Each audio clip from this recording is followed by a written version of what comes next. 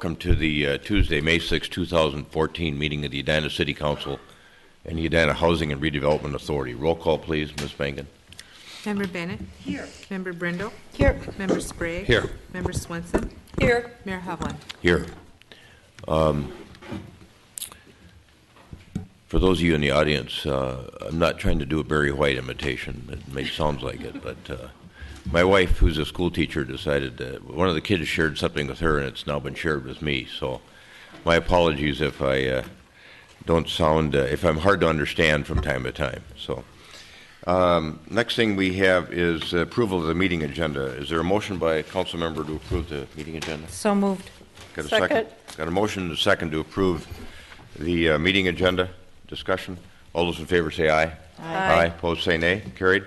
And then we have the consent agenda. Is there anyone on the council that wishes to remove an item from the consent agenda? Yes, Your Honor. Yes, Member Bennett. Items N, O, and P, please. All right. With the exception of N, O, and P, is there a motion to approve the balance of the consent agenda? So moved. Second. Member Swenson, thank you. All right. Discussion. All those in favor of approving the consent agenda with the exception of N, O, and P, say aye. Aye. Aye. Opposed say nay. Carried. And now, item N. Member Bennett.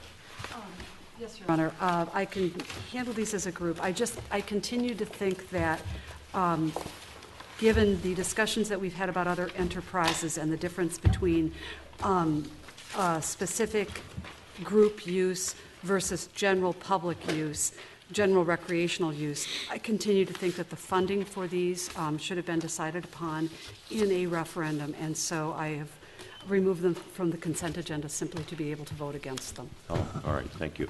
And your comment would be the same with respect to all three of those items? All three of the items. I just, again, Okay. think that the funding should come from a referendum, given the specific athletic use rather than general recreational use. Then can I move N, O, and P as a group? Second. All right. We got a motion and a second to approve consent agenda items 4, N, O, and P.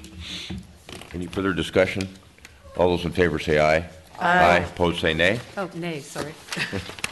Carried. Whereas Thank you. reflexive. All right, we've got, yeah, I'll let that one go. Thank you. We've got a couple of special recognitions and presentations here. We've got National Public Works Week, and I've got a proclamation ready that I will read, and the council, I'm sure, will pass. So the City of Edina proclamation reads as follows. Whereas public works services provided in our community are an integral part of our citizens' everyday lives, and whereas the support of an understanding and informed citizenry is vital to the efficient operation of public works systems and programs such as water, sewers, and streets. And whereas the health, safety, and comfort of this community greatly depends on these facilities and services. And whereas the quality and effectiveness of these facilities, as well as their planning, design, and construction, is vitally dependent upon the efforts and skill of public works officials. And whereas the efficiency of the qualified and dedicated personnel who staff public works departments is materially influenced by the people's attitude and understanding of the importance of the work they perform. Now, therefore, I, James B. Hovland, Mayor of the City of Edina, do hereby proclaim the week of May 18th to the 24th, 2014, as National Public Works Week in the City of Edina, and I call upon all citizens and civic organizations to acquaint themselves with the issues involved in providing our public works and to recognize the contributions which public works officials make every day to our health, safety, comfort, and quality of life. This is a proclamation for me to sign, but I'd nonetheless like a motion from the council. So moved. Second. Got a motion and a second to adopt this City of Edina proclamation. Discussion, all those in favor say aye. Aye. Opposed say nay. Carried. And Director whoever, Olson. Your Honor, yes. whoever was driving the grader down my street in the middle of the ice storm before the snowstorm, you guys rock. I've never seen a more effective way to take ice off before the snow fell. I was really impressed. Mr. Mayor, members of the City Council, thank you so much for supporting the proclamation recognizing National Public Works Week. Fortunate to have with me some of the members of the Public Works Department, which obviously provide the heart and soul of our Public Works Department. I'm also Very pleased to announce that we will be hosting a public open house on Saturday, May 17th, from 10 o'clock until 2 o'clock. For those of you that are planning on coming to the National Kids to Park event, you can stop over and get a tour of the Public Works facility and see some equipment that we were so graciously given to us by you, the mayor and city council, to provide the efficient service that we do. So thank you, and if you wouldn't mind, I think some of the guys would like to have a picture with you. I think that's right, and thank the residents of our town for providing that funding. So I'll walk down and hand you the proclamation, and guys, you want to come up?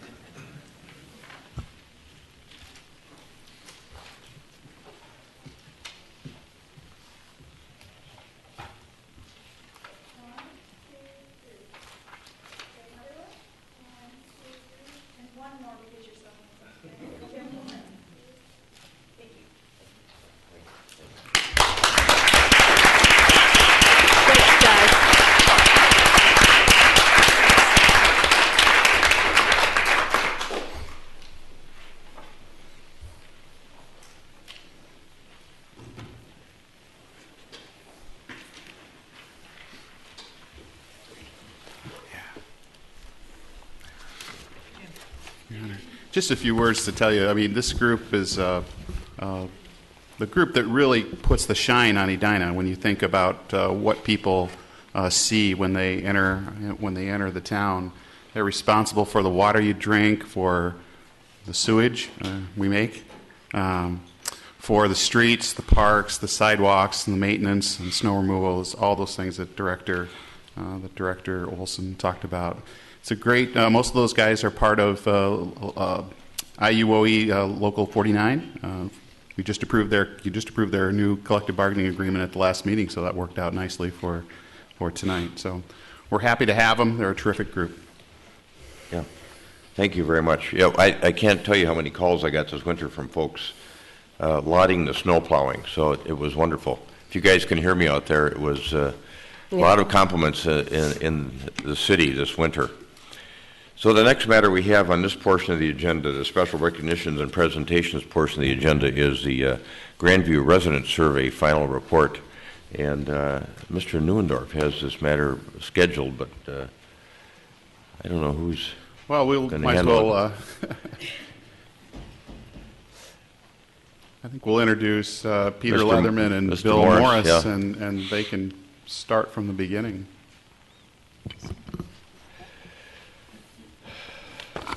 Mr. Morris, Mr. Leatherman, welcome. Thank you very much. It's a pleasure to be here with you. What I'm going to be discussing tonight is the highlights of a survey we undertook on behalf of the city of Edina. We spoke with 400 randomly selected households across the community with a non-response rate of less than 3%. The calls took place in the end of January. I'm just rechecking that date. And the results are projectable to all households within the community to have been plus or minus 5%. Just as an interesting sidelight, we found that 29% of your residences are cell phone only. The rest have a landline or have a combination of the two. The survey itself took a look not only at proposals for the development of that particular area, but also at the values that were held by residents with respect to public lands in general. What you're going to find is there is some inconsistency here, but on most general topics like that, there tend to be some inconsistencies with people making an exception for this or for that. So, for example, we have 61% of your residents who agreed that Public land should just not be sold. 58% went further and told us that the value of public land is greater than any potential revenue that could be obtained from it. However, 61% again told us to look to generate revenue from public lands that might be sold. So as a result, then, we have a split here between those that are very, very reluctant to see public lands developed for any purpose outside of public purposes, and those that would like to see some generation of revenue in order to ease taxes and costs of city services. 66% told us they thought that land here should only be developed, publicly held land that is, for public purposes. But by the same token, a split occurred, 53 to 44, on whether or not Edina had enough park space and didn't need any more. 53% agreed with that, while 44% disagreed. Now, the overarching principle here is in the second set of value statements. Sir? I have a question back to the last one, 53% enough park space. Was that hinged at all on a belief about maintenance of parks? Did that have anything to do with it in your... No, this was a statement very, very early on where we asked people whether or not they agreed or disagreed with various perspectives on public land. Okay. The sense of community being important was almost universally agreed with at 93%. In fact, we had almost 60% that indicated that that was one statement that they strongly agreed with. Now, with respect to the kinds of things people would want to see developed here, 58% indicated they'd like to see more community gathering spaces. 68% told us they'd like to see more recreational opportunities. And finally, 72%, which is the highest that we have when we've asked this question anywhere across the metro area, and we have a comparative base of about 15 suburbs where we've asked this question, 72% indicated they would like to see more cultural and arts opportunities developed on public land. We then shifted and asked for ideas with respect to what facilities they felt needed improvement. Sir? Did you segregate responses on more recreational opportunities, cultural art, into different constituencies? Did you find that there were different age groups or sections that favored one or the other? With respect to the more cultural opportunities, you have almost a unity of folks that are under the age of 45 together with those over the age of 60. With respect to more recreational opportunities, that came primarily from people under the age of 50 and also parents of kids who are living in the household, parents of children under the age of 18. With respect to community spaces, more gathering spaces, that was pretty much uniform in terms of support or opposition. So no real breakout in terms of group preferences or subgroup preferences with respect to the first one, very, very definite ones with respect to the second. In fact, it's the addition of the folks over the age of 60 in terms of the support that they gave to more cultural opportunities that accounts for that 4% hike. So more the empty nest constituency? Exactly. Okay. What kind of facilities do people feel need to be improved in the city of Edina? And this was an open-ended question. 11% told us parks. They'd like to see more park improvements. In particular, this could be at larger parks, but also at smaller neighborhood parks. Playgrounds became very important to the folks that tended to focus on the neighborhood parks. Bicycle lanes were mentioned by 9%. As you can see, then we drop off to not more than 6% on any other option that was mentioned. Keep in mind, though, that 42%, a very solid plurality, indicated they could think of no facilities to improve at this time. So you look at that slide and then the one before that where you said 72% wanted more cultural and art opportunities. How do those two relate? Because they want very few facilities to be improved, but 72%, help me. We asked this in terms of existing facilities to improve. Okay. And as a result, where the Performing Arts Center, which does arise, comes in later, that's viewed as something new. That's Okay. viewed as something that would be unique and new to the community. Now, what about facilities to expand or to add? Well, 11% indicated support for a community center. 7% indicated bicycle lanes, and then, of course, we dropped down to 6% and below. If we take a look at the bottom, though, that bottom bar, 50% or a majority are saying no, they can't think of any facilities to expand or add at this point in time. Moving on, we asked residents how familiar they were with the Grandview District. And what we found was that 86% were either very familiar or somewhat familiar, with 14% not too familiar or not at all familiar. So when we did talk about the Grandview District, we of course also indicated a description of where the Grandview District was.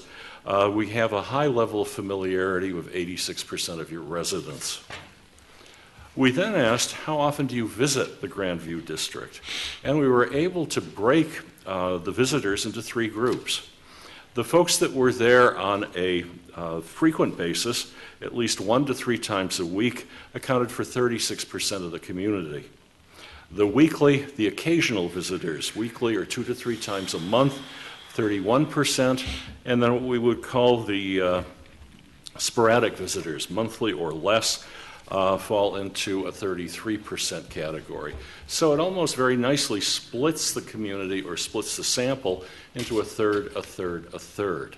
We're going to come back to that because we did break out a couple of other questions in terms of how often they visited the particular district. Now, are people aware, and if they are, how familiar are they with the Grandview redevelopment framework? Well, first off, 46% indicated they weren't familiar with it at all. So more information certainly needs to be out in front of people. The very familiar were only 9%, and the somewhat familiar 27%. So we have about 36% of the residents who are familiar with the framework. When we took a look to see where they were in terms of visiting the Grandview District, we found that it was fairly constant. That 36% was constant among those that are frequent visitors, occasional visitors, or sporadic visitors. So it's not just those folks that are there all the time that are familiar with the framework. You have a much more spread out group across the community that seem to be familiar. Now, what about the 36% level of familiarity? The 36% level of familiarity is good. It's not just as solid that we like to see on these kinds of proposals. Normally, we like to see 50% of the community at the very familiar or somewhat familiar level in terms of information. Now, do people have development preferences for the Grandview District? And the answer to that was sort of. We've got 37% who want public amenities, pure and simple. We've got 9% who would like to see private uses only, and then 46% who want to see a combination of both private and public uses. Another 9%, or almost 1 in 10, were unsure. Clearly, while the combination is the highest, almost achieving a majority, there is some support for a public side to things. If it's a combination, perhaps this would tend to indicate with a strong presence of public amenities in that redevelopment area. Now, with respect to public amenities, what kinds of things do people want to see? Do they prefer indoor or outdoor? Well, 30% indicated indoor, 6% said outdoor, and 57% indicated a combination. Again, if there's a tendency, it's toward the indoor side, but nevertheless, people want to see a mixed use of amenities in terms of having both indoor and outdoor amenities present. We then asked about specific potential uses for the land. And here we were trying to find if there were any strong majorities behind any of these ideas. Where we tend to draw the line in terms of interpreting this, particularly if a referendum is going to be involved, is first and foremost those in which The negative, or the opposition, is less than 35%, and the support is in the 60s, hopefully the mid-60s. And there are 4 that, in fact, do fit that criteria: the outdoor plaza park, the sit-down restaurants, retail shops, and the performing arts space. If we move down then a little bit further into the mid-50s, we have multi-purpose rooms at 59%, the arts center with gallery at 57%, and an exercise and fitness center at 55%. Once we move down further in the chart, you can see we have some very, very even splits occurring with respect to an indoor pool and play area, indoor athletic courts, office space, and we actually see some negatives with opposition now in the majority. Townhouses and condos, 54 to 44 in opposition, and apartments, 64 to 35 in opposition. Well, that's very good. That shows then that there are at least 6 options of potential uses that have support within the community. But now, what are the flashpoints? What are the things that have the most impact? And so we asked people to choose 1 or 2 that they felt ought to be prioritized. Give us a first priority and a second priority from that list. And the next chart indicates that in order of the first choices. What's interesting in terms of the survey research is this is the first community where we've asked this kind of a question where we didn't have at least one of the potential uses coming in at 25 to 30%. As you can see, the highest is 14%. So the outdoor plaza and park, 25% is the first or second priority. The exercise and fitness center, 22%. The performing arts space, 21%. And the arts center with a gallery, also 21%. We then start moving down, another 10%, first choice, 7% second choice, indicating an indoor pool or play area. And all the way down the line. The sit-down restaurants were a first choice for a very limited percentage of people. However, as a second choice, you can see that they were the second choice of the most residents that we have on that chart. Sir? Given the familiarity with the framework, are you surprised that there's not any clear standouts here? Yes. The reason being is that on uses and the kinds of things that people like to see, we normally see one thing that at least a quarter of the community tends to prioritize, regardless of how familiar they are with the plans that may be involved. So this was a little bit of a surprise. What this is suggesting, to borrow a term from the legal side for a minute, is that this issue isn't ripe, that the consensus has not developed to any fast and solid degree that we normally see in other communities we've worked with on community centers, like a Maplewood, like a Shoreview. But I mean, to have consensus, you probably have to have knowledge first as well. That's why I'm saying there's a relation. If you don't have knowledge of the issue, maybe the preferences aren't as strong. That could be, although normally we see 1 or 2 things coming in that people want to see desperately in their community. And that just wasn't the case here. The outdoor plaza and park at 25%, that would be a second tier in other communities. And in the surveys that we've done for other communities that have looked at a community center in some detail, and several of them were done at this point in time with not as high an awareness of what the plans were. Mm-hmm. We actually did see facilities or options coming in at the 30%, 25% level. You could be right, in fact, that people aren't willing to commit as strongly, given they aren't familiar with the entire framework. But we've just gone through, at this point, taking a look at potential uses and then asking them to choose 1 or 2 based on that. So they're aware of the potential or the multiple uses that are out there.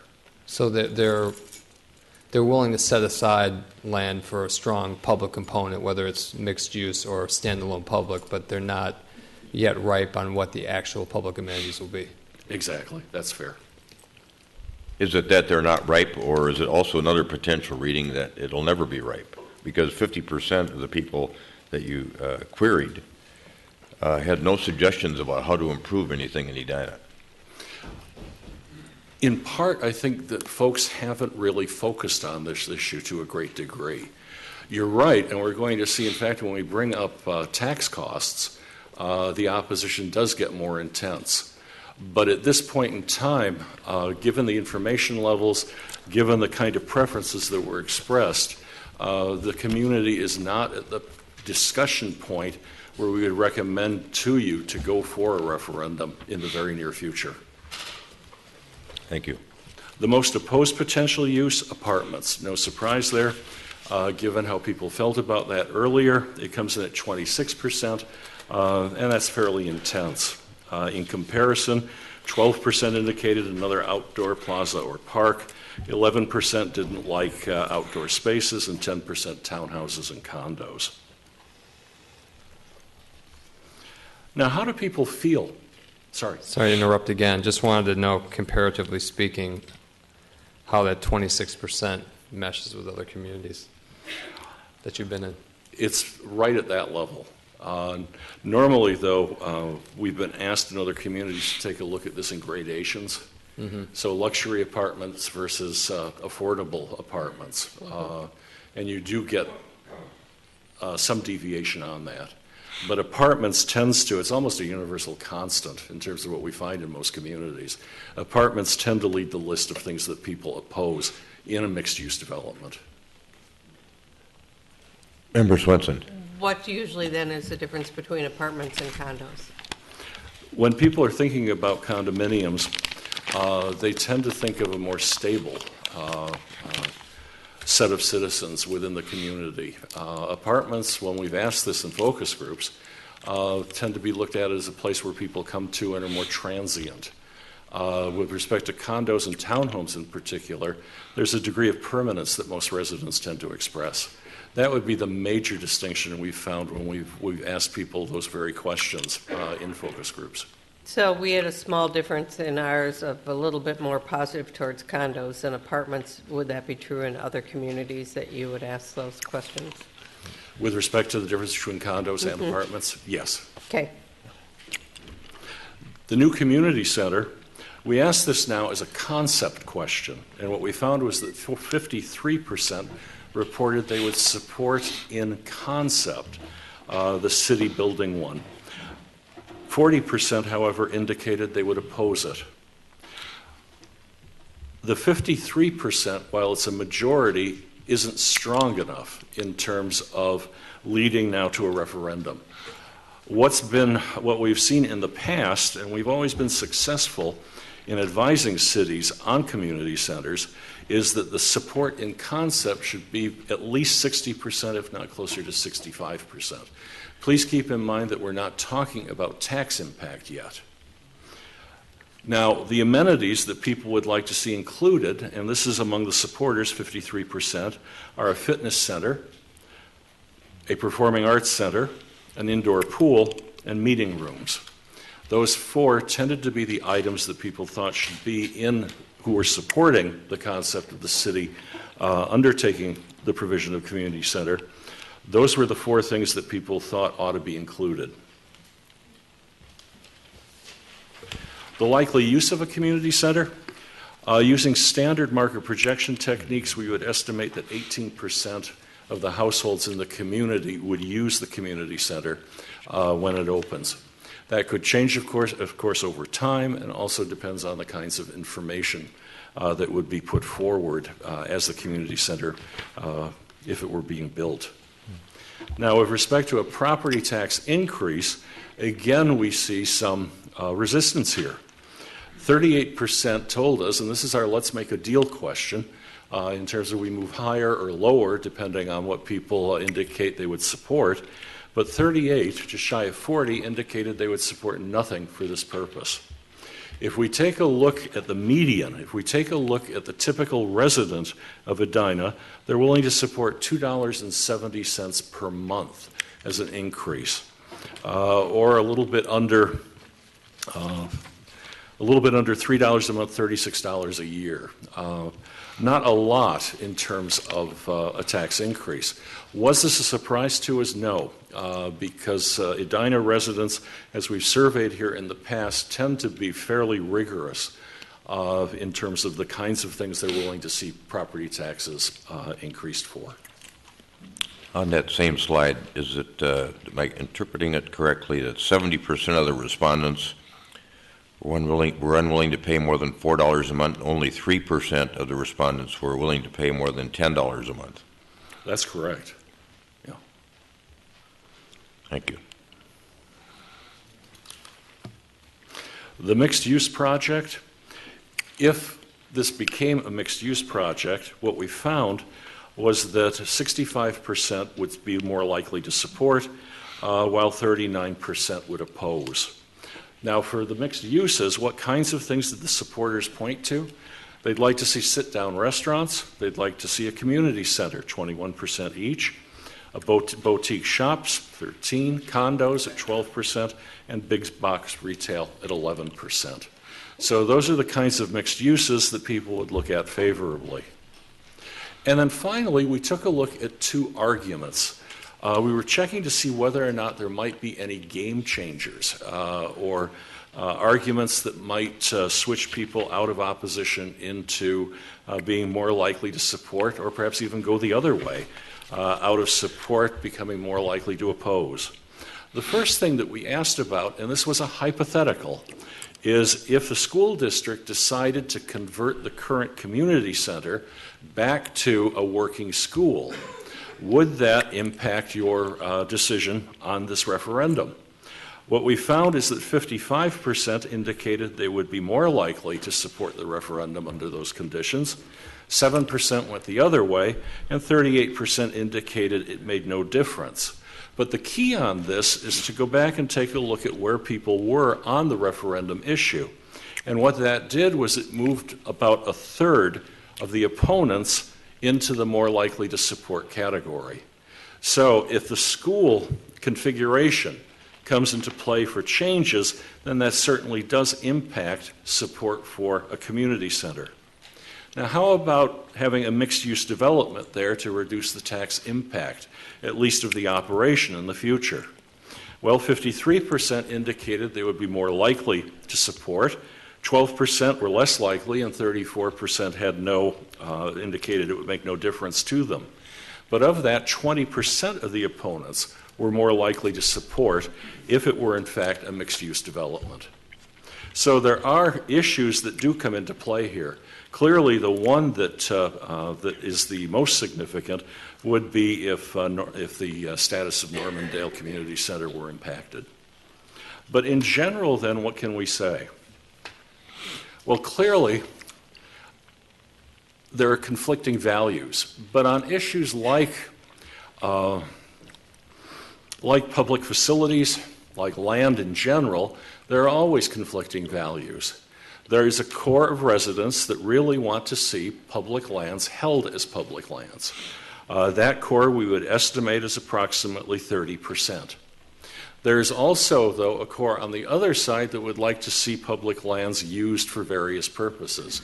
And in particular, if the use is either recreational, as a gathering space, for cultural opportunities, all of those, or any of those, would tend to coalesce into about a 35% grouping. The rest are in the middle. They certainly, some of them would oppose any use. Some of them would oppose, would not oppose any use, but would support any use. You have about a 10% chunk in the community that want to see public land developed, period, in order to lower the impact on taxes in the city. But by and large, you've got, it certainly is a pro-environmental community. It's just that on the uses of the land, people tend to be much more diverse. Member Bennett. Yes, Dr. Morris. When you were asking questions regarding development and people favored redevelopment for adding to tax base, was there any discussion or any question, follow-up question relating to the public costs of development? We just had a discussion upstairs at a work session regarding TIF for major redevelopment that's going to take place. And of course, that reduces the money that comes into the city, the school district, and the county. So did that figure in conversations at all, or was there just an assumption that it would add automatically to tax base? The assumption I think people were making was that it would add automatically to the tax base. At least the way the question was worded would tend to indicate that there would be a tax bonus, if we want to call it that. We didn't get into TIF, those kinds of things, because the survey, by necessity, had to be somewhat abbreviated, and the task force at this time really did not want to pursue those kinds of detailed questions. Member Swenson. When you talk about that question of selling public land, you know, there are different kinds of public land. Since this is an old public works site and we already purchased another one almost double the size, that's different than selling an existing park. So how do you weigh when you're asking that question? Is public land just public land? Because if you asked it specifically, how do you feel about selling an old public works site? How do you feel about selling a park? You might get a broader difference in the answers.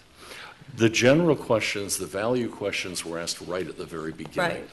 We didn't want to get into that kind of fine distinction at that point. We were simply trying to scope out where people were in terms of their view on public lands and their importance. Yeah. But more in your experience in asking questions and doing these surveys, have you ever separated out kinds of public land before when you're asking the question, or not particularly? No, I don't believe any city has ever Okay. asked us to do that.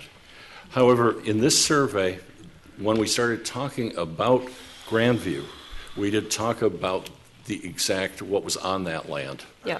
So that people from that point on in the survey did understand what would be sold, what was possibly for sale, that kind of thing. Sure. Yep. Thank you. Mr. Morris, Member Brindle, go ahead. I'll ask my question when you're finished. I'm going to go back to a comment that you made, that the trend that you see here does not lead you to think that a referendum would pass. That's correct. Okay. So I went through the answers, and while the strongly agree and the agree and strongly agree both add up to like 65%, you might have 10% in strongly agree and 55% in agree. So what are, if you would please go back to some of these, because it doesn't clearly say referendum yes, no, and no. But it's just an overall trend. So tell me, in this data that you see here, what really leads you to that? Is it the opinions of the combination of use? Is it the opinion that they're not aware of this? What leads you there? A couple of things that we tend to use as indicators as we go into looking at the possibility of passing a referendum. One of the key ones has to do with how people feel about the concept. Now, this was phrased in terms of a community center, and we only had 53% indicating they supported the community center facility in concept. Very, very low. In fact, and we've been involved in over 300 referenda now, and I can only think of perhaps 6 in which the concept actually came in at 55% or lower that were successful. Most of the time, we tend to advise the folks we work with that the concept really has to be booted upward to 60 or 65%. Now, why is that? Well, it's because while people might support things in concept, the minute you put a dollar sign on in terms of the tax impact, you're going to have a significant drop-off. And what we found is that if the concept is at about 2/3, that drop-off, provided it's a prudent amount that's being asked for, can in fact withhold or can be held to a majority going to the polls. So the concept question to us is almost key on this. In addition, when we asked people about their opinion, how much would you be willing to raise your property taxes for this purpose? What we found was that we had almost 40% who said nothing. That's a daunting figure. Normally, we like to see that at about 10% lower, 28%, 30%, in that vicinity. If I could use an example, we do a lot of work with the Edina Public Schools and have had the privilege to be able to work with them on their last referenda. That adamant opposition in terms of nothing, I would increase my property taxes by nothing, has always been at the 25 to 30% mark. That's tolerable. You've got 25% who basically are not going to be with you regardless. When you're up at 40%, that becomes a little bit more breathtaking.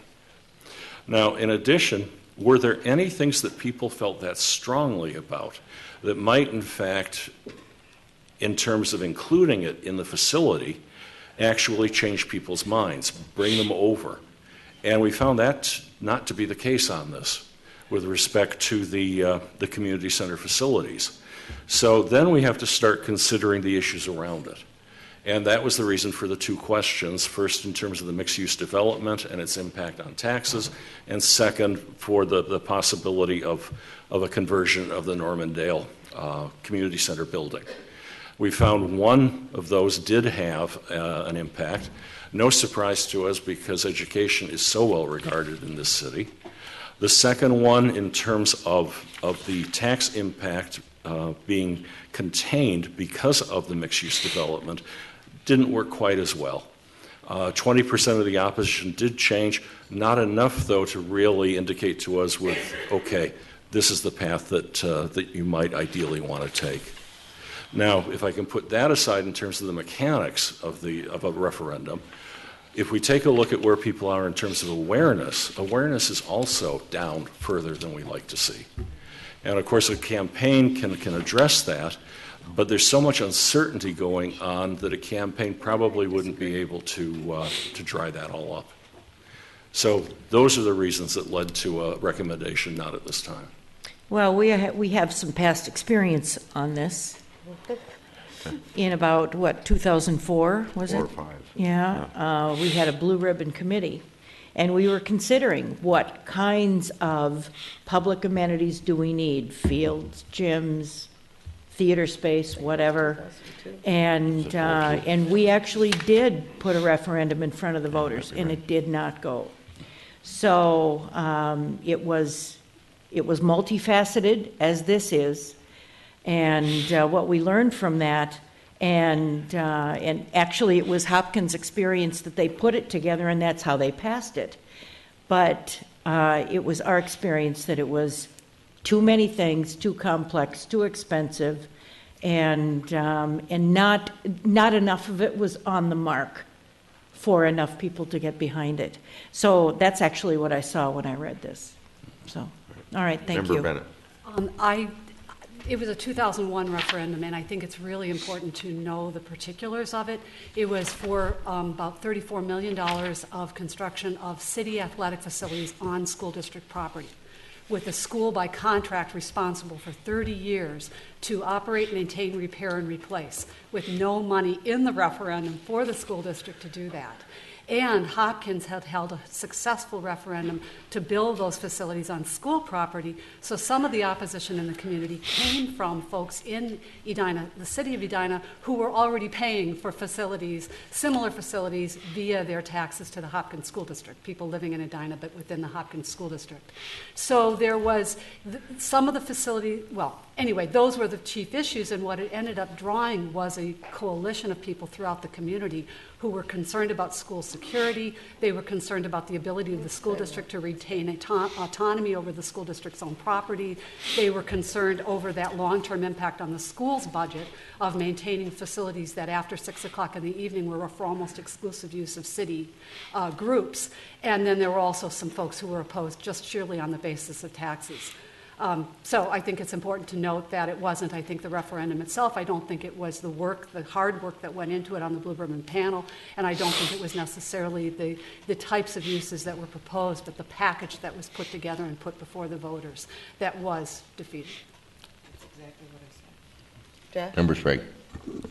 So we keep talking about referendum, but when do communities usually ask you to do this type of survey? Because to my knowledge, the purpose of this survey was not to support a referendum. It was to gather baseline information on what the community needs are today and look at different uses for this particular site. So am I wrong in interpreting the purpose of the study? Or It was twofold. okay. The first was to take a look at values, to take a look at facilities needs. The second part, though, was to take a look at, since it was thought by the committee that some tax revenue would be required, to take a look at the readiness of people to support an increase in taxes for these purposes. So this would indicate, if you're in another community, that either they need to go out and engage the public to build the consensus necessary for that referendum, or take another path. Exactly. And in fact, in no way am I trying to imply that a community center is a dead issue in this community. It's just that at this point in time, if you're going to try to go for GO bonds, it's not ripe. The groundwork really hasn't been laid. But on the core value side, what I heard you saying was that there are some strong foundational constituencies for an all public use or a strong public component use, as opposed to a private only use. Correct. It does not, though, imply that people are willing to see their taxes increased by a large amount in order to fund the construction or whatever is necessary for those public uses. That becomes almost a separable issue in the minds of many of the folks we talked with. Back to Member Bennett. Yes, thank you. Another follow-up is that shortly after that failed referendum, I believe just within 2 to 3 years, no more than 4, the school district followed up with an $84 million referendum that included facilities that were designed for school use but are sometimes available to the community. And those included artificially turfed field, a performing arts center that now was built at the high school. So there is, I believe, will in the community to support facilities that serve an educational function but also a recreational function when there's an understanding of where those facilities are going to be located, the usefulness of them, a justification of the cost. So I don't think it's that the community won't support it at all. I think it's how it is assembled, how people are informed about it, and people will become informed in this community and vote very carefully. If I could answer that one directly, we were involved in terms of doing the survey research prior to that referendum that you just talked about. And in fact, you're right. With respect to, we did not find a huge amount of opposition to the types of facilities that were included in that bond referendum. However, what we did find was there was an afterglow, almost a 5 o'clock shadow in some ways, where 5% of the residents who we would have expected to see supporting, given everything else we're opposing, and indicated that it was because of the failed bond referendum years ago. So those kinds of things do aggregate a bit. One point I want to make, actually, one question, one point. Member Sprague indicated there was some strong level of support for using public land for a purely public purpose, but I think it's clear from the data that you pulled together that a mixed-use development of public and private uses predominates on what ought to occur on the former public works site if we went forward by a 65 to 29% majority. Is That's that correct? correct. Yeah. All right. Then I got a question for you on one of the statements you made early on was intriguing to me because I think most people in the council have thought there's a need for more cultural and arts opportunities in our community. And so when you asked that question early on, it says, I would like to start out by reading you a list of statements about publicly owned land and community development in the city of Edina. For each one, please tell me if you strongly agree with it, somewhat agree, somewhat disagree, or strongly disagree with it. And when you got to the point, the city should create more cultural and arts opportunities for people of all ages, strongly agree or somewhat agree was 72%. And then when you go over to the question 35, do you support or oppose the construction of a new community center by the city of Edina on the former Grandview Public Works site?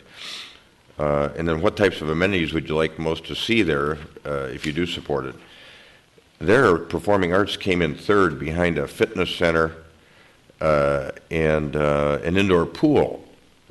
But they were down the list in some other parts of the survey, as I recall, or at least below the arts and culture aspects of it. Could you give us some enlightenment on that, or help guide us on that? Well, on those responses? In terms of the first question, that was asked in isolation. We were looking at the value of cultural and arts opportunities for people in the city of Edina. The second question that you referred to was an open-ended, asking, okay, what types of amenities would you like to see there? And top of the mind, people tended to go with the fitness center at 30%, and the Performing Arts Center ran second at 20%. I guess it did run second, yeah. So the difference would be that the folks the first time were thinking about that by itself in terms of, okay, would you like to see more cultural and arts opportunities developed in the city? In the second case, we're asking, okay, think about it in terms of the community center now. What most would you like to see there? Mm-hmm. And people who might have said, yes, I agree that we ought to have more cultural and arts opportunities, also were thinking, I also think we ought to have more recreational opportunities. And what they did when they answered that open-ended question, they went with the fitness center. All right, good. Other questions for Dr. Morris? Member Bennett? Yes, and that is, there's maybe an elephant in the room, which is that we are proceeding toward construction of facilities. Tonight we approved almost $1 million in bids for, the majority did, for a project that's not going to go to a referendum, that's going to raise people's taxes by somewhere conservatively $50-some a year. At one point it was as much as $60 to $75 a household. And optimistically, I think it may end up serving 10% of our population. So as we continue with discussions of this, I would like us as a body to continue to consider what we are doing to meet the general recreational needs of the population. And when I see a figure that indicates that 54% of people will use a facility, not really knowing much about it, not ever having seen sketches, just theoretical, I see that as significant. And I guess, Dr. Morris, that's my question. Is that 54% household use figure heartening, or is it discouraging, understanding what you've seen in terms of the base of support in communities for a successful referendum?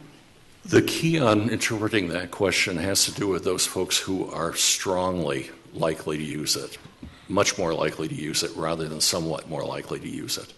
So as a result, we have to discount the folks that are in that second category. When I read off to you the market projection of 18% of the households, that was taking into account the difference between behavior and intent. People intend to do a lot of things, however, behaviorally, when we take a look after the fact, the percentages may not be as high. But nevertheless, is that heartening? Yes, anytime we see that over 50, it's heartening. All right. In that base category, where now the number or the percentage rests at 18%, where communities have been successful in a referendum, what do you normally see that percentage at? Did you say that was in excess of 25% at the base? We have had communities, well, currently that are at 25%. It tends to be scattered all over. It depends on demographics. But to answer that simply, we would like to see that at about 25%. Ideally, what we like to see is an even split between those who are indicating, yes, I'm definitely going to use it, versus those who are saying, I'm probably going to use it. Okay. Thank you. Any other questions? Thank you for doing this work for us. You always do good work for the city and the other cities you serve as well. Thank you very much. Mr. Levin, thank you. All right, now we're going to move to the public hearing portion of the agenda, and we've got 3 public hearings this evening. First public hearing is with regard to a proposed tree preservation ordinance that has been crafted in large part by 2 of our planning commission members, Michael Plateter and Claudia Carr. I want to thank them for their hard work. And looks like Director Teague, go ahead. Thank you, Mayor, members of... Stand over here. Thank you, Mayor, members of the council. Over the past several months, the Planning Commission has been considering an ordinance amendment regarding tree preservation in regard to demolition permits and any type of building activity. So Commissioner Michael Plattiter is here to present to the council some of the background and some of the work that they've put in on this ordinance amendment. And then in conclusion, I'll just summarize the ordinance once he's done. So with that, I'll introduce Mr. Plattiter. Thank you.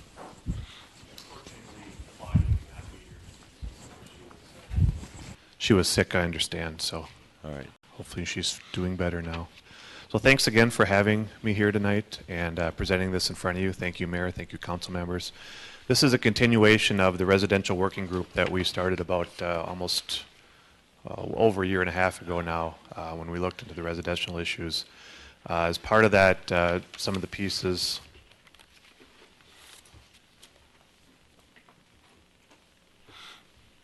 just a brief refresher. We looked at that last October to this March, last year. We held a lot of public input forums. We held 2 public meetings. We had a Speak Up Edina topic on this subject.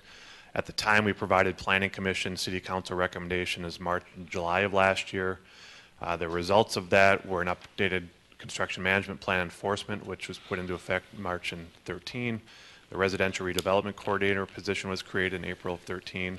And then the city code was updated to address residential setbacks, heights, stormwater, and some grading issues. One of the items on there that was not addressed was the tree ordinance, and this is a follow-up to that piece from those items. So just a couple things, what was identified in our forums from our residents, from the public forums. Some concerns of theirs was tree protection during construction, concern of tree canopy, quality of life issues in their neighborhoods, environmental concerns for tree loss, including carbon sink, urban heat islands, and especially erosion and stormwater control. What happens when these trees are gone? Along with that, Claudia and myself had gone through this over the last 3 or 4 months. This has been through the Planning Commission. It was passed there 9-0 when it went through. We looked at multiple tree ordinances across what we could find, including some local ones. Nothing exactly fit what we were looking for here and what the concerns of our residents were. Many tree ordinances are very restrictive across the whole city, such as requiring trimming permits for trees, and this does not do that. This only applies when a building permit or a demo permit is required on site. We thought that was too restrictive for this. And a bit again addressed from our public forums and residential that the tree loss that's going away during the teardowns. So when we approach this from an ordinance standpoint, provide tree protection guidelines during construction. Some of that is in the construction management plan also. Provide a tree ordinance for new construction lot subdivisions. That's what we're here for today. Just address discretionary tree removal and require tree inventory preservation plans and an equivalency planting plan as well for the trees removed. Just some benefits of mature trees in Edina. Provide a societal health benefits to our community and wildlife. One telling stat that we went through was stormwater reached 5% in loss in tree cover. Stormwater actually increases 2%. Tree can absorb about 100 gallons per day. And as many of you well know, the stormwater is becoming a much increased issue in our communities. Also energy, reduced urban heat island effect by losing those. Carbon loss, the tree can absorb 48 pounds of CO2 per year. Air quality absorbs about 10 pounds of air pollutants, and oxygen, 2 people per year per mature tree. Also increases property values. This is information from AmericanForest.org. What does this mean to Edina? So over the last 2008 to 2013, there's been about 350 residential teardowns in Edina. That doesn't include major remodeling projects. And when you add that up at a conservative estimate of about 2 mature trees per teardown, that means over 700 mature trees have been removed in Edina in the past 6 years. The stormwater increases 70,000 gallons per day. Again, with the tree loss and canopy, the stormwater does increase. Carbon increase, added air pollution of 7,000 pounds per year, and reduced oxygen production for 1,400 people. This going through this, and again, this is about what the teardowns have happened, and many major remodel projects would impact this as well as the number of the trees lost. So here's just a picture of a before and after on your left-hand side is a house or lot that was actually purchased by a builder and redone. As you can see, this actually happened in one day. All these trees were removed from that lot. Again, some tree removal from a house that will be a tear down. I just want to point out a particular area of the city, and this could have been many areas, particularly over north of Southview School. There's a couple streets in there that have similar situations, but this is a neighborhood, is actually in the Morningside neighborhood. The Morningside Road is right here. Grimes is here, and then just for reference, the Morningside Church is right here. So this is in 2008, before most of the tear downs occurred in that neighborhood. You can see the tree canopies that are involved. When you fast forward to this year, and it's a little hard to see in here because I think the satellite resolution has gotten better over the years, but in general, looking at these lots, most of them are now clear of trees in these areas. So these have been tear downs where, someone, and this is nothing against remodeling our neighborhoods, because some homes are great homes coming in here, but nevertheless, unfortunately, the end result is that most, if not all, of the trees on these lots are going away. And we believe it's important to address this and to understand what this is a defining element of our neighborhoods. Loss of tree means loss of neighborhood character in many cases, and we heard that from many residents along the way.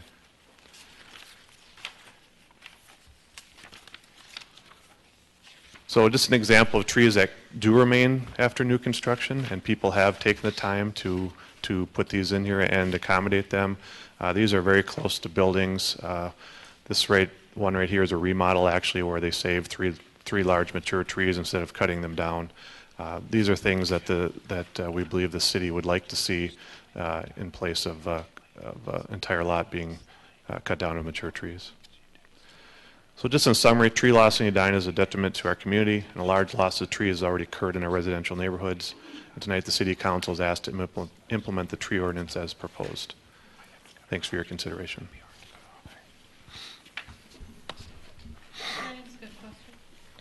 Member Swenson. Certainly.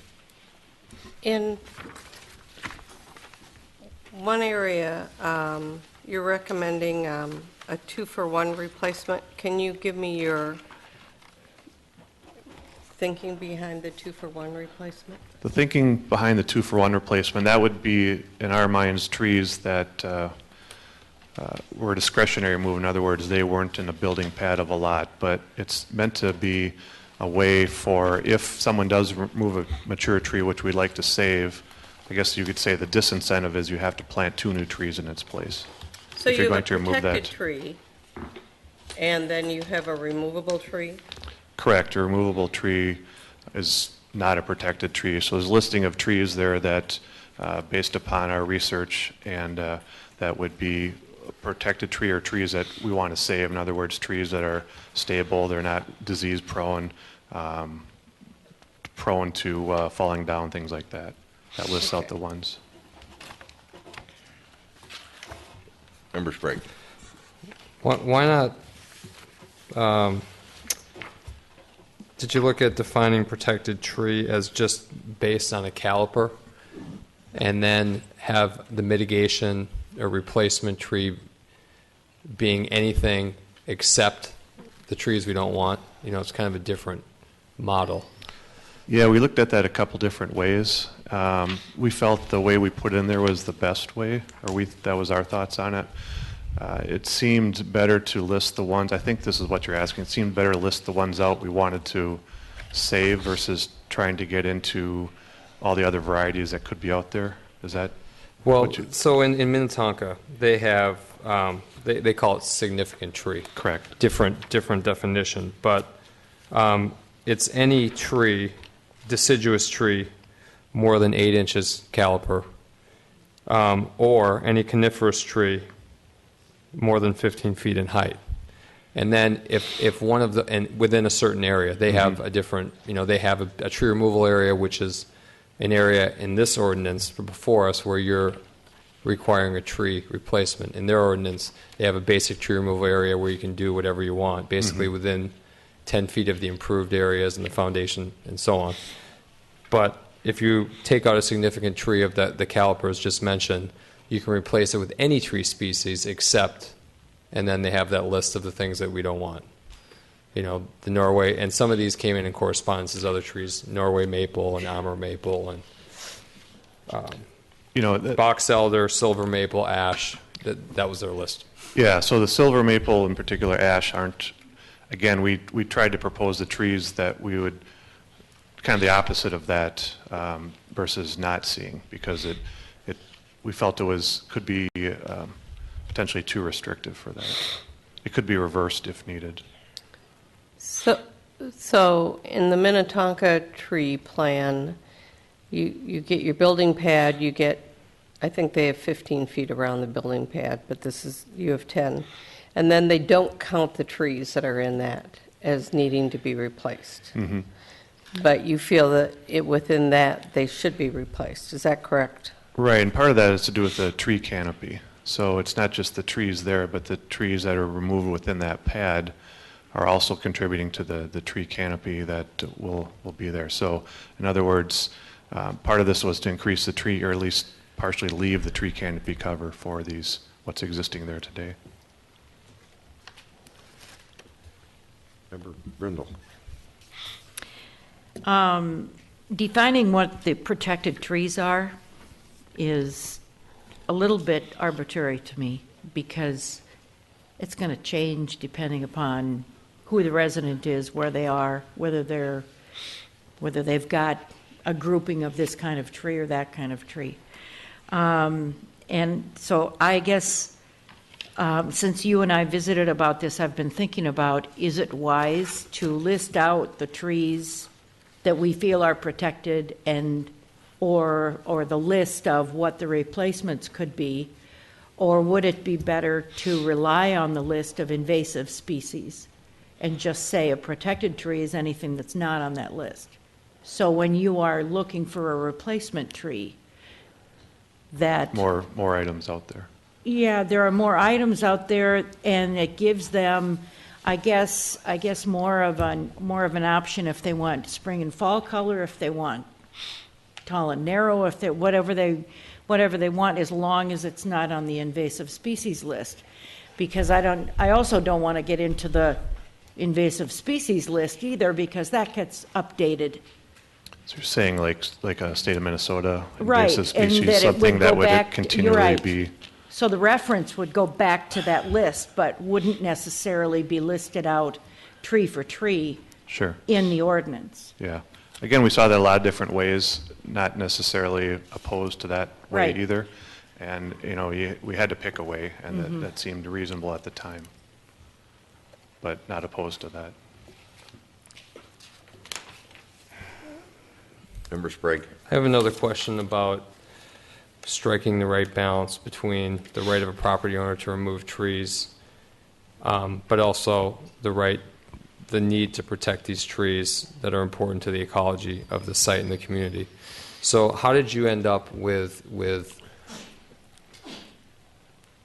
two areas requiring replacement versus a basic tree removal zone, like a Minnetonka model, and then outside of that requiring tree removal to occur? So how did you strike that balance?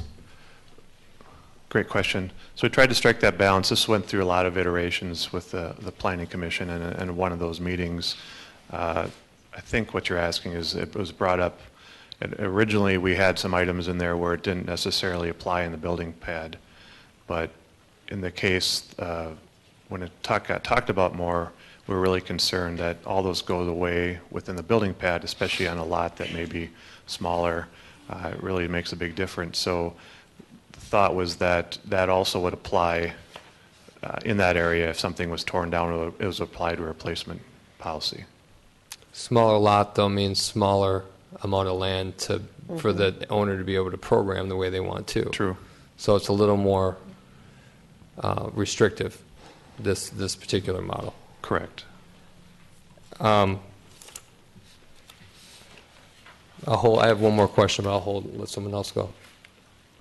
And as a follow-up to that, I was thinking about that, because on a small lot, in order to do what the resident wants to do, they may have no choice but to take that tree down. And there may not be room for a large tree such as was there on that lot, in some of the Morningside lots, in Country Club lot, for example.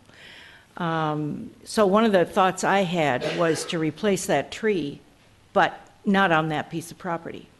So in a park that's close by or something. Yeah, that is noted in there, that if there is not a spot on that location, that it is acceptable to do that Okay. in part of a public or other area of town. All right. I did, now, our ordinances do include an urban forest ordinance. I'm not aware. Section 30. Section 30. The purpose, the council finds and declares that the lands and vegetation of the city are a valuable resource requiring protection from effects of urbanization. What this doesn't do is what this proposed ordinance is trying to do, and that is that this simply states that we value trees. It doesn't say that when under construction, if a tree is removed, it has to be replaced. That's what this doesn't do. So, but both of them, the question that I really have is enforcement. How do you enforce this? That'd be a question maybe Carrie, Commissioner Yeah, Monteith could address. that's the, when you put an ordinance on the books, there has to be something in it that describes what the consequences are and how if there is an action that's going to be taken following the removal of a tree, for example, that shouldn't have been removed. Yeah, we like to put fines in there, but we were told we could not do that. Yeah, So yeah, well, no, you can't do that. that was in the original draft. But that's one thing that I think we need to spell out and be really careful about how we describe what the consequences are. Agreed. Member Sprague, go ahead. I can go after. Okay. Another question about, so this applies to tear down, but also to additions. And so, again, trying to find that right balance between property rights and preserving the canopy, how is that balance struck? Yeah, that's a question for the community. How is that balance struck? And where community rights and private rights, where do they intersect? And that's a great question. As these have tear downs and many remodels are obviously reshaping our neighborhoods, where do you draw that line? And it was thought in here that this is a way to help alleviate some existing neighborhood concerns with the tree loss and getting more trees in there for these times when people do either tear down or build an addition on their house. But for an addition that's less than 50%, that wouldn't be considered a demo. This also applies. So it's not just those de facto additions that we call demos. It's correct. As Planner Teague said, it does apply in its form right now to when a building permit is pulled. And then in terms of subdivisions, was that broached at all? Tree inventories, tree preservation plans as a standard? Well, this would apply if it's one of them would typically be a tear down when the demo permit is applied for. But I'm talking about Yeah. a subdivision because again, I'm looking to Minnetonka. They have the different requirements. If you're going through subdivision, you have to do a tree inventory, a tree mitigation plan, tree preservation plan. I mean, it's a more intense, and there's the potential for a large loss of trees in that situation. So I just wanted to know, again, going to scope, if that had been broached at all by the committee. Not as much, no. And Okay. just in general, when we looked at Minnetonka, they, in general, have a lot of large open lots that have been undeveloped, and Edina doesn't have those for the most part.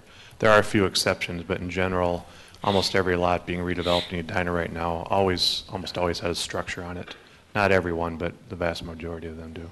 So we don't have the large tracts like Minnetonka was addressing with that language. I'm thinking of the two subdivisions we had this year. in Rolling Green and Indian Hills. yeah, and basically Hills. what we're doing is we're cobbling on tree preservation. So if that's a standard we want people to meet, then maybe it should be part of the ordinance to begin with. We actually did talk about that a little bit. When you say tree preservation, do you mean like the areas that are designated on the drawing where the trees are left? You know, I think both those ended up having a tree preservation zone, I believe, on them, right? They did. I think how Minnetonka does it is you do a tree inventory, you have basic tree removal zone, and then you have the rest, and you have to mitigate or replace up to a certain max per acre. So of protected trees, and that significant trees, they have two different classes of trees, but basically the ones that meet the caliper requirements I mentioned earlier. So Right. And again, that was considered. We were actually trying to put something in here that would, that's what I'm looking for, encourage those tree preservation loans or zones in those cases, but it was thought if it wasn't a requirement, we didn't know quite how to put that in here as a requirement, so we took that language out. Maybe that's something we need to address also. Some of the ordinances I looked at just weren't applicable. I looked at Burnsville's tree ordinance. Well, theirs only applies really on residential lots of 2 or more acres. Then you have to have a excuse me. You have to have a plan. On residential lots under 2 acres, you can remove anything. Well, that's not us, of course. But this whole issue with regard to how you define that area of what Minnetonka calls the basic removal area, that you kind of characterized as within 10 feet of the building pad. They also include within the basic removal area reasonably sized driveways, parking areas, and structures without frost footings. Okay. So it's. Did you get any input from any of the building community on that 10-foot radius of the building pad? Because one thing that strikes me is that you have a potential worker safety issue, and it's a little bit harder to work. It increases the cost, and this isn't to indicate that I don't think a tree ordinance, some kind of a tree canopy ordinance, is important, because we've all recognized that we're losing some tree canopy here. We're just trying to figure out, as Member Sprague says, finding those balance points between people's personal property rights and what we want to do to protect the integrity of our citywide tree canopy. So, can you speak to that? Did you get builder input at all on? We got input from them on letters as we were writing it. In general, they were against it. We didn't specifically ask that question about proximity. Having said all that, you see a lot of places that are built next to a tree that they've figured out a way to build next to that tree out of that 10-foot area, and some are much even closer to the building. So in our minds, and maybe this isn't exactly, but if you want to preserve something, you would figure out a way to do it, and going through that piece. I could sure see that if you were an owner who had hired a builder to tear down a house or put on a big addition, and you want to save a tree. It gets to be more difficult when, as we've seen, most of the tear down rebuilds are done by builders who oftentimes, I shouldn't use that phrase. It's easier to work on a clear pad, and that may or may not be what they do, but some of them may do that. Agreed. So what about, one of the builders did raise the issue of, if you're going to worry about our tree canopy, which is a fair worry, one of the things that makes our city beautiful, and you pointed out other good reasons why tree canopy is important and why trees are important. What about the boulevard? Why don't we have a boulevard strategy? Because that's what you're going to see as you drive down the street. If somebody's taking a tree out in their backyard, why should we, and they want to have a garden and more sun. What was your thinking about why we should be concerned about that?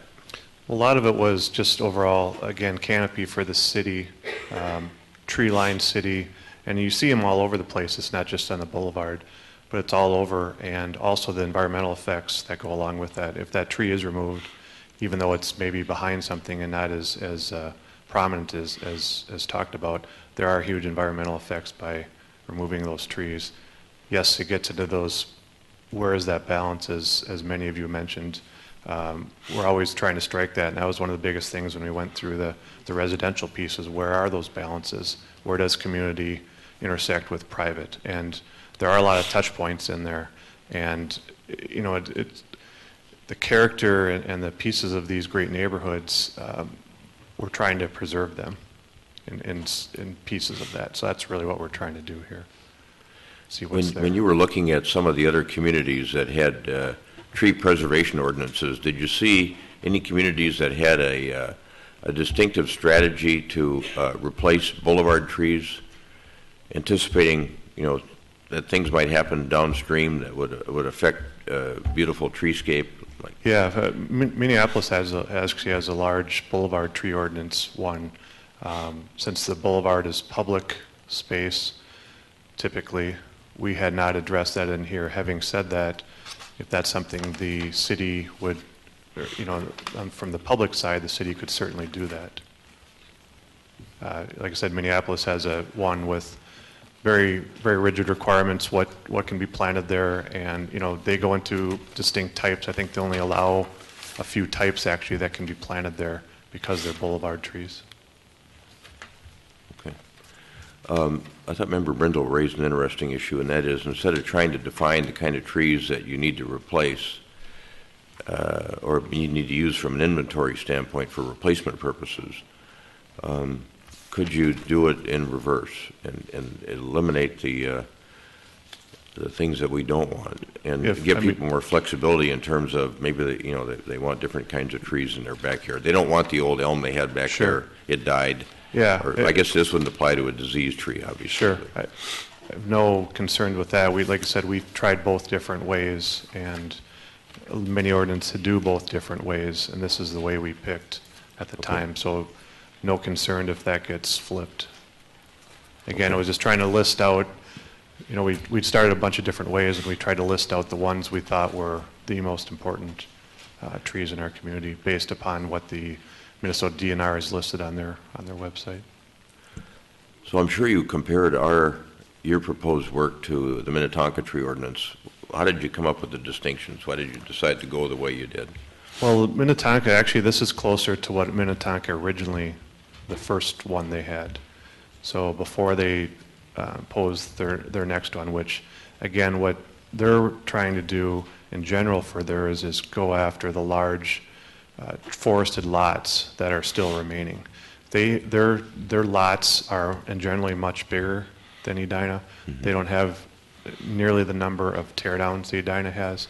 So theirs is more addressed for open land space in general than this was, because we don't have those situations. So it compared pieces of it, but at the same time their needs were different there than we believed our needs were here.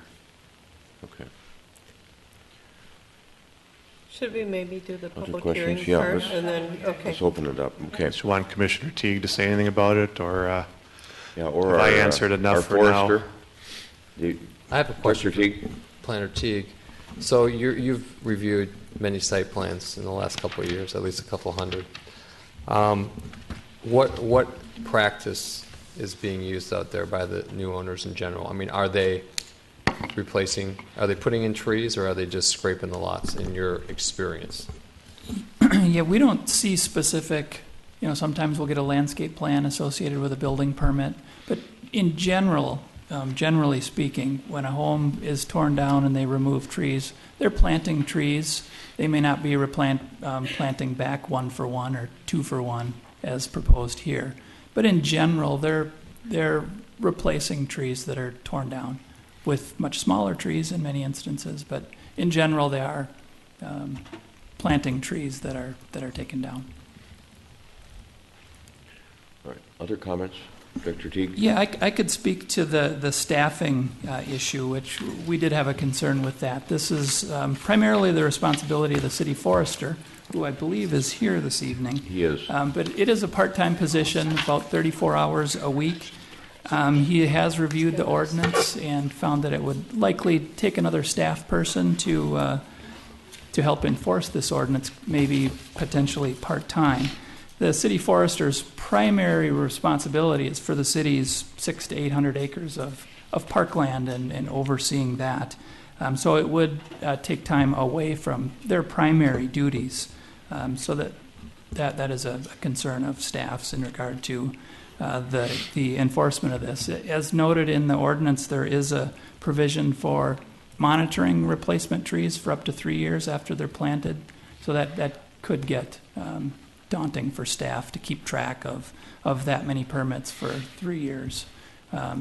We're experiencing now over the last couple of years with tear-down rebuilds and homes that are building additions to it, we could have up to 200 a year. So that could be 600 potential if this rate continues for the building activity. Which, so far this year, it's looking like it's going that way. So that would be quite a lot of permits and sites to track over a 3-year period. All right. All right, I'm going to open this matter up for public testimony. And as you heard at the beginning of the meeting, and this will be true for all of our public hearings, you'll have 3 minutes. We use a lighting system. You'll get a green light and you can start. And when you've got 30 seconds left, you'll get a yellow light. And then when you hit the red light, we need to have you wrap up right away. We try to treat everybody the same in terms of time.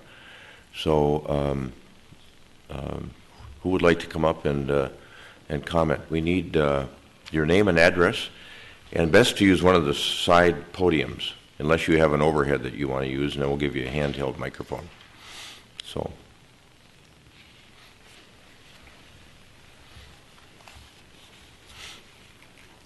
My name is Lori Grotz, and I live at 5513 Park Place, and we've lived in the city for 35 years. I do think we need some type of a tree ordinance. I don't think that we'd be here talking about it tonight if some of the builders hadn't taken out as many trees as they had, especially in Morningside and in Indian Hills. And everybody appreciates a tree for its beauty and the shade, and it cools your house and calms your soul and your spirit. But what so many people forget about is the amount of water that a tree absorbs. With the large houses, the large driveways, everybody wants a big patio, few people want a swimming pool. You have so little pervious space left for the water to go. A lot of the builders don't seem to be following city code that says contain the water on your lot or send it out to the street. And it seems to be going to neighbors and creating problems for the neighbors, and that shouldn't be happening. So when they're taking out trees, they're not thinking about this as erosion control and water control. We need to do something about it. And I do wish that we had something in for commercial properties. When you take a look what's going on at Byerly's now and the apartments over at Southdale, it's almost like devastation. Those trees were so beautiful over there. And now with these big structures up so close to the street, it's like a big city concrete jungle. And I think we have to do something to stop this. Yes, people have property rights, but when it comes to a lot of these tear downs and rebuilds, it's the contractor or the builder, and he has a different priority than we do. And I think we have to be very careful about taking advice from builders. I think builders are supposed to be following city code and perhaps not trying to influence it. So I do think we need to keep these trees. So I hope you vote for the tree ordinance. I would like to see it. I think it's a little bit better if you list the trees that shouldn't be used if you're going to replace a tree. But I do think that something has to be done because it is for the quality of the residents that live here in the city. And a few of the builders live here, yes, but their priorities are a little bit different than ours. Thank you. Thank you.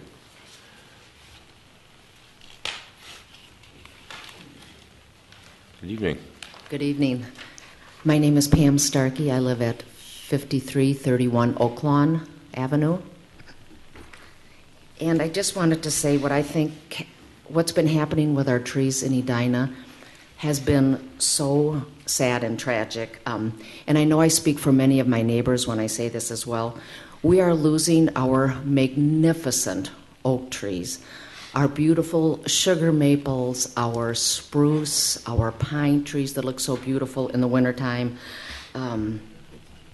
We've lost, well, in my neighborhood alone, I can say over the past 6 or 7 years, we've lost hundreds.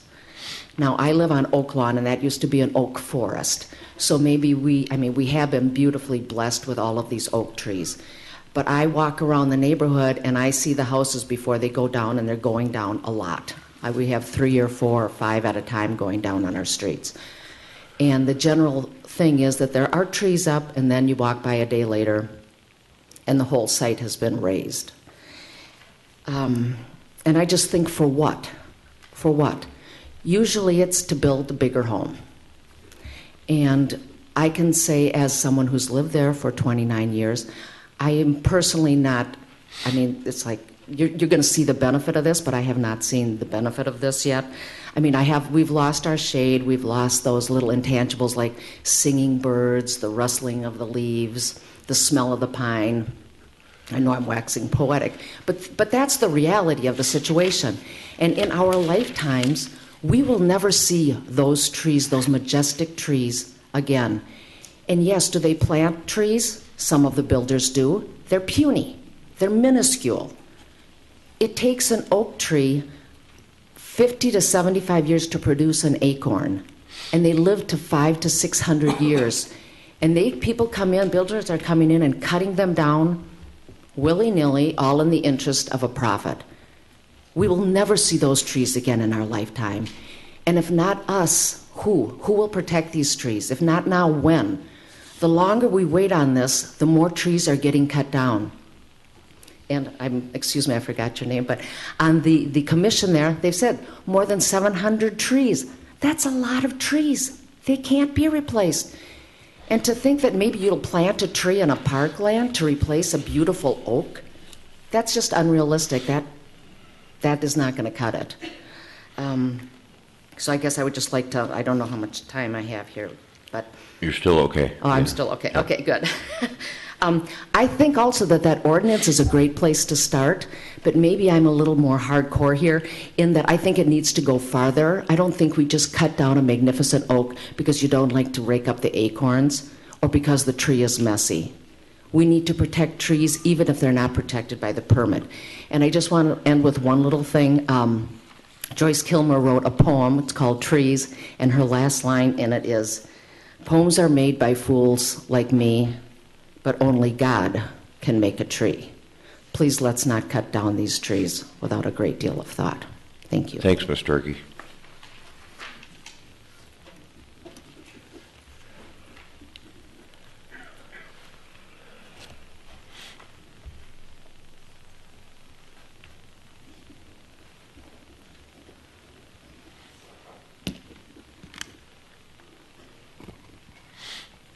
Testing. It works.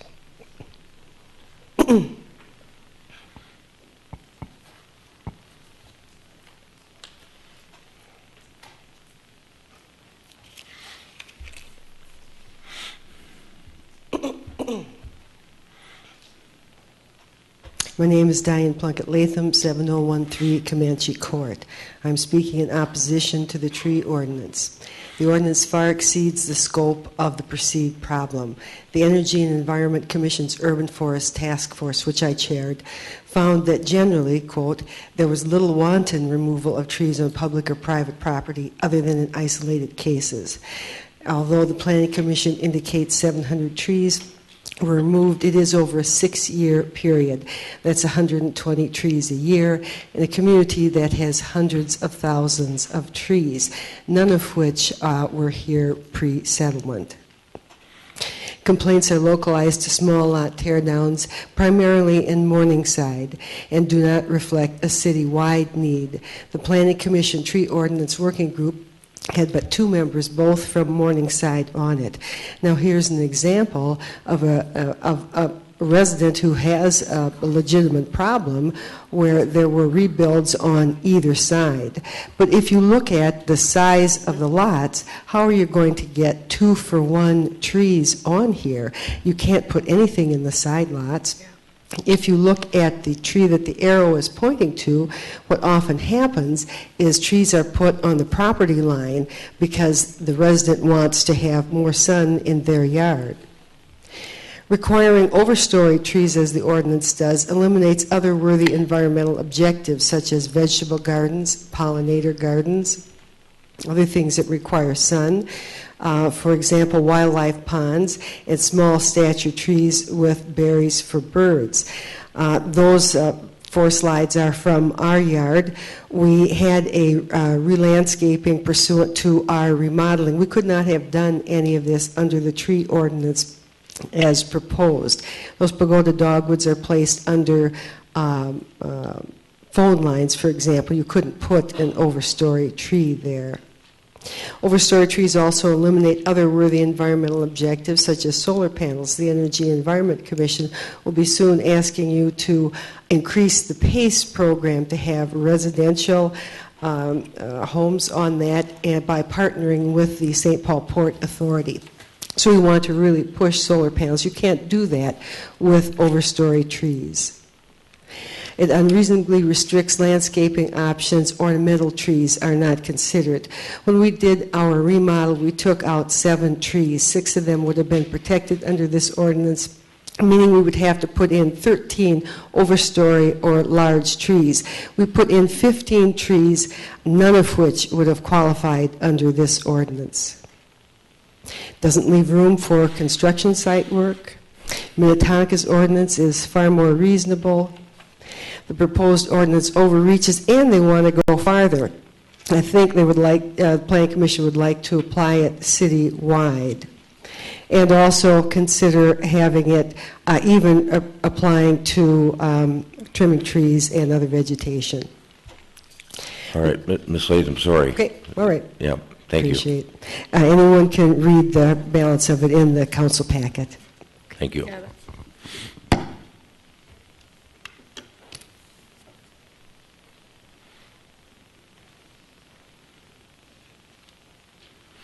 Anyone else?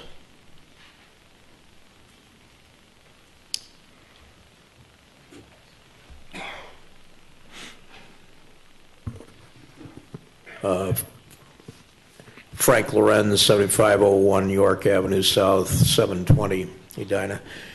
I have about 3 questions, and because of the time constraint, I don't expect an answer here, but if I could address them either to Mayor Hovland or Mr. Is it Platter? Or the forester, and then perhaps I get an answer later. But I don't know what the physical constraint on hydraulic spades is. How large a tree can you go in to a lot and actually pick up with a ball of roots and preserve the tree? The second question related to that is, can you preserve that tree for several months during the time the house is being built and then put it back on the same lot? Some of those trees should be very valuable, $10,000 for a mature tree. If you can't put the tree back on the same lot, can the city take possession of it and sell it to someone who, regardless of where they are located, that wants that tree, rather than just have it cut up for scrap, wood, sawdust, whatever? So I guess the question is, what's the size constraint on being able to hydraulically spade and preserve a mature tree? If it doesn't go back in the front yard, it's unlikely that the spade truck would be able to redeliver it to the backyard of a new home. So it would have to go in the front yard or on the boulevard or someplace else. The other question is,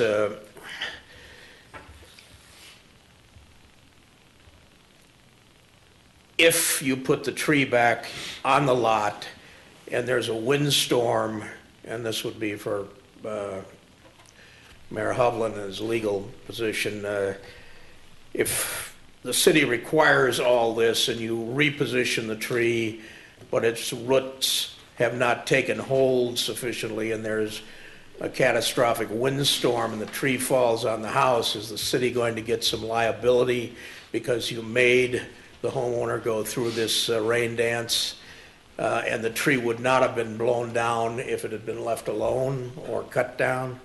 I don't know the answer to any of these questions, but it might be interesting to pursue that. Thanks, Mr. Lorenz. Anyone else on this particular matter wish to be heard? I'll move to close the public hearing. Got a motion and a second to close the public hearing. Discussion on that motion. All those in favor say aye. Aye. Aye. Opposed say nay. Carried. These questions for Mr. Lorenz asked, I think we can, I don't know if Tom's here. Maybe you can answer some of them. Tom is here. He's right here. Tom, would you want to come forward? Our city forester, identify yourself. And one question was, are there physical constraints on how large a tree the hydraulic spades can remove from a piece of property? And once removed, how long until you have to get it back in the ground is the way I interpreted this question. I am Tom Horwath. I'm the city forester. In answer to that question, I guess I could point out one tree. It's the max, close to a 30-inch diameter tree. And this is down in Texas somewhere. I did see a presentation on that. Now, of course, you got to imagine the expense involved in that. People spend a lot of time raising money to pay for that. I forget the exact figure. It's probably up around $100,000, something like that, to move a tree. So the technology is there to move large trees, but I think he did have an excellent point, and that's one thing that I was considering too. We as a city, say if I go out and look at the landscape plan and try and determine which tree or trees can or can't be removed, and I say, well, and it's outside the pad, of course, I think that is a good liability question, with all the possibilities that could go wrong during construction, soil compaction, root severance, and these huge trees are close to this new building. It's very difficult to predict, of course, but it is a possibility, something that I think the city should consider our liability in the potential of failure for these large trees. Well, while you're here, Tom, if there's a large deciduous tree within 10 feet of the building pad, is that something that you worry about in terms of longevity because of the activity that's going on very near it with respect to reconstruction of a house or building of a new home? Oh, it would be, yeah. Any time during construction, it's hard to predict what may make it. I mean, I have the engineering department out quite a bit during their engineering projects. I say, get me out there, let me see the number of roots that are cut, the size of the roots, to make a good judgment as best I can on the potential impact of the tree during the construction. It's still kind of a difficult decision to make, but it is a concern, and we've had problems in the past. I've been here over about 25 years, but I've heard of circumstances of trees failing close to the street, sidewalk construction, whatever. 2 or 3 years later, they toppled down without a wind, so there is that concern, of course, always take into account during construction. It's risky. It's a Can I ask a question? risky situation. Member Swenson. Tom, one of the ideas that came up is instead of listing trees that are acceptable or trees that aren't acceptable, that to list the current state of Minnesota invasive tree species list. Is that a list that... What? Refer to it, that's what I meant.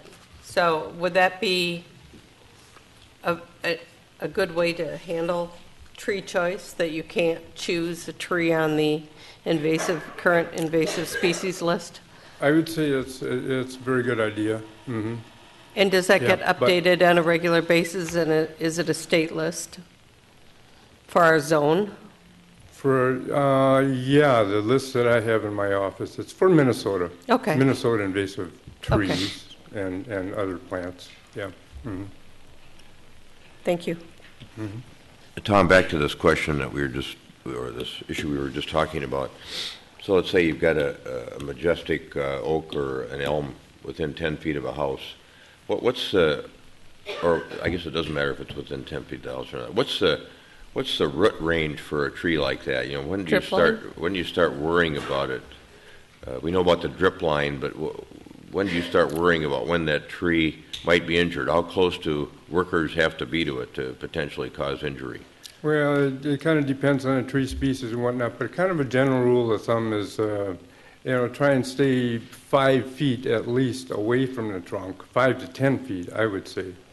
If you're severing roots right up at the trunk line, of course, that's far more dangerous, but roots can run a long way. They can run well beyond the drip line as well, but the further away you get, of course, the less risky it is. But that's something I always take a look at, just how close the root severance is to the trunk of the tree while making a judgment.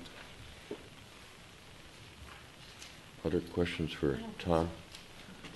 Your thoughts on this proposed ordinance, just the idea of it. You know, we've got this beautiful tree canopy like so many communities in our part of the world, whether it's Edina or Richfield. We got a lot of Richfield people here tonight. They've got beautiful trees over there too. What do you think about some kind of a tree preservation ordinance? I think Carrie did express what my main concern is, how much time that this would take away from my other, I call it tree preservation duties, beyond construction areas and whatnot. Anytime I do come into work, I feel like I am preserving and protecting the trees in the city by working on park lands, by planting new trees, controlling Dutch elm disease and oak wilt. So these are all parts of tree preservation as well. So another concern was the loss of tree canopy that was brought up. There was really not too much of a discussion on tree replacement, and I don't see that as a huge problem.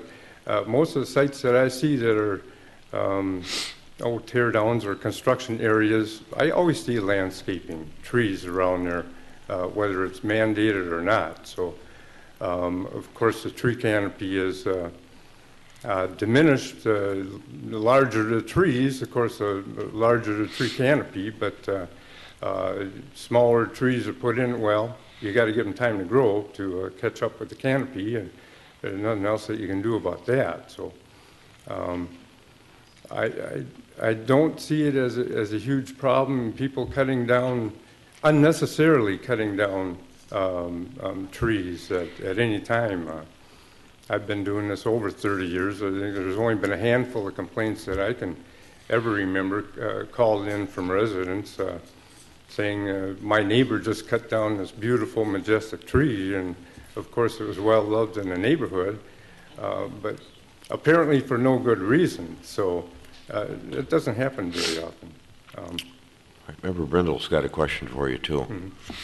You know, we've had several instances where there has been tear down, remodel, and trees have been taken down, and then either during construction or after construction, the new neighbors are in and whatever, there are complaints by the neighbors, the adjacent neighbors of that new home, that stormwater from that yard, they're getting lots of water in their yard from that. And we can read, we can hear that trees absorb a lot of water. I've heard them described as pumps, 70 to 100 gallons of water a day they absorb. And when a tree is gone and it has handled that much water, and you have a rainstorm that otherwise that tree could help handle, is the removal of that tree the reason why there's more stormwater that now needs to be managed on the ground? Oh, I believe so. I mean, I've heard strong evidence to that effect. Okay. No doubt. Because that's compelling to me. That's compelling to me. That's a huge complaint that we have, especially in areas. It doesn't have to be an area with a small lot, but it often is an area with a small lot. So that's going to be important. Thank you. Member Bennett. I have a question regarding a comment made by Mr. Horwath, but it's more for Mr. Platter or for Director Teague. And that is, so we had writing from staff regarding the cost or problem staffing, understanding that Mr. Horwath is part-time and that his responsibilities really are trees on public land.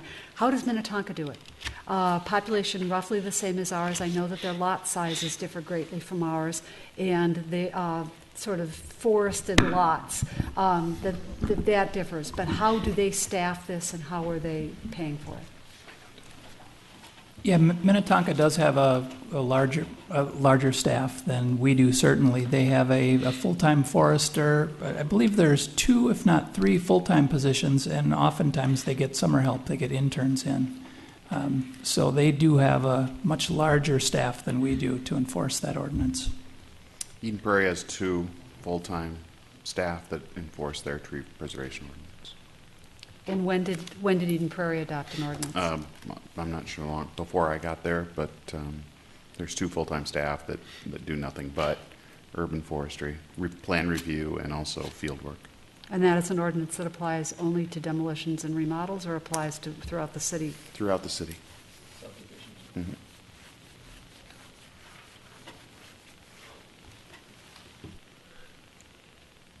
Other questions for Mr. Horwath? No. Okay. Thank you. Thanks, Tom. Thank you.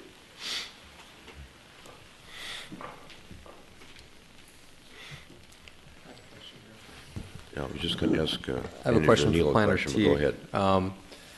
So, just to look at all the alternatives here, how since your perception of the problem is maybe it's not as large scale right now because people tend to follow the best practice in at least replacing some trees, is there an opportunity to use landscaping guidelines to somehow influence the practices used? Are you thinking in terms of requiring a certain number of trees to be planted with something the like tear-down that? rebuild? Yeah, that kind of incorporates already into our flow chart of what we're doing for review.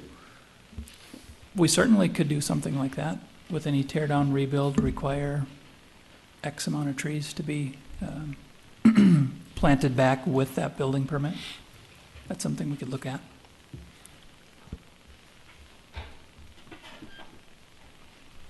Member Swenson. A certified tree inventory, is that something that is as doable as a correct survey of the lot and the house on it? Yeah, we would require the surveyor to locate those specific trees on the survey. So it would add some expense for a building permit as written. Okay, but it isn't a separate person coming out, it's just asking them to put one more layer on the survey showing what exists today and how big they are? That's correct, yes. Okay, though a lot of things that we look at often have that on it. A lot of times they do. Okay. Of your plans that you get in for a tear down or a rebuild or a remodel, what percent do you think have trees showing on them today? Half, a third, 1/4? Yeah, boy, it's hard for me to say because I don't. Because Chris is looking at most of them. But I would say it's okay. at least half. Okay. Is that by caliper? Is that how they do it? I mean, they don't put every scrub tree on the lot. They're choosing by caliper. Yeah, it's not too often that they'll do the caliper of every tree. They'll just locate a tree, or if there's a certain tree that they're trying to save, protect, that one will be shown on the survey. I think he was asking, though, the trees that they show, they only show the big ones. They wouldn't show the small ones. Generally, that's true, yes. Okay. Manager Neal, what are the distinctions, if you recall, between the Eden Prairie ordinance and what's proposed here by... Eden Commissioner Prairie Platter. maintained a great number of tree preservation ordinances, and so because that was the strategy to preserve trees, there was a real obligation on behalf of the city to check on these trees every so often during the year or every several years. So because there was that obligation, it created a staffing demand there, and that's really what took more time than plan review, because most of the time they weren't doing the same kind of residential redevelopment that we're doing in Edina, and most of their development was happening in treeless areas. Mm-hmm. Okay. And Director Teague, having been a staff person in Minnetonka, we understand that the ordinance has changed. The original ordinance, Commissioner Platter said, was more like the one that's being proposed, and now there's a different ordinance. Do you know why that change was made? Why they went to that basic tree removal area strategy? Yeah, their current ordinance came after I left the city. They were, while I was there, was when they started, the tree preservation was more important, and they hired their first person that actually started in the planning department, and then she eventually moved to the public works department. Another full-time position was created, and then the interns that I mentioned. But their current ordinance did come after I left the city. Okay. Member Swenson. You know, I'm going to support a tree ordinance. I think I'd be more comfortable using the invasive species as a way of ruling out what you have. I may be more comfortable to a one-to-one replacement.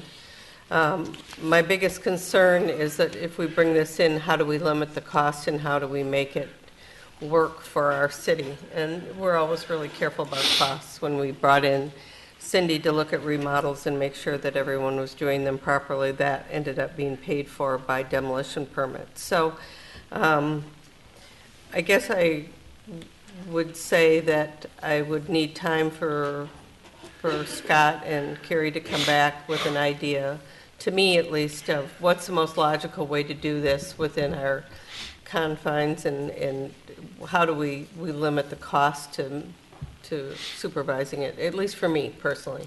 And I would tell you that at this point we haven't prepared a very precise estimate of staff time and cost. All we could tell you is that there would be a cost to staff a position like this to do this kind of task. But if the council takes an action on this tonight to move it forward, we would prepare that for you so that you could review it before you do anything to finally adopt this.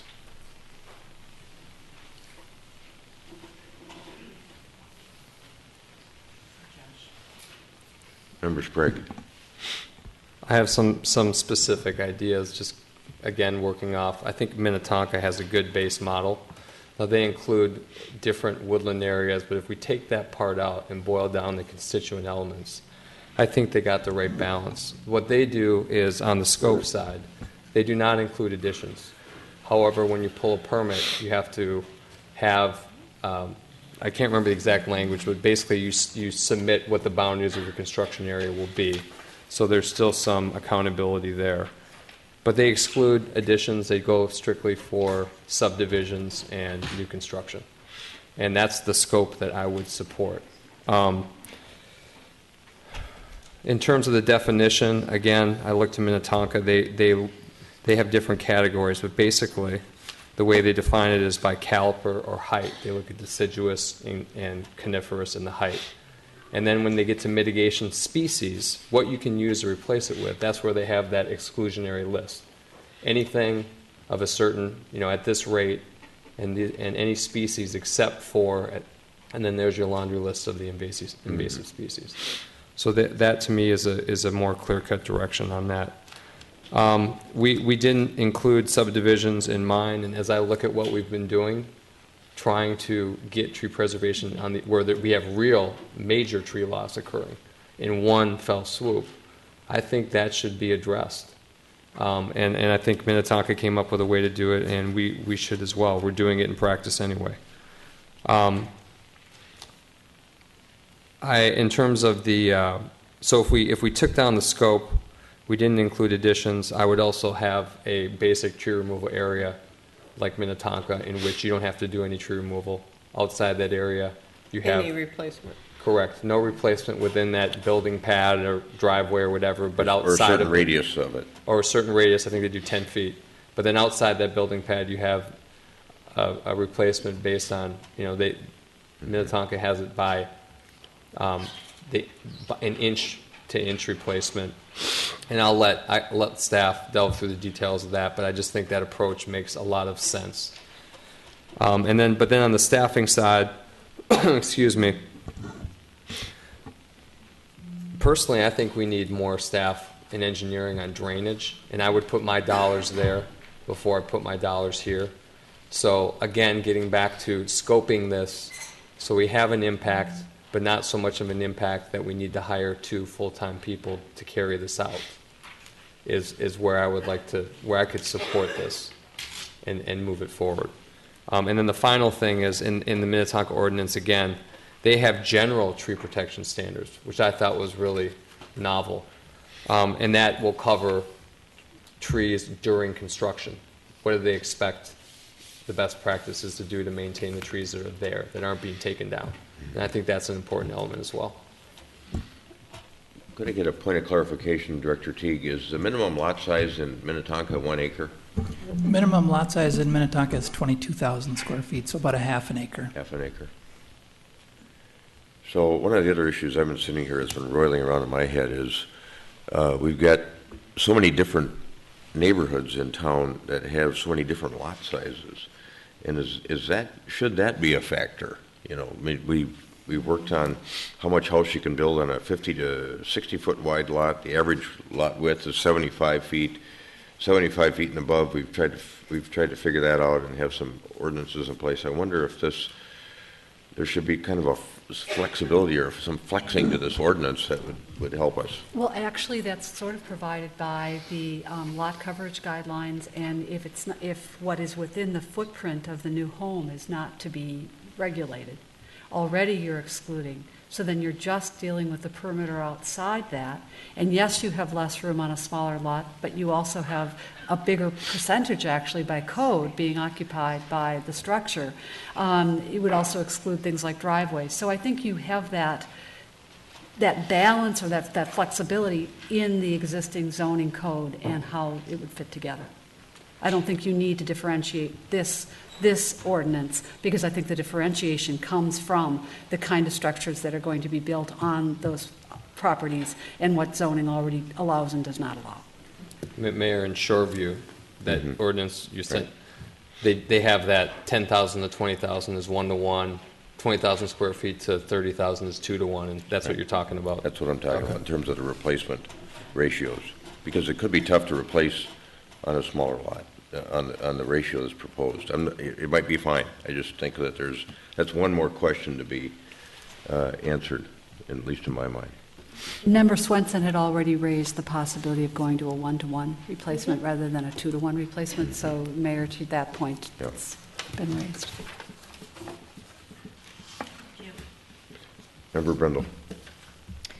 I am also in favor of having a tree ordinance that does what this one is and will do, but I'm thinking that I'm not sure I'm ready to pass this ordinance, and so I would actually like to have us do our homework, a little more deeply than we have, as we've learned from each other and the public hearing tonight.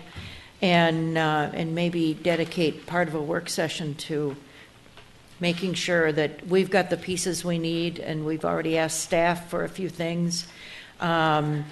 Increasing staff to handle this, I am sensitive to that, but if we're going to have an ordinance, it has to be enforceable.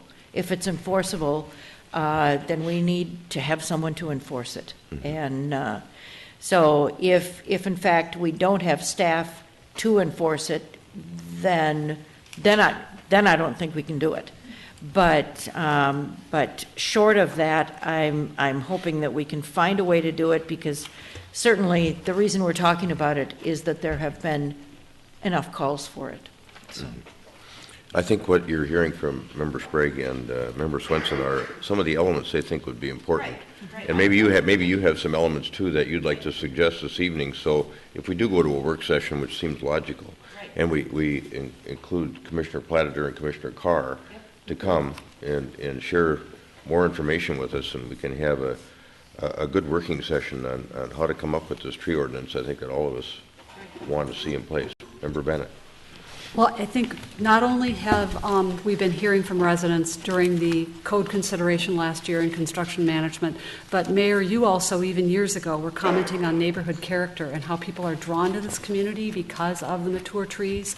And you questioned at that point how many we were going to lose and whether the character that drew people there was still going to be there in years going forward. And I think that's what we're really at risk of losing is, but we're also at risk, I think, of losing, as was pointed out, a natural tool for stormwater management that also beautifies, provides habitat, also improves air quality, and adopting a wise ordinance that does have adequate enforceability, I think will not only preserve those environmental aspects and also neighborhood character, but I think it might also lead to protection of trees during construction rather than just replacement, where it's been the easy thing to do. And I think, isn't that something that they've actually talked about in environmental forums? It's making the right choice, an easy choice, or with SHIP, making the right choice, the easy choice for health. Well, I think the same thing applies here. And I think that's what we're looking for in some of the specifics that we've discussed. If others want to go to a work session, I support that as well. I don't know if there's any intention of passing this on first reading. I would be willing to do that, but otherwise I'm content to go to the work session and work out the details. All right. One other element I was going to, you help me remember with some of your comments here, is this whole boulevard tree, strategy. Should we be thinking about emerald ash borer? And we've already done a good job, I think, and Tom's been on top of this over the years on the Dutch elm disease. We've found more resistant types of trees to use in our community, and our trees look really magnificent, but I am worried about emerald ash borer. We get a lot of ash trees in our community, and we don't really have a boulevard replanting strategy. So I wonder if that should be part of this whole discussion too. Would people be comfortable with that as well? Tom, what do you think about that? Is that something that we should be paying attention to? Maybe a little bit of a change in our policy now throughout Edina. Residential abutting property owners are responsible for planting trees. So, and it's been that way, I'm sure, as you know, for many, many years now. So, that would be a shift. Change back. Yep.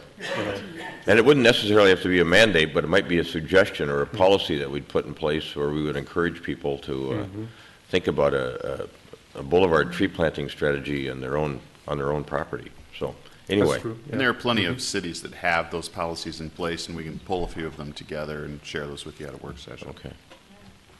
So I know our work sessions are kind of tight, and the question that Member Bennett asked is, would you like us to move on this tonight or wait and work on it on a work session? Because it seems that there are a couple areas of change in it, along with the cost.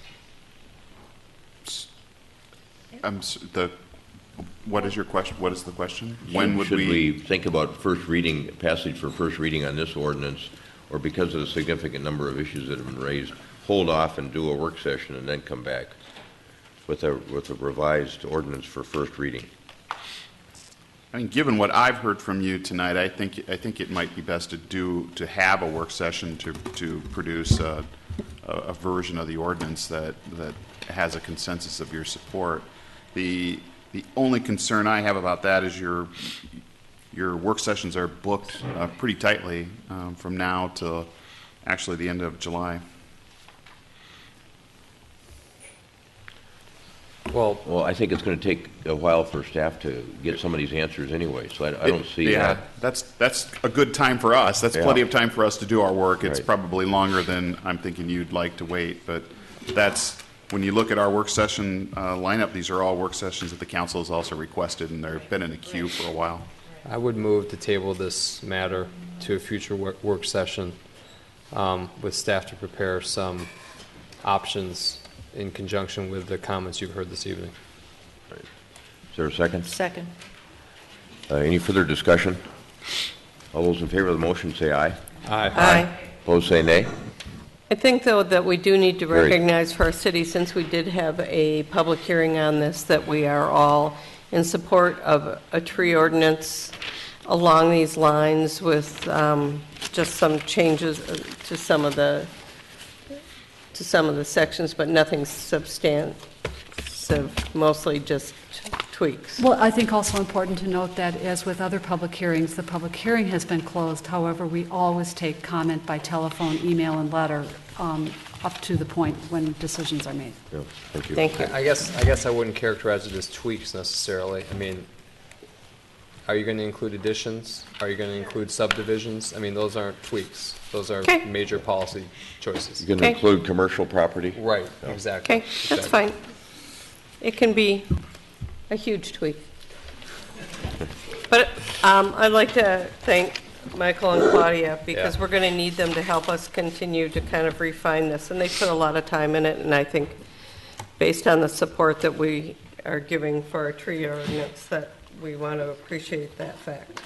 You've given us something great to work from. I mean, you can't have these discussions any other way. And so we really thank you for the work that you've done. And look forward to working with you and Commissioner Carr as we go to the next step here and try to find some common ground here that we can all agree on. So, all right. Thank you, Commissioner. All right. We're on to the next public hearing, which is a Director Teague has this matter as well. It's a proposed amendment to the Comprehensive Guide Plan, preliminary PUD rezoning, preliminary development plan for Lennar Corporation for 6725 York Avenue. Before we start this matter, I want to just recognize that we have at least one elected official in the audience this evening. The Mayor Richfield is with us this evening. And Mayor Gattell, if you would stand up, and anybody else that's an elected official from Richfield, please stand as well so we can recognize you, and thank you for being here.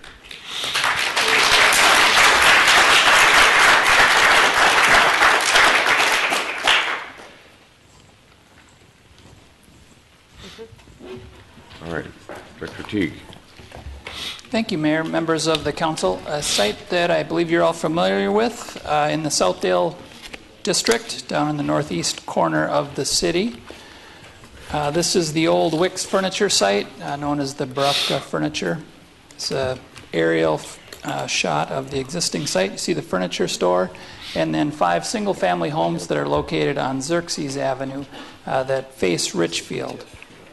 A couple of quick shots of the existing furniture store on the left and the single-family homes on the right.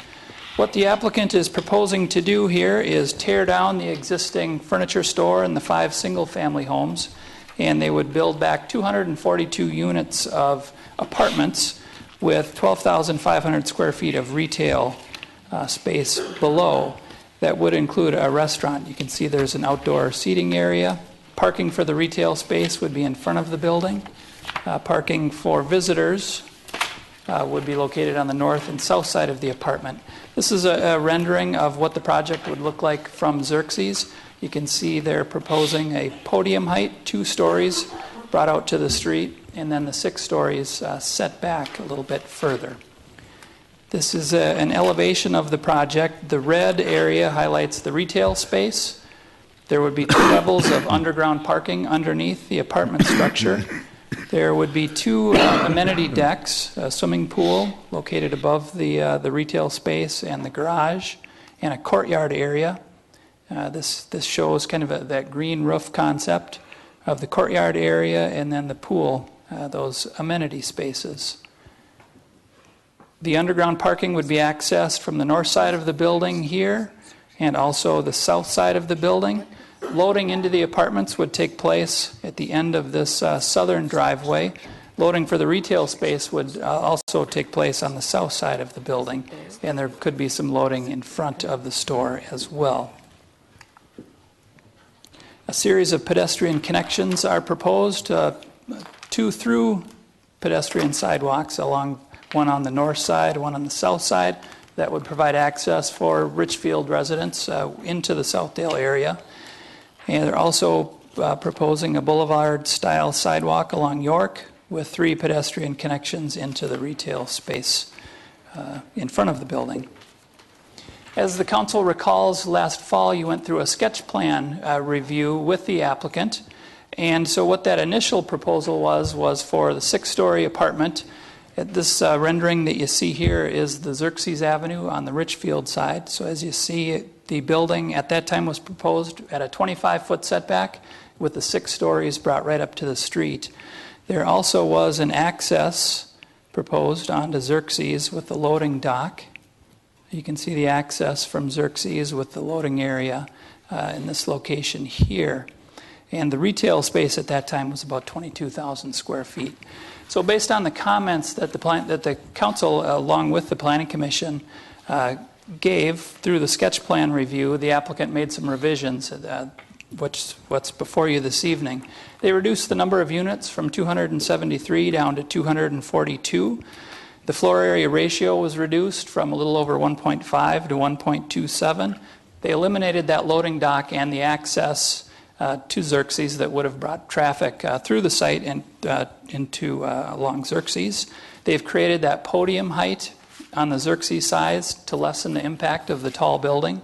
They also moved the building 12 feet back. Initially, the 25-foot setback was proposed, and this evening, they initially in the plans that were brought before the Planning Commission included a 37-foot setback.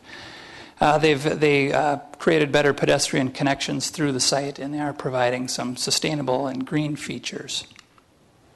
So this is a 2-step development process for the council to consider. The first step before you this evening requires 4 votes, and that's because of comprehensive plan amendments that are required. There are 3 of them. The first, for building height, this area is guided for 4 stories, and they're proposing 6. The floor area ratio maximum is 1 in this area, and the project is 1.27. And then the 5 single-family homes are guided low-density residential. So there's a proposal to guide that area for community activity center, which is what the furniture site is guided. Also before you is a preliminary rezoning from the PCD 3 and R1 to planned unit development, PUD, and a preliminary development plan. Should the council approve the project this evening, the applicant would then be required to come back for final rezoning to PUD, a final development plan, and at that time we would create the ordinance that would establish the new PUD district for this site. Also, along with the second step would come a city code amendment to allow an R1 property to be considered for a planned unit development. Currently, our city code does not allow that. Planning Commission is scheduled for a public hearing on May 14th and then the council on May 20th to consider an ordinance amendment that would allow R1 property to be considered for PUD if it's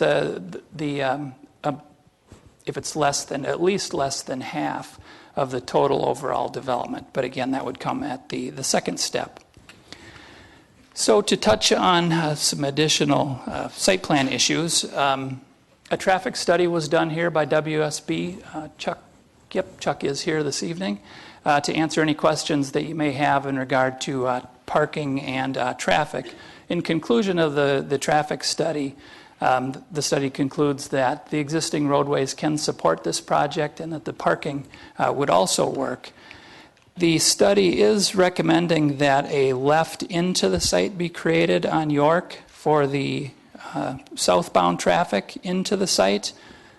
The project can function with the 2 right-in and right-outs as it exists today, but it would operate better with that left-in for that movement.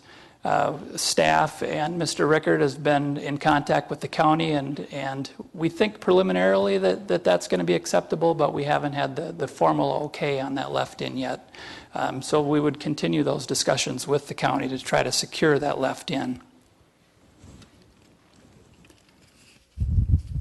In terms of landscaping, based on the perimeter of the site, our code requires 48 overstory trees to be planted, and the proposed plans here are for 66 overstory trees. That type of detail would come as part of the final, the second step of the process. The building material, they're proposing high-quality brick here with cast stone and stucco. It would be the Edina limestone on the retail part of it. Again, those are details that we look at as part of the final development plan. And the applicant will talk a little bit about the materials in their presentation also. We've heard a lot of concern from the city of Richfield in regard to the setback from the single-family homes that are located on the east side of Xerxes. If those homes were located in the city of Edina, we would require a setback from any building that's taller than 4 stories to be twice the height of the building. So this building would be 70 feet tall. So again, if those homes were located in Edina, we would require a 140-foot setback from the 6-story portion of the building to the adjacent property line. What's proposed here is 122 feet, but again, that property is located in the city of Richfield. And I also want to mention that the Richfield Comprehensive Plan has that entire block from 66 down to 70th as guided for medium density residential in their comprehensive plan. So the long-term vision in Richfield is to see medium density there. And as defined in their comprehensive plan, medium density is between 7 to 12 units an acre. Yep. I'm sorry, when you say Xerxes, you mean both the east and the west side of Xerxes, correct? Where the existing single-family homes are is guided medium? In the city of Richfield. That's what I'm... On the east side of Xerxes. So it's That's what I'm the asking. one block from Xerxes to Washburn. So on the east side, where the current single-family homes are, Correct. is guided medium? Correct. Okay.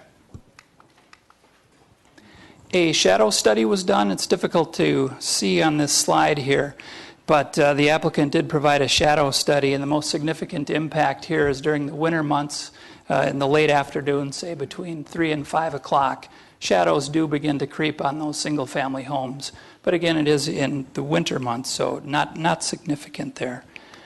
In terms of dealing with some of the comprehensive plan issues, the comprehensive plan, again, this area is guided for community activity center, and we describe in our comprehensive plan as it's highlighted in blue here. This is the most intense district in terms of uses, height, and coverage, and our maximum floor area ratio is established at 1.0.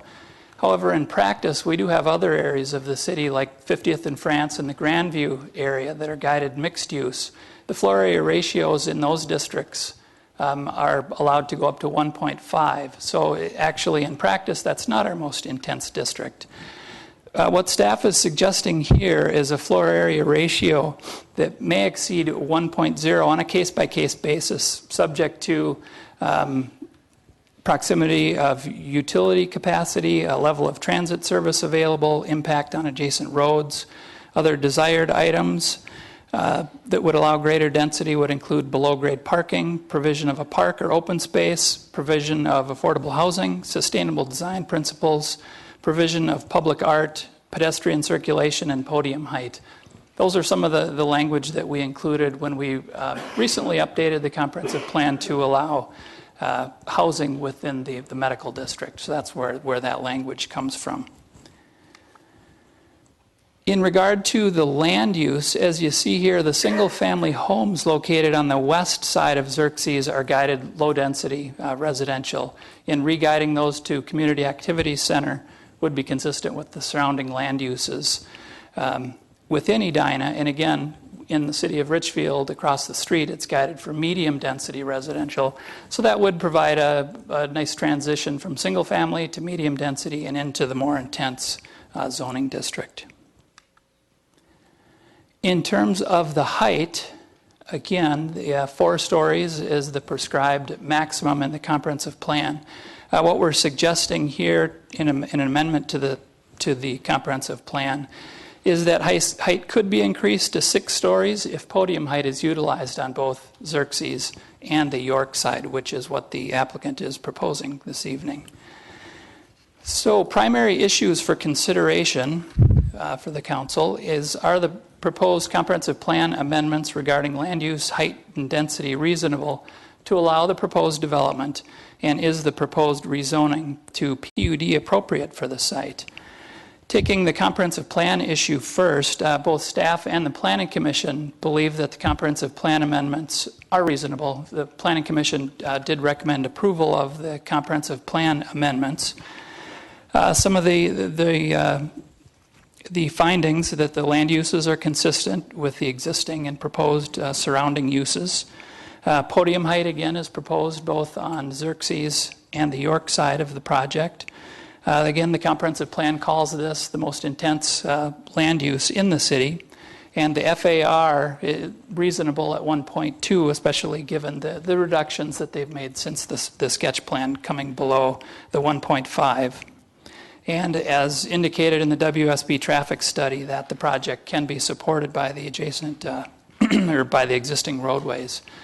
In regard to the PUD rezoning, the Planning Commission did review this, and their recommendation was for denial.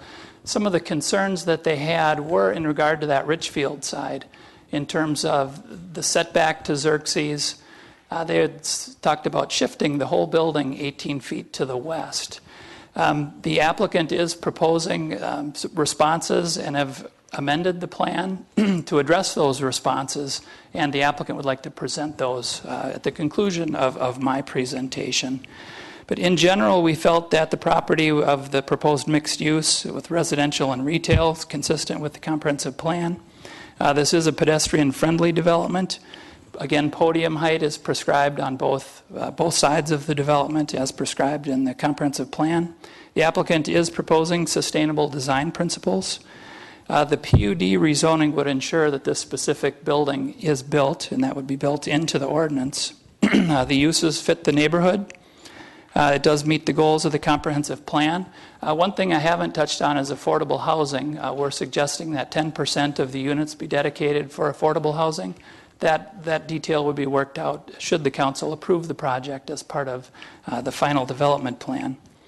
So in conclusion, both staff and the Planning Commission are recommending approval of the comprehensive plan amendment, and staff is recommending approval of the PUD, and again, the Planning Commission recommendation was for denial. But with that, rather than standing for questions, which is the typical practice, if I could introduce the applicant and they'd like to present kind of the response to the Planning Commission recommendation and some slight alterations to the plan. I could answer questions if you'd like now, or we could wait till the end. Sure. The rest of us will hold ours until Okay. complete. Director Teague, at least one work session in the last 6 months, we have met with the Edina Housing Foundation and learned that 20% is really a trigger for instance, federal money. And I believe that we don't vote at work sessions, but moving forward, we as a council expressed an interest in pursuing that kind of project where it made sense, with public money really being maximized as opposed to 10%, a few units here, a few units there. And so I believe I've had discussions with you, I know I've had discussions with others about the possibility of using something like a park dedication fee to be paid by a developer into our housing fund and then used for the development of affordable housing in greater quantity at appropriate sites in the city. Do you know where those discussions stand at this time, and could that idea be used in this context rather than requiring a 10% affordable? Yeah, that's a great question. We have had some discussions. We haven't, with the foundation, we haven't zeroed in on specific policy, but I know we have talked about the concept of providing kind of a cash in lieu of affordable housing where they can make sure that the affordable housing happens elsewhere. They are supportive of that idea. Well, again, understanding our goal is over 200 units to be created, our comprehensive plan goal. It's something that we want to be doing, but we want to be doing it in a way that really has an impact and moves us in a measurable way toward our goal, not 2 units here or 4 units there. Right. Other questions for Director Teague? I'll hold mine until afterwards. All right, the gentleman representing Lennar here. And gentlemen, I'll give you 20 minutes. Peter Shimoleski, 2029 West North Avenue, Chicago, Illinois. Mayor Hovland, members of the City Council, thank you very much for having us here today. We are very excited to present to you our proposed development for 6725 York. We will keep this as brief as possible. However, for the benefit of the people in the crowd today, I would like to give a quick history of Lennar, our group, introduce our architect who will go through the project, and then I will quickly go through the changes that we've made since we started here a year ago. Lennar is a company started in 1954. It's a custom home builder across the nation, publicly traded, and over the past few decades has diversified itself into different entities, one of which being Lennar Multifamily Communities, which is what I am a part of. We specialize in putting together high-end condominium-style apartment developments in top-tier cities such as Edina. Lennar strives to build the best projects to be part of a community because we ourselves will be a part of that community. We are not a merchant builder. This is not something that we come in and immediately sell. This is something that we may build ourselves and we will manage ourselves. So this is something that we absolutely have to get right, and we want to make sure that we are as sensitive as possible to the communities that we are becoming a part of. I will introduce Aaron Rosseth. He is a principal and architect at ESG, local architecture firm for this project. Thank you, Mr. Shimoleski. Go ahead. Good evening, Mayor and members of the council. Can you hear me okay? Yeah. There you go. We're very excited to be part of this. Why don't you introduce yourself and give us your business address, please? Aaron Rosseth with ESG Architects, 500 Washington Avenue, Minneapolis. We've been in this, working with you on many different projects in this community. We're very proud of the work that we've done with you, and we feel like this project will be another, hopefully, very positive project. There's lots of activity happening in this commercial district, as you're very well aware of.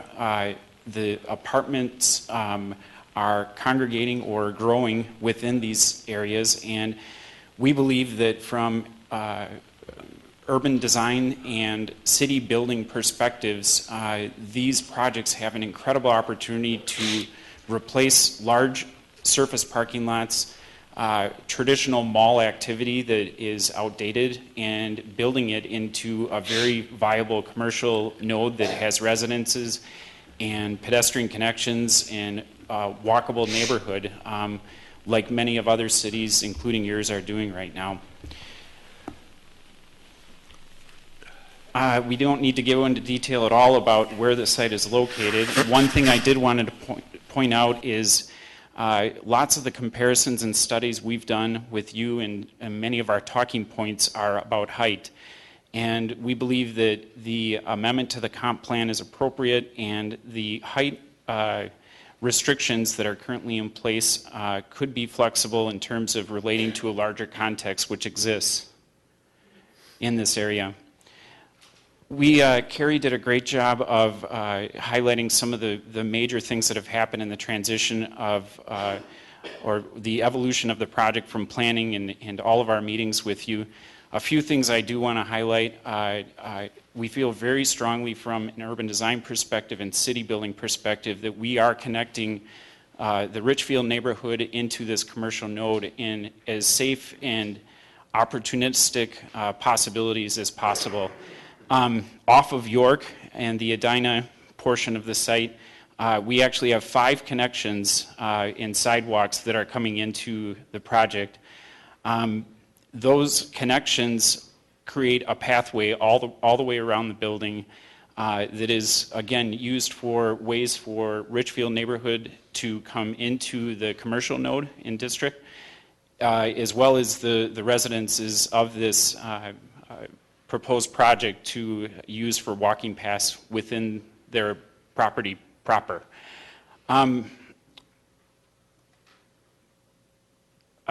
Carrie had highlighted some of the things that had evolved in our discussion also of not going into Xerxes Avenue with a loading dock. One of the other things that we did from a site planning perspective is pulled the north and south wings of the property so that any car traffic coming off of York, which is the only car traffic that is coming into the site, is being blocked in terms of the headlights going into the Richfield neighborhood and the single-family houses on the other side. The organization of the overall scheme has changed quite a bit. We had a C-shaped massing in our original proposal to you. Much of the comment that had happened in discussions with you and part of the perspective that we started to really believe in is breaking up this larger building, which was presented to you originally, into a much more delicately balanced massing perspective. And that shape ended up taking the single courtyard into two courtyards and reshaping the building around that, which breaks it up in many different ways. Very quick site perspectives. You're seeing the front door to the residential on the left-hand side of your screen. And then there's 11,000 square feet of retail versus the 22,000 in the previous. On both ends of this project, we have what we're calling congregation areas, or plaza terraces, which those pedestrian connections link you into. So the paths aren't just walking paths, they're also bringing you into social gathering spots within the site. Several comments during the evolution of the cross-section of York Avenue into the site led us to what you see on your screen here, and actually Peter's going to elaborate this on even more. We're talking about even increasing the depth of the boulevard and greenscape into the project. We worked very hard with you, the planning commissioners, residents' feedback throughout this process to try to create what we consider is a very, very delicately scaled building along Xerxes.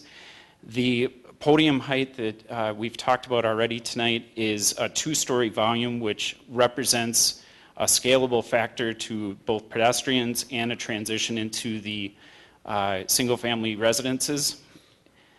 Secondly, is you move across York, the scale of the individual townhome expressions, which have their own patio and connections into the Xerxes area, are also scaled in proportion to the adjacent houses, the 5 houses on the other side of the street. This is another view looking at it from the other side. And 2 renderings that are architectural illustrations to kind of get a better understanding of the way that we would fit in from light qualitative things, and then a view from Xerxes.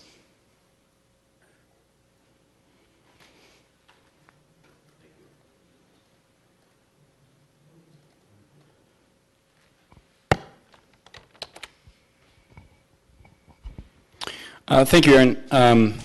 I'm going to try and quickly go through a history of this project and the moves that have been made since we started meeting with you. And we've had the opportunity to meet with all of you several times and address some of the concerns from the beginning of this project, as well as the mayor of Richfield and 2 of her staff members as well, to go through these concerns from the start all the way through the planning commission that we just had. And I'll show you the latest changes that we do to address those.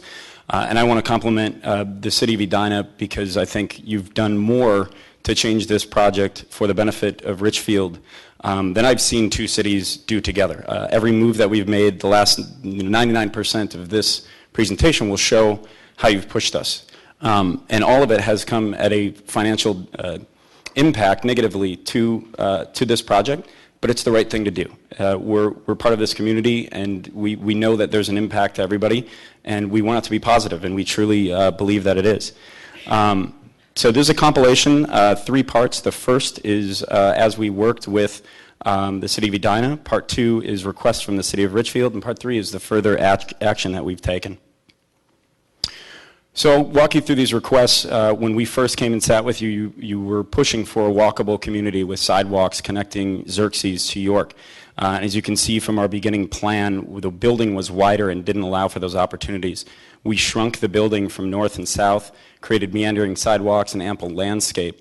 There's actually about a third-mile path that you can take around the entire site, sidewalks both on York and on Xerxes. And on Xerxes, they currently do not have a sidewalk on this side of the street.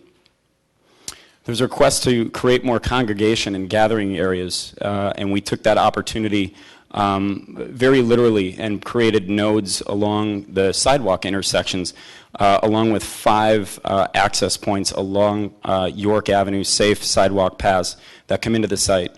Congregation areas at the front of the leasing lobby, congregation areas at the front of the retail, as well as ample green space and gathering areas throughout the site. There was a request to have more green space. I know from plan, whenever you look at this, it takes a section through the building, so it shows a lot more concrete than you would have in reality. But even with that, we pushed ourselves to ensure that we could have ample green space. And that move from the north and south to squeeze the building allowed us to do that. This is a further interpretation. If you move up a level to our courtyard, the change of the building has gone from this C shape to a shape with more legs on it that has 2 different courtyards, all with green features. This was a big request that we've been working very, very hard to make sure that we get right, because this is sensitive to the residents of Richfield along Xerxes Avenue, and to increase the setback along Xerxes. We moved the building 12 foot 7 inches from its original plan location, and the building then does setbacks, so that when you perceive this building, you're seeing the walkout units at the ground floor, a setback of 5 feet for the rest of the building, and then another setback of 3 feet for the rest of the building. So it does a stepping nature, so that when you drive down the street, the first thing you'll see is something that really reflects the other residents of this area. Then you'll see a little bit larger massing, and then behind it, the top floor. We want to eliminate the flat facade, and I talked about this a little bit, but we created this 2-story walkout podium, very pedestrian-friendly, front yards. And ESG, I think, did a wonderful job. They took 5 massings, which match the 5 residential lots that are part of this acquisition, to bring that scale and really relate it to the residences across the street. Walkout units along Xerxes, create a wood component, soften it, make it appear home-like. We changed the materials to a high-quality brick. And there's wood trellises that come out and balconies that really create more of a home-like atmosphere with these front yards and walk-up sidewalks. A request to remove the drive-through from York to Xerxes. We did have a loading dock. We were originally having a grocery store as part of this retail. That is no longer part of the plan. We have eliminated the drive-through. So residences or loading docks will not be able to go all the way through. And as Aaron mentioned, there's wings on the building which help protect that as well. This was a request to evaluate whether another grocer was needed. Per the suggestions of City Council, we abandoned this. We are now looking for a local high-end boutique-type retail tenants, including a high-end restaurant, which will also have much less loading needs. There is a request to reduce the loading dock, and since we transitioned that retail space, that obviously reduced the need for a full loading dock, and then we did not need the cross-through to Xerxes. There was a request to create a safer parking entrance ramp. We originally had the entrance ramp inside the building, and all traffic was coming in here.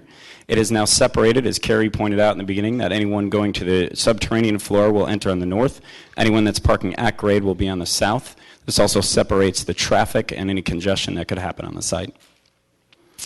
There's a request to create larger unit size and mix, 2 bedrooms with dens and 3 bedrooms. We originally had 0 of both of those. We now have 7 and 9 respectively. We're able to reconfigure these units because I think there's an opportunity here that's a little bit outside of the market norm to create these larger units for a lot of downsizers who are in Edina and want to stay in Edina. Reduce the development density. That has been decreased from 59 units to 52 units per acre and an FAR of 1.55 to 1.27. This next part is a compilation of development requests and concerns that were brought up in Planning Commission from the City of Richfield, as well as our meeting with the mayor. Height in excess of 4 to 5 stories on this site. This is why cities do a PUD. There are certain limitations on development that are based on a bit more archaic code that may prevent certain development. And that's why developers and cities look for a PUD so they can allow themselves some of that development. There are certain financial realities to this site, which I know is sometimes hard to describe, but essentially there is a certain density that needs to be met for this area to be redeveloped. Several other developers have come to this site in the past and have been unsuccessful because they have not been able to get to that level of density or creativity that we were able to do with the homes to make sure that we could make this a viable opportunity. We did an extensive scientific shadow study with a computer program that generates all of the sun shadows from a 3D massing of all of the surrounding buildings. We did this before we knew the exact implications of this, waiting to see the findings. And there really is almost zero impact on the shadow study.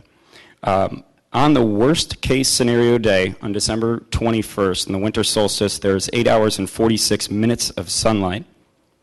Sun rises at 7:38 a.m. and sets at 4:34 p.m. The first shadow that impacts the houses is at 2:37 p.m. This is less than 2 hours of impact on the worst case scenario of the year. In comparison, the Cub Foods next door, which is equivalent to a 2-story building, affects the houses only 30 minutes after our 6-story development does. And the single-family homes that currently exist on the site also shadow the homes another 30 minutes later. So if we were looking for a zero-impact study, we would actually have to demolish the buildings across the street to make sure there was nothing. So we have to keep in mind that this shadow study is showing that only on the absolute worst-case scenario day and during that time period is there a minimal impact that is basically very equivalent to the neighboring much less dense buildings. There is a dog park. There's an open green space that we're now introducing here. There was concern having a dog park here. We've gotten rid of that. We now have an open green space on a lot that we've acquired that's not even within our development. This can be used by anybody in the community. There'll be sidewalks connecting it. There'll be trees around it. So we wanted that as a piece of our development, but also a piece that's really given to this community. There was a concern about home devaluation. The subject houses, 2 of them are foreclosed and vacant. 1 of them has tax liens. This has a dramatic negative impact on surrounding home values. A $65 million investment in a new community almost undoubtedly has a positive impact, especially when it's replacing this condition. There was a concern about vehicle headlight pollution. I know we talked about that already, but there's wings created in the building so that there will be no headlight pollution onto Xerxes. The building setback of less than 132 feet from the single-family lot lines. The building moved back from our original spot, 12'7" from its original location, which is an additional 8-foot setback to the levels above. This put us 140 feet away from the facades of the other building. Part 3 is further action. After the Planning Commission, we've really been pushed and pushed and pushed to the edge of the viability of this project, and we're at that limit. But we went back and told ESG we need to do whatever we can possible to alleviate some of these concerns. ESG went through a very detailed study of what we could do. We decreased the retail facade along York by 12 feet. We eliminated an entire row of interior residential valet parking in our building, which allowed us to do 2 things. One, it allowed us to create another 2-foot relief along York so we can have more green space before you reach our parking, so you can see the existing, the previous proposal and the new proposal. And most importantly, it allowed us to move the building towards York an additional 10 feet. Before, we were 37'7" to the property line and 62'7" from Xerxes Avenue. The houses currently along Xerxes and York Place Apartments are all within 45 to 50 feet.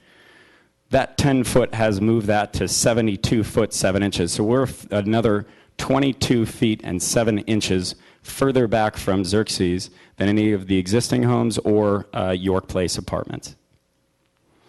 We did one more additional move on the 6th floor facade at the corners. We eliminated a unit and we took a large piece of the massing out so that we would have another full 8-foot setback in addition to the 8-foot setback that we have for the other undulations of the building on both sides. The reduction of retail space better aligns with the parking requirements. So we will have the same amount of parking that's required there meets the standards of what we need to have for a retail component. And I'll end showing you the before and after photos here of what currently exists and what is being introduced. There's one final comment as part of the amendment tonight that you're looking at as part of the PUD. There are 12 conditions as part of that. We meet or exceed every single one of those conditions with the exception of one, which is the affordable housing. And Lennar fully understands, appreciates the affordable housing aspect of this area and what a city goal needs to do. However, we are not introducing affordable housing. It is simply not affordable for us to put in the building. We know that other precedent projects in the area have not needed it. And furthermore, we do not want it to have a negative impact on the Richfield School District. So we kindly request that in the pending approval tonight, that you do not include condition number 8 that requires 10% affordable housing. And we are available for answering any questions. Thank you. Any questions for Mr. Chmielewski or Mr. Rasmus? Pardon me? For Mr. Roseth. Want to bring him up? I have a question for Mr. Roseth. Mr. Roseth, you told the Planning Commission that you were really proud of your work on Oxford Hills on Grand Avenue in St. Paul. Is that a project that faces Grand Avenue? Mayor Hovland, Councilmember Bennett, yes, it does. It's a condominium project. It faces Grand Avenue, and we actually studied that as part of looking at York. We have a physical model in our office, and we brought our entire design team up to look at how those setbacks and undulations within the facade could have better strengthened a relationship with single-family homes. And what is the height of that in stories and feet? Councilmember Bennett, I don't recall offhand. I apologize. I believe it is a 5-story building. There is retail on the first level, so it is elevated. And on the first level is when that setback happened. And then there was another setback on top, similar to the 2 end pieces that Peter had described. And what is the approximate dimension of that setback, do you recall? Councilmember Bennett, the setback was approximately 8 to 10 feet because it was large enough to have a outdoor furniture as part of that second level living unit for an outdoor terrace. And then the back of the building is the part that adjoins the residential neighborhood? Correct. So it's across an alley. And what was done with height at the back of the building? Councilmember Bennett, there is a significant setback from there. I believe it was enough to do a double-loaded parking area in back for the retail. And then after that parking area was the alley, which was probably 18 feet, and then the single-family houses behind. But there was no setback, per se, like we did on Grand Avenue as part of the transition. It was more the parking area and then the alley itself. Thank you. Thank you. Other questions for Mr. Russell or Mr. Chmielewski at this point in time? Just a quick one, Mayor. Thank you. In Go the ahead. pocket park, are you going to have any seating, or is this just a piece of green space? We're trying to keep it as open as possible and undefined. It will be surrounded by green space to help to protect it from the neighboring houses and the street. Along our sidewalks, we do have some seating areas, but we wanted that to be open so people could use it as they please. There are also, we are studying with our landscape architect because there are some undulations in the land there, so we need to make sure that we landscape it correctly. Thanks. Mr. Chmielewski, on your slide 6, I think it is, with regard to setback, you said that the building was now on the Xerxes side, 140 feet from the facade of other buildings. Do I take that to mean that you're 140 feet from the facade of your building to the front wall of the houses across the street, or how do I interpret that? Mayor Hovland, thank you for the question, and allow me to clarify. The original proposal had the furthest most point of our building, so the ground floor, was 127 feet 5 inches from the facade of the houses across the street. Our next proposal, when we first introduced the walkout units, was 140 feet.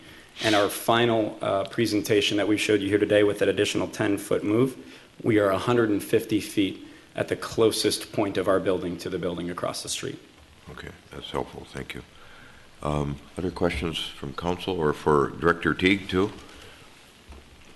I think. Oh, Member Swenson. Yeah, I've got some for Director Teague. Member Swenson, you go first. For Manager Neal. So a property like this, the county gets their taxes, the city of Edina gets their taxes, and it's the Richfield School District. So what is the tax ramification to the Richfield School District from building a property like this? If I could answer that, if I could come back a few minutes and answer that question, I could give you a pretty good answer. Okay. While we're discussing this. But I'll run. I need to check something online to do that. Okay. Carrie, I did a little drive around Richfield today, and there's a new site, the Lindale Garden site, and it has a 6-story building going up in its northwest corner, and they're housing right across the street. The setback to that looked like about 35 feet to me from the street. Is that correct? I believe that is correct. I think it's the drive aisle and parking spaces that separate the building from the single-family homes. Okay. And then the other one that I saw was Vernon Terrace, and it looks like a 6-story building to me, counting the windows. Do you have any idea what the setback might be on that? I do, yeah. Vernon Terrace is in the city of Edina, and that is a 6-story building, and it's 35 feet to the lot line where the duplexes and single-family homes start. Okay. Director Teague, when you were giving some background information, when we started with a sketch plan review on this process about a year ago now, I think you said, when did you first send the sketch plans? Thanks. When did you first send the sketch plans to the city of Richfield staff?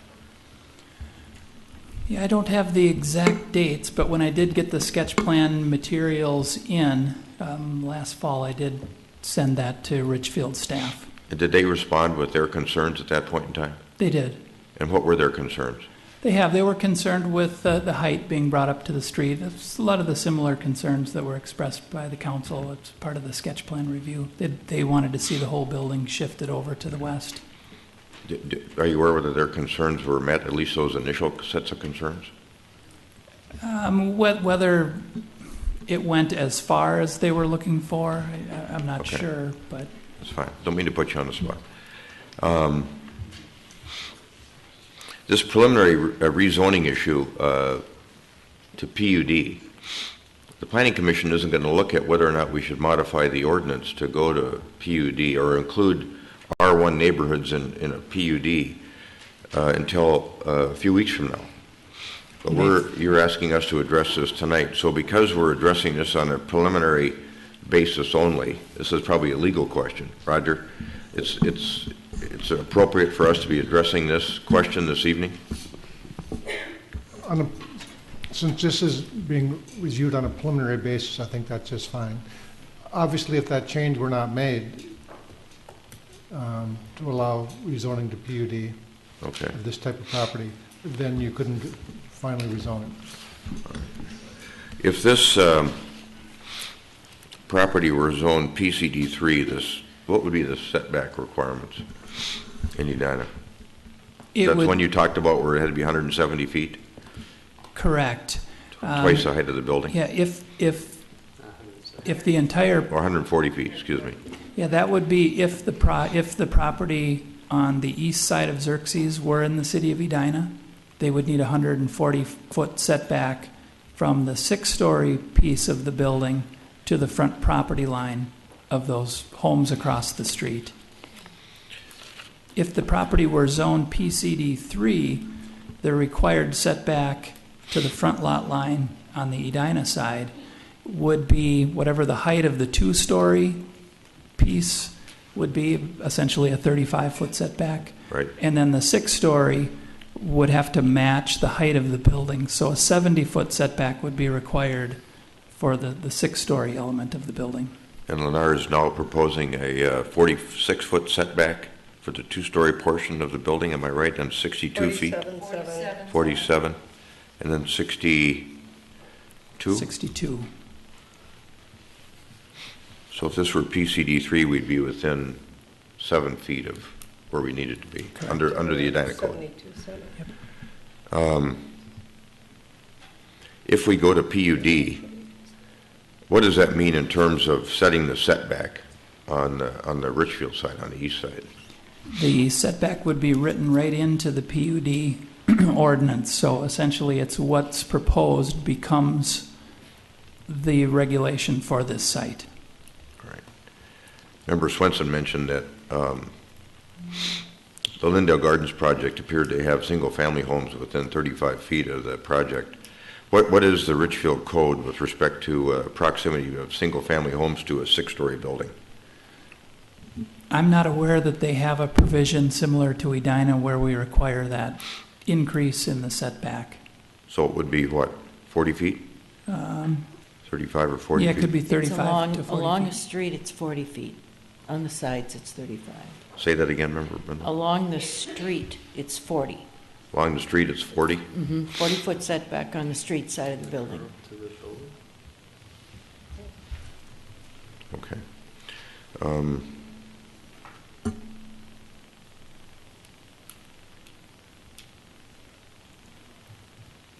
I think those are all the kind of technical questions I have right now. I probably have some more.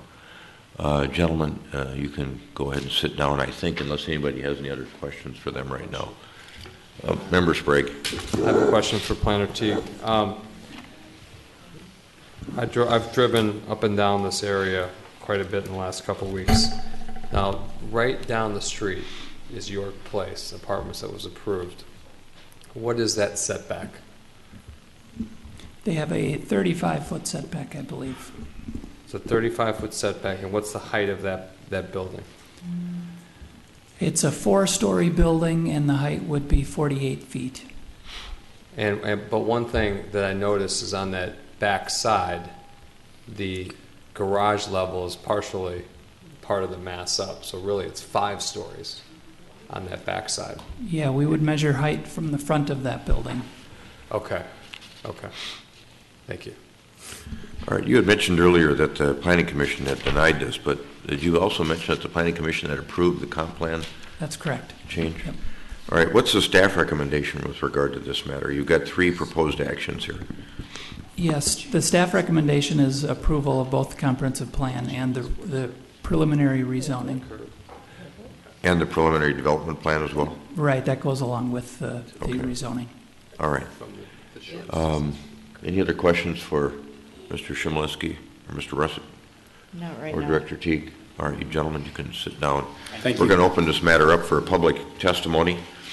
I think everybody was in the room when we had the last public hearing. So you'll have 3 minutes, and you'll get the 30-second advanced warning when the yellow light comes on, and then you need to wrap up right at the red light. So, Mayor, welcome. Welcome. Is this on? It is on. Hello, Mayor Hovland and Council. For the record, I'm Debbie Gotel, Mayor of Richfield, 6700 Portland Avenue South. I believe there are a few folks here supporting me. Would you raise your hands here if you're here supporting Richfield? Thank you. First, I ask the supporters of Richfield to be focused and to be cordial in the council chambers. These are our neighbors. No clapping, cheering, or outbursts, please. I respect that you are very passionate about this, as I am too. I sent a letter to the city of Edina. This is the official stand of the city of Richfield. We believe this project is overbearing, too large of a scope on the Richfield border, and cuts out sun and the view of the sky. I will not elaborate more on this letter because you have it and I'm sure you've read it. I just heard tonight that maybe now there is one place in Richfield where in Edina, where you have 6 stories next to your residential. But in general practice, you have not been putting 6-story buildings against your residential either. We don't in practice. If you're not going to be doing this in your own community, I'd ask you not to do it to the residents of Richfield. I don't know which of you council members would welcome a 6-story building across from your home. To a finer point, I took some time in the Edina between the Planning Commission meeting here and then to this meeting to talk to a couple of real estate professionals who have a long history in both our communities. You would recognize their names, however, I'll spare them the public scrutiny.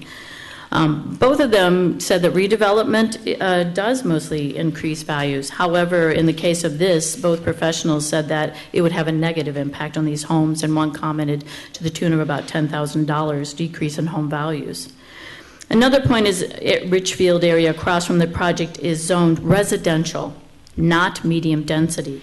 In the planning guidance required by the Met Council and the Comp Plan, all communities are required to mark areas of the community for possible medium and higher density, whether it's financially feasible or not. It is not financially feasible in Richfield site of Xerxes to redevelop this area.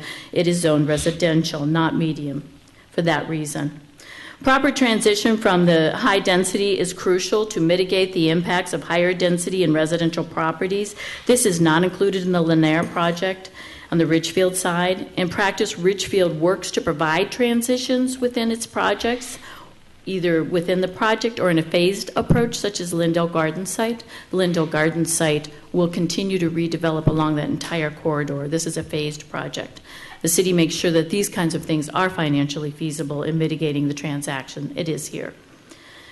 The project changes the neighborhood, and it continues to build a wall between our communities along with the Tom Miller project.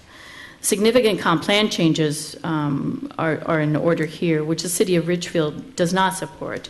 We believe that the density should be moved to the York side of the property.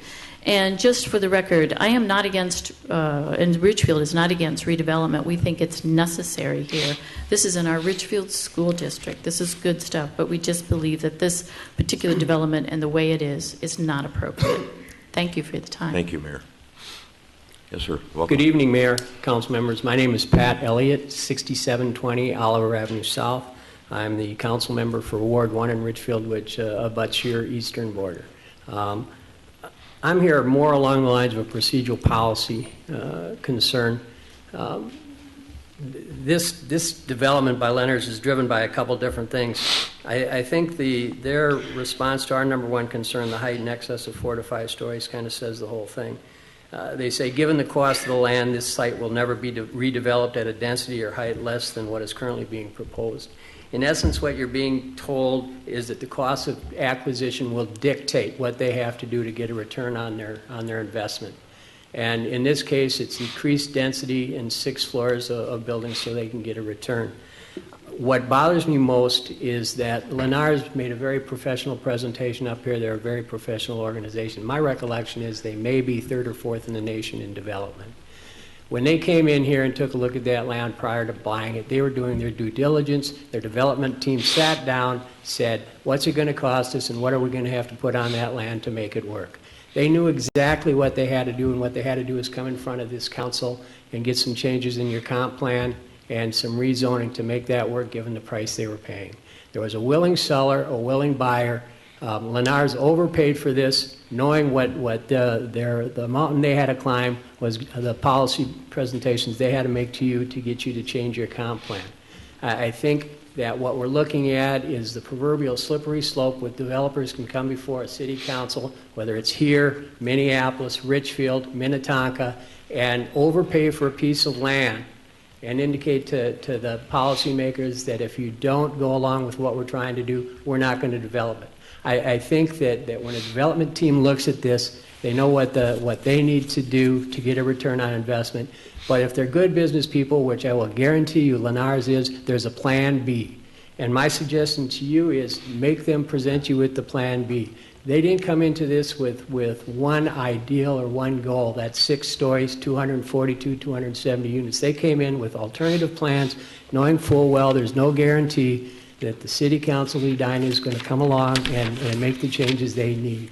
And what I'm suggesting to you is they're talking about viability. They've got an alternative plan, and I think they can present it to you, and I think it's going to be every bit as attractive, and it's going to have the buzzwords you're looking for: sustainability, green space, walkability, a great presentation on York Avenue, and 6 stories facing people looking out of their living rooms on the west side of Xerxes. I think that's inappropriate, and I would suggest that you strongly urge you to make them present you with the Plan B that I know was on the table when they first acquired that land. Thank you. Okay. Thanks, Councilmember Elliott.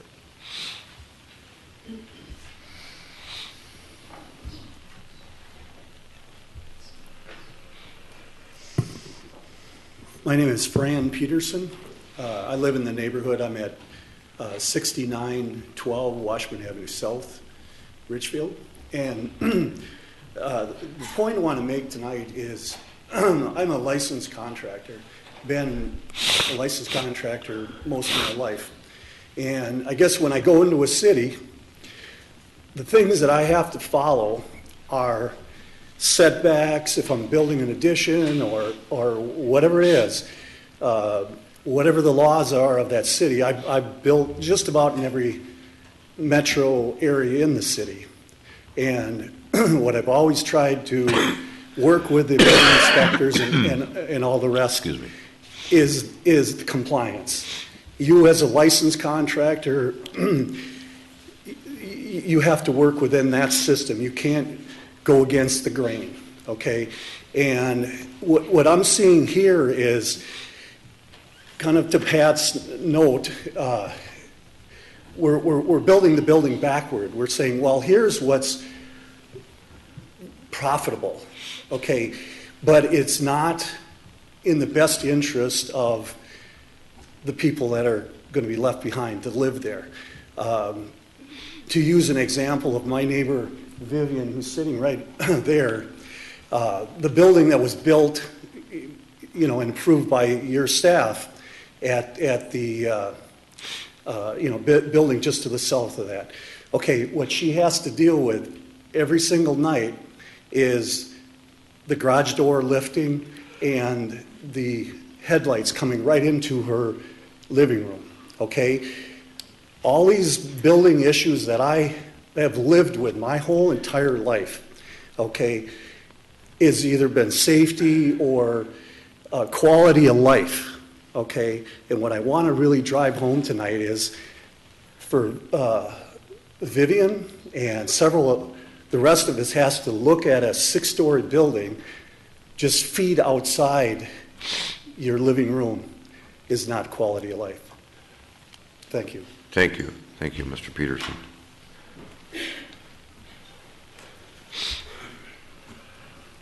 Hello. I am Vivian Bauman, and I do live at 6913 Xerxes Avenue South. I am directly across the street from York Place. Yes, the garage door is right across from my living room, so I have a lot of traffic lights. Traffic on that street went from a handful a day to several hundred to 1,000, which was a result of a traffic study that I requested. As with that project, there was no traffic study done on Xerxes. I expect there has been none done on this project. There will be overflow traffic. There will be people parking on both sides of the street, the residential and the side with the apartment building. That does affect the homeowners. In terms of a shadow study, I don't know anything about shadow studies, but I do know that my house and the majority of the homes on that block have had a substantial reduction in sunshine, irregardless of what time of year. And that's not just in my front yard, it's in my home. These buildings affect one's privacy. I've got 4 floors of apartment buildings that overlook my home. People in apartments have parties, they overflow into the balcony. There's all kinds of disruptions in terms of noise and, if you want to say, invasion of privacy in your home that are affected by having so many units across the street. I would prefer that we not have any more building on the Edina Richfield, border, because it is a residential neighborhood. That's why I moved there. I also like the convenience of the Edina shops and restaurants, but I didn't move there for having several hundred to 1,000 cars every day going by my house. And I just ask that, I know it must have been some consideration given as to what happened at York Place, because I don't think there was any consideration of the residents, but it seems that some of that has been given to this. But again, the traffic studies, the shadow studies, it's a direct impact on the residents, and I think that has to be at the very forefront of any consideration of this development or anything in the future. Thank you. Thank you.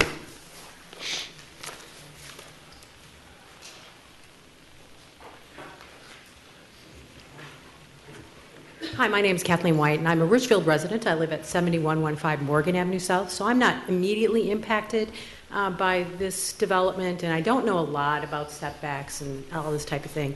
I work in consulting. I work with employee benefits. Ask me about the Affordable Care Act. I can tell you a lot. What I would ask, though, of the city of Edina and its residents is that you treat Richfield residents like you would your own. And as I drive around Edina, and I have many, many good friends in Edina. Some of my best friends live in Edina. I don't see a lot of 6-story buildings right up next to your folks' homes.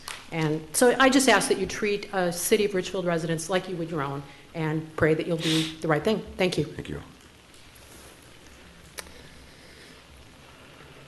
Yes, sir. Hi, my name is Matt Teege. I live on 67... Matthew, what's your last name? Teege.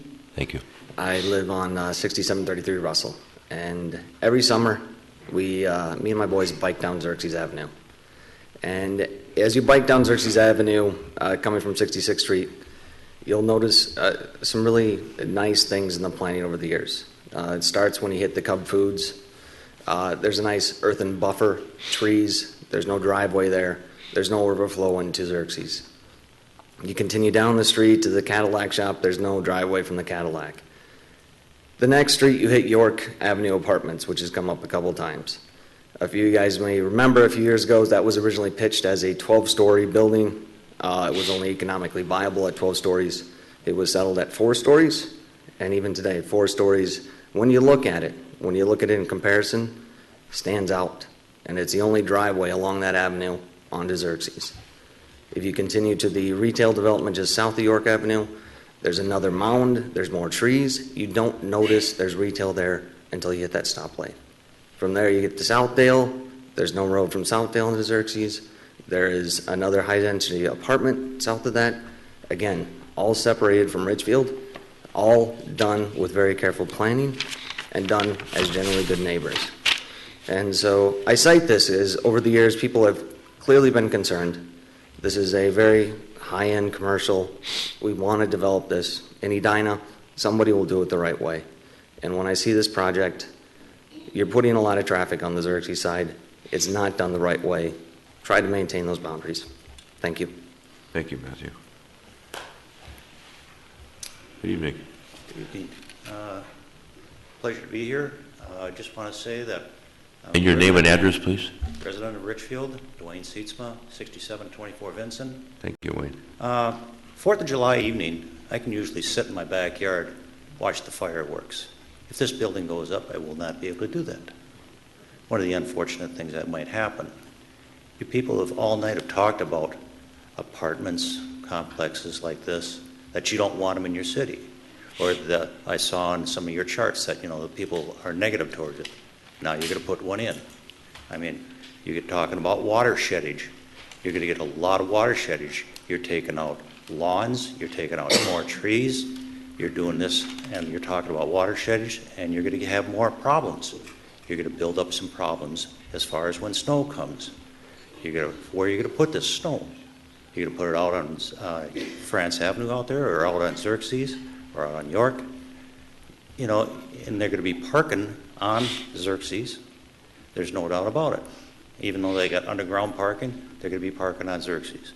And just the traffic on Xerxes right now, between the Cub Food, people parking on that area, in the wintertime, it's down to 1 lane. If you have an emergency problem, you're going to have problems in that area. Thank you for your time. Thank you, Mr. Seatsma.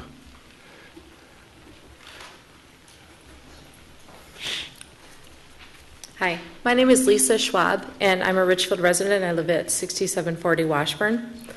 I recognize a few of you because I was one of the ones that was against building the other apartment buildings just a little bit further south. I have seen a significant increase in traffic on Xerxes. It is very difficult for us to walk one house away to Cub. I have 4 children that we're raising in Richfield because we love being on the border of Edina. Our kids go to school at a private school in Edina. They dance in Edina. We do a lot in Edina. But right now I feel like we're kind of getting shafted here. You're kind of taking away our perfect little neighborhood that we moved into 12 years ago. because it was so quiet, it was so calm. My dad, when he lives on a farm in southern Minnesota, he comes into our neighborhood and he loves how quiet it is. It's not going to be quiet if you put a 6-story building. I sat in my 3 season in my backyard and I realized I won't see the sky, and I'm on Washburn. So I realized I would just be looking at the building. I like some of the things you've done on York. I like the new apartments going in on Southdale because that was just an empty parking lot. I really like the Westin. We go there a lot. Our children stay there on their birthdays. I like that. But what you're doing now is you're taking away our walkability. Xerxes is so busy, I have stopped letting my children go to Cub sometimes, especially on the weekends when the parking restrictions are lifted.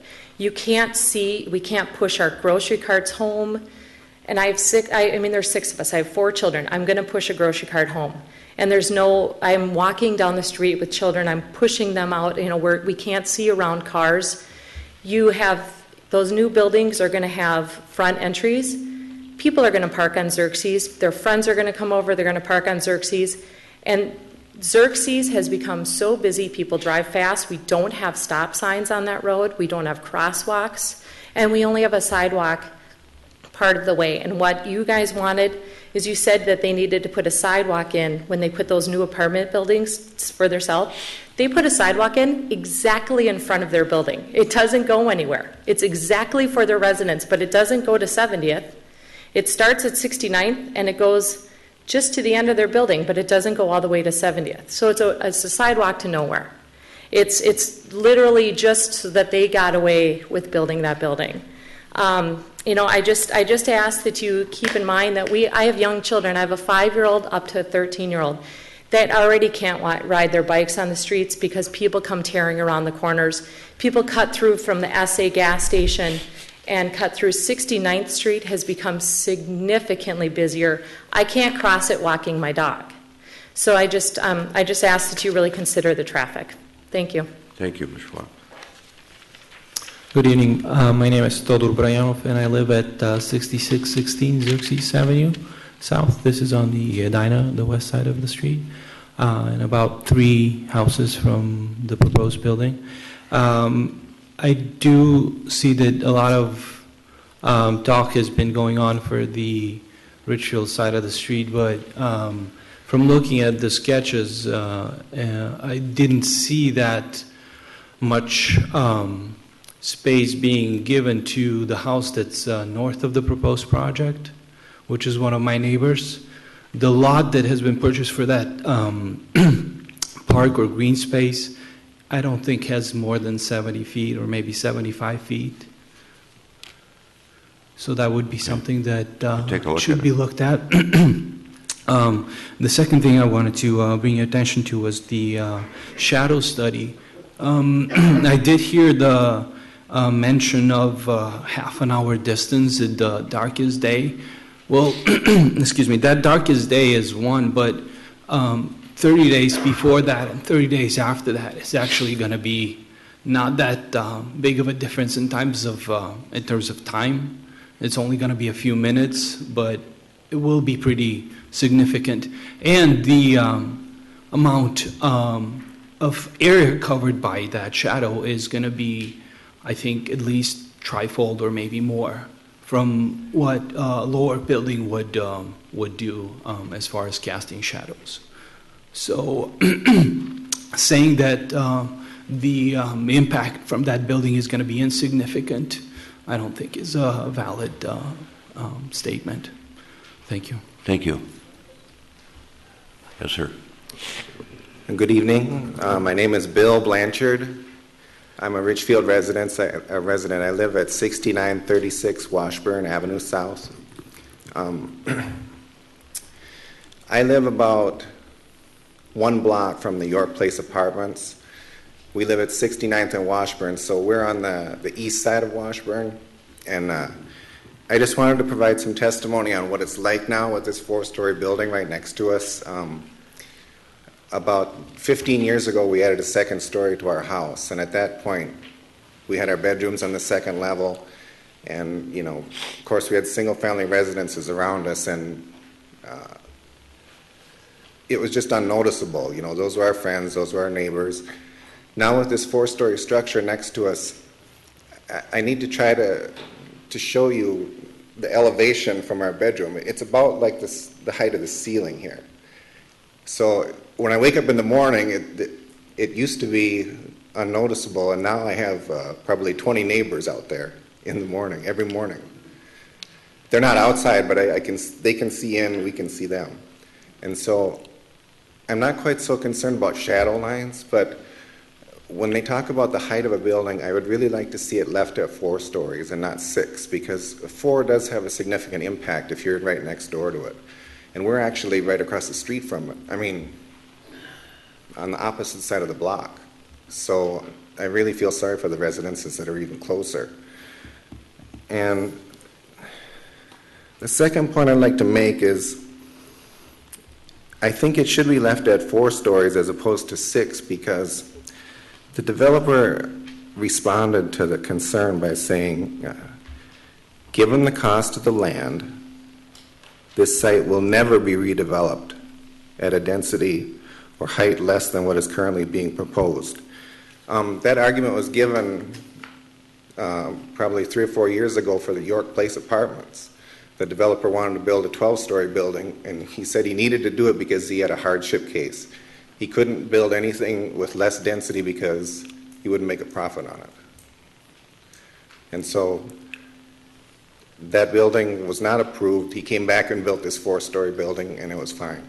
So I'm hoping that you would consider limiting the height to 4 stories. Thank you. Thank you. Excuse me. Thanks, Mr. Blanchard. Just so you know, the Wild are up 2-0. Just check my phone. For what it's worth. My name is Steve Schwab. I live at 6740 Washburn with her. And I'm the father of the 4 kids. First of all, like Lisa said, you know, we're members at the Y. We go to CPC Church. We send 3 kids to Calvin Christian School. We really enjoy being near Edina, love being a part of what's going on. What is disconcerting to me, I mean, I think that as anybody who like isn't on a city council or whatnot, is you listen to, you know, Chicago guy in bow tie, and they've had a year relationship with you guys. That's weird that we didn't even know this was happening. So we're coming here tonight to try to stop, change, all that type of stuff. What's concerning to me is that I understand the development and how they want it to look to the residents of the development. You have people sitting here who are saying, we don't like the development. What you're talking about is a large corporation that is coming here that's saying, hey, we want to make a profit. And that, I think, is wrong. And also another thing, you know, I've done my own shadow study. I was over there. I went to Chipotle on Sunday night with my daughter, sat out on the deck, whatever apartment building you're building across at Southdale, 6 o'clock, the deck doesn't work over there at this time of year. And I know that the shadow study, I mean, these buildings do have an effect on the neighborhood. You never gave us an answer of what happens now that if this development goes in Edina and then the children are in our school district. How does that affect us? Or do we not? We'll respond later. Yeah. Oh, okay. You don't respond. Well, I can. When we finish, we'll ask. We got a lot of questions lined up here. I don't know. That'll be one of them. I don't know how these things work.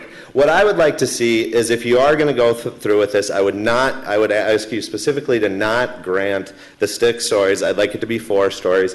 If you look at the development and how it is, there's a lot of courtyards and pools and all that type of stuff in the middle. I would push that towards York, put the green space on the outside, do a berm, do whatever it is. I understand these guys are saying it's not economically viable for us to do this. This is the same company in 2008 that said we need $1.5 billion in tax relief, and they got a $375 million tax return. This is a bailout company, so don't believe this when they stand in front of you and tell you that it's not viable.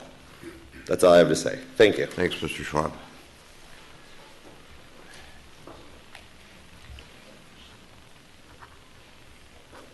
Good evening. My name is Anita Gibson. I live at 6813 Xerxes Avenue South. Directly across from me is the Cub parking lot.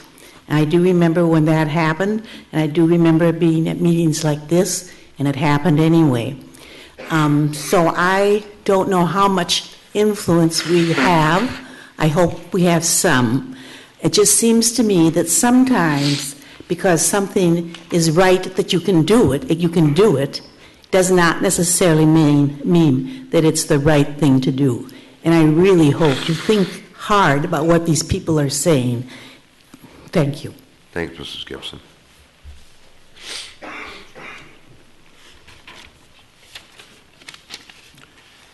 Anyone else? I'll make a motion to close the public hearing. Well, yeah. Oh, Come on up. I'll withdraw that motion. Sorry. It's okay. I'm Joe Hoover. I'm at 76 Harriet Avenue, Richfield, Minnesota. And I live far away from the proposed development, but this is something that, and probably as far away as some of you live away from that development, but yet it does concern me, all right? This is something that the height of this is something that when I started hearing about it does bother me. And part of this also what bothers me, it makes me nervous to find out that there was a 10% proposed, that there was a proposal for 10% becoming affordable housing, that there would be a Section 42 component to this. And the thing that bothers me is an issue of trust, that when you had two developments, number one, or one Southdale Place and then 71 France, neither one did I see in any minutes any proposal to add a 10% affordable housing component to those. And those were in the Richfield, in the Edina School District. 40 years ago that happened with Yorktown Homes, when the Metro Council forced Richfield to have to accept those.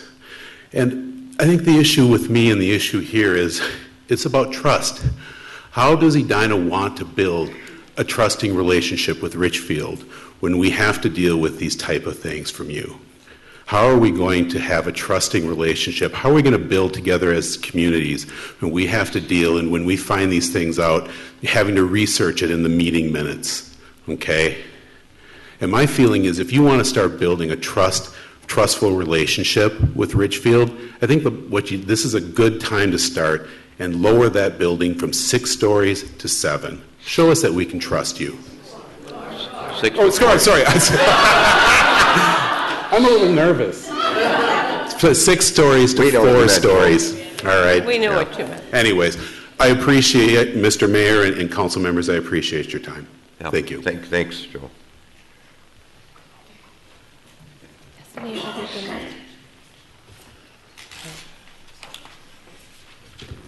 Frank Lorenz, 7501 York Avenue South, Unit 720, Edina.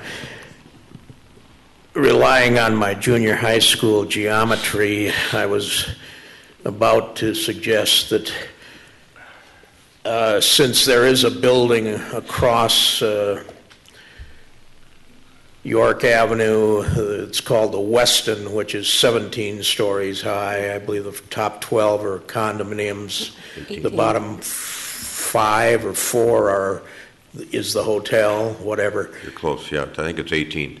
18, okay. 7 and 11. That's where Warren Buffett lives, in the penthouse. But in any event, if the developer were to start the project on Xerxes at 2 stories and step it up so that he ended up with 10 stories closest to York, would he be able to get 240 apartments? I don't know what the answer is. I flunked geometry, but if he could, it sounds like it wouldn't make any difference because the people that live in Richfield on the east side of Xerxes want the sun to shine into their windows.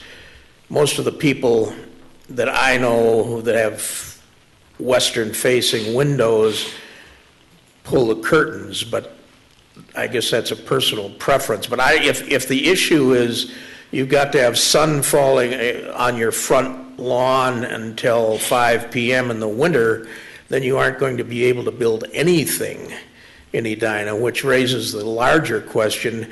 The last time I was here, which was about 2.5 months ago, I was inquiring about Met Council's plans for Edina to increase the density by 2040 from 49,000 and something to 77,000.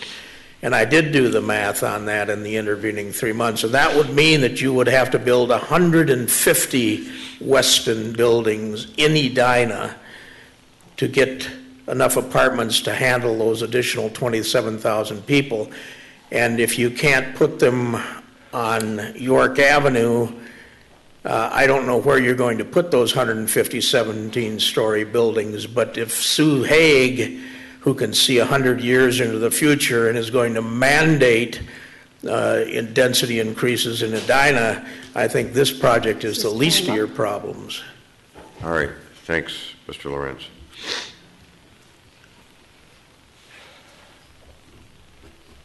Now can I make a motion to close the public hearing? Second. Okay.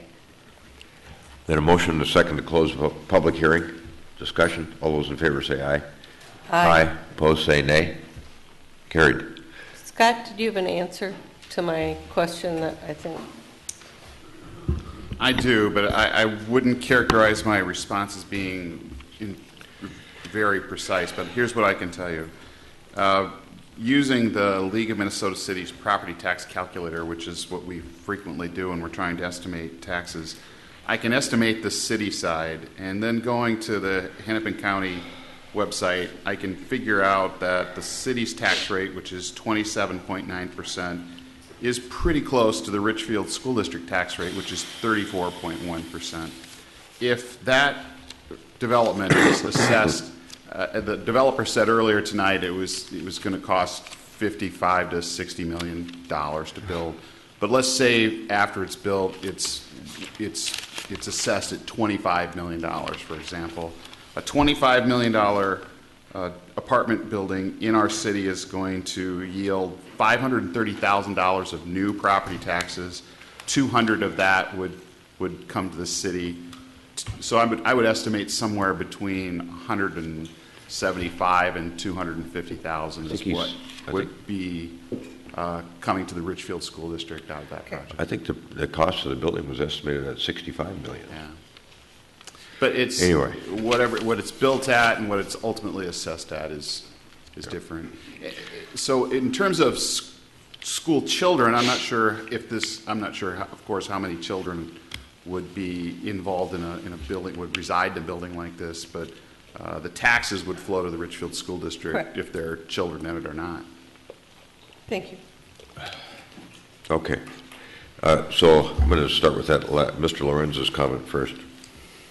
He's raised this issue before about, and it's a concern for him, about the population modeling at the Met Council. Well, it was wrong. And the actual projection, I think, is about 3,000 or 4,000 people that we're going to add over by 2040, something like that. So we're not going to, I mean, we were startled by those numbers too. So now let me go back through some of these questions. So one of the questions was, would we have any headlight issues on Xerxes from this project? I know we don't have any heading into the building, but I think the question was coming out. Some people are getting headlight activity. Ms. Bauman, who lives right across from York Place, is getting headlights in her windows. So, Mr. Russett, do you want to answer this question quickly? I think I know the answer, but you better answer it because... Mayor Hovland, the idea of the wings on the Xerxes side is that we completely deflect any headlight pollution that would cross Xerxes into the single family. We don't have access onto Xerxes. That was one of the major moves that decreased their retail potential for a larger grocery store or something of that effect at the 22,000 square feet. And so in combination of eliminating that drive lane for any traffic coming from this development onto Xerxes, that doesn't exist. And secondly, the wings of the building are completely buffering any direct headlights that would go into the neighboring properties. Can I ask a follow-up question to that? Go ahead, please. There's been a comment on parking on the street, and really the only residents of your building that might have any interest in parking on the street are the few row houses that open up to the street, because everyone else either has to enter on the far corner of your building, which is the northwest corner, or from the garage down below, correct? Mayor Hovland, Councilmember Swenson, that's correct. We have 5 houses that have front porches facing Xerxes, and we're replacing 5 houses. So essentially, it's a 1-for-1. If visitors, and all of those residential units will have internal parking. There's a corridor on the back of the those what we're calling townhome units that have direct access into their parking garage, and so they will have dedicated stalls. If they do have visitors for those 5 units that face Xerxes, it would be no different than the 5 houses that exist there currently. Thank you. How about your guest parking? How much guest parking have you got on site? Mayor Hovland, it's 10%. Okay, all right. 10% of what? 10% of the overall parking for the residential is committed to visitor stalls. Peter, can you give the direct numbers, please? These are independent of our commercial stalls as well. There's visitor parking provided on the exterior, on the grade, on the York side for visitors. We usually use a 10% of the units, so 242 units equals 24 spaces. Okay, thank you. Mr. Russett, one of the folks raised the issue of drainage. What's the drainage plan here? How are you going to manage stormwater? Mayor Hovland, we have more pervious surface on this plan before you tonight than exists right now between the 5 houses and the existing conditions of Wick's Furniture or the furniture shop. The stormwater management is a requirement of our land use approvals, and we will be retaining 100% of the stormwater with a slow flow and site retainage before it hits the stormwater. So how did you go about accomplishing more permeability than what exists there now with those 5 single-family homes?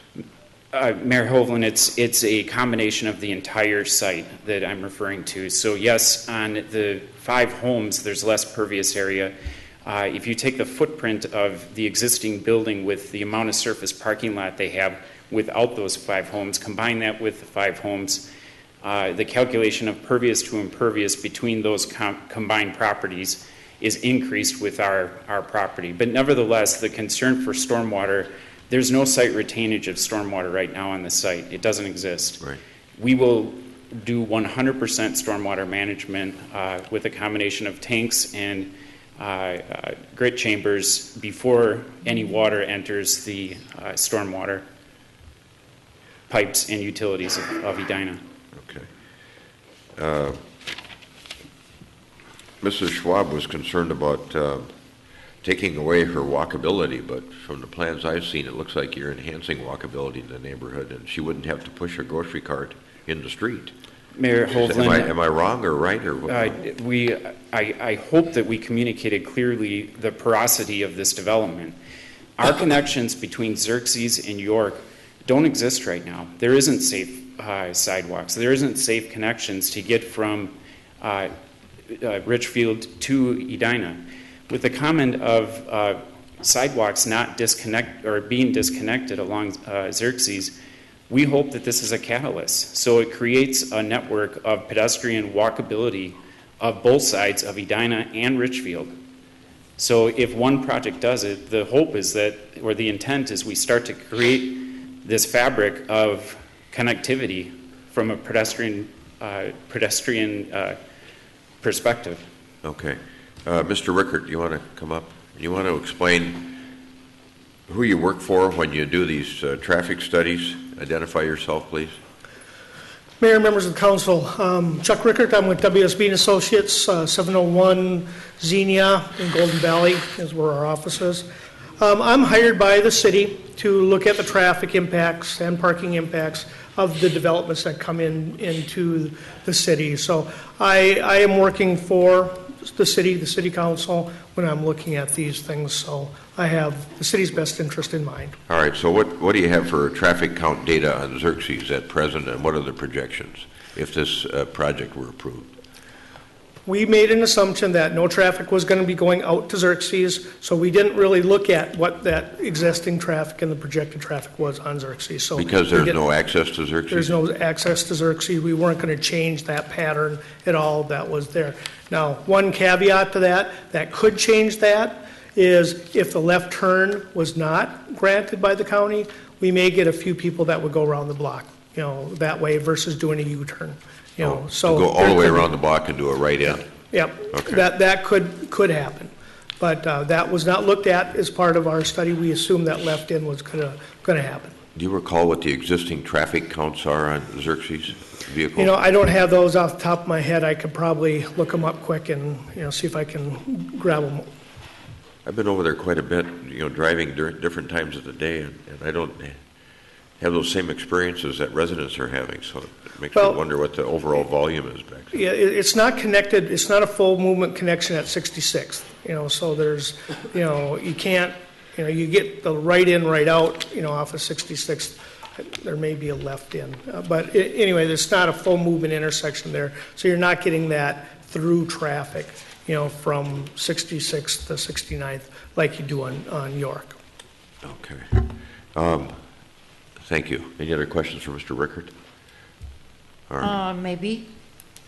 Looking at how to cross Xerxes, since pedestrian movement is part of what we're trying to accomplish here, to provide access to Southdale for people who live on Xerxes and east, what would be the possibility of putting a crosswalk across Xerxes to get people to the sidewalks that are adjacent to this building, and then east to, or west to Southdale? That is a possibility. We could look at, crosswalks there. Now, again, the concern with crosswalks mid-block like that is, they're just that. They're paint on the road. They're not, they alert people to, pedestrians in the area, but they're not that safe haven that some people say. It's much safer to cross at intersections versus a mid-block condition. So moving, going down to 69th would be the ideal location to cross. Completing the sidewalks along Xerxes to bring people to and from this area would be the ideal thing to do versus a mid-block crosswalk. What's the sidewalk situation on 69th, either on Xerxes or on 69th? Again, I'm not sure off the top of my head. I can maybe look at an aerial and see what I can see, but I'm not sure if there's a sidewalk along 69th or not. Yes, there appears to be a sidewalk along 69th. But there's nothing along Xerxes. Nothing along Xerxes, so there'd be a big gap from the corner up there, past Cub, all the way to this project, if this were approved. Yep. Something to think about. One of the folks asked about the north side setback. Do you have that, Carrie? What you can tell us what that is? I guess it's going to vary. If we're under a PUD, we set it. But do you know what it is now?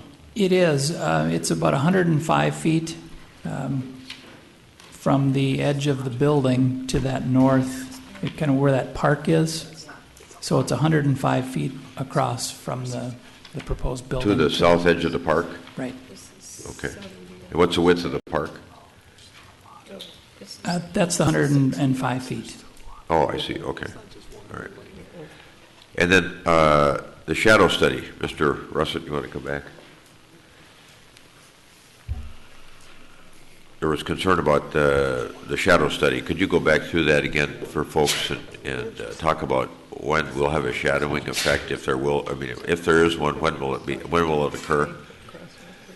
Mayor Hovland, we run a computer model that tells us this information. It's accurate information. The winter solstice that we presented to you tonight is the absolute worst condition out of all the shadow studies. It only gets better from after the solstice or before the solstice in terms of the impact. And as Peter noted, it's a 2.5-hour impact on the worst case condition of the entire year.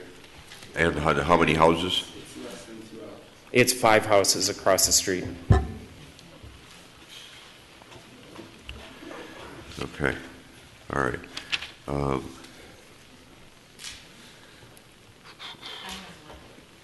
Member Brindle. One of the people who spoke talked about the border of trees behind Cub and behind, I believe anyway, and then behind Key, and on the east, along the east edge of this property, there are some trees noted. What kinds of trees are those along the curb? Mayor Hovland, Councilmember Brindle, we don't have the species of trees specifically noted. We will certainly have it as part of our next submission. All right. Well, then I will give you some suggestions so that we can continue that vegetation along the border, and I'd like to see some evergreens and kind of undulated evergreens along that side so that it does create a texture. Which side, Member Brindle? East, along Xerxes. In front of the row houses, townhouses? Mm-hmm. On the boulevard or in the yard? On the boulevard. There are trees shown there now along the east. There are trees and some low vegetation shown there now. And I'd just like to add some privacy there.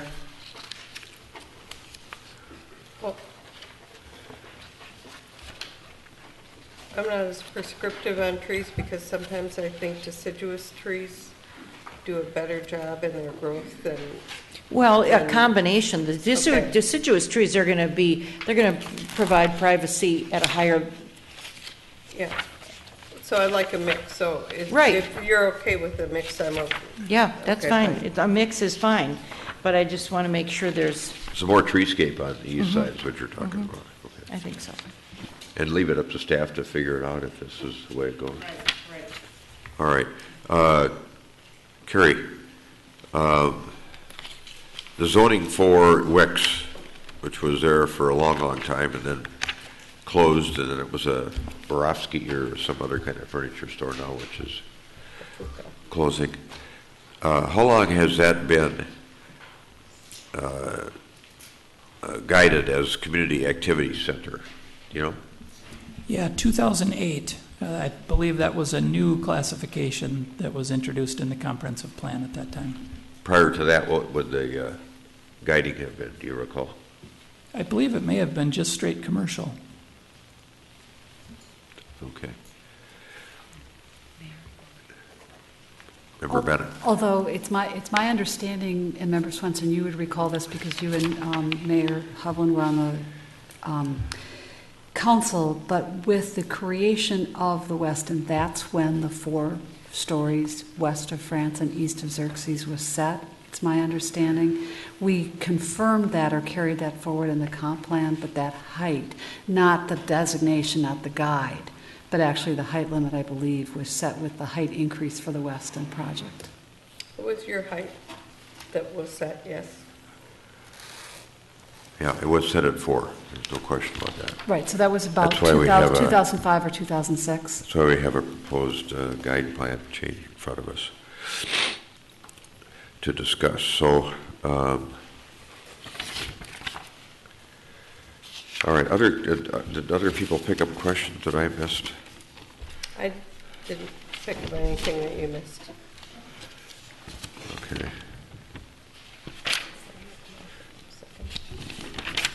One of the things I noticed from some of the profiles is remember we talked about this during the comp plan discussions too in 08, the scattered height through that whole district. So it seems to me like there's, down at the crosstown there's 18, at Heritage Place, there's 18 or 20 stories down there, and then you go on down, marching on down York, and there's some 9-story buildings, 12-story buildings. So it's not unusual that we've had some height there. I don't know what that means, but just an observation. So, I'm ready. Member Swenson, thank you. I'll make a motion to approve this comprehensive plan amendment. Might want to take that in isolation since that requires a 4/5 vote. That's fine. Second. Okay, we've got a motion and a second to vote on the proposed comprehensive guide plan amendment, which is something that the Planning Commission did approve to create additional density and height. Discussion. This has been a really challenging one for me, and I appreciate the work that the developer has done to revise the plan. We're always told that we're supposed to keep our minds open until through the public hearing so that we can actually hear testimony, and I've been able to do that. And actually, the thing that has caused me to make the decision I'm going to make is actually a comment that Director Teague made at the beginning of the evening when he said that the setback in Edina would be this, but these homes across the street aren't in Edina, therefore we don't have to follow our own guidelines. And I guess that knowing the history of the West End and the controversy in the community when that was created and the assurance that was given to people east of York and west of France that with the transition in height, I think we've been good with that. I know that we made an exception for the project, the medical project that will go in at 65th and France, but that's the right location for making that kind of exception. It's across the street from a parking lot, it's a parking ramp, it's next to a largish multi-unit housing project on elevation, and it's across from Fairview Southdale Medical Center and Hospital. So that was a comfortable departure from the height limitations that were agreed to back in 05 or 06 and then carried forward in the comp plan. But I have taken to heart what was said by Mayor Gattell and her council member, and especially Mayor Gattell in her letters and her testimony this evening.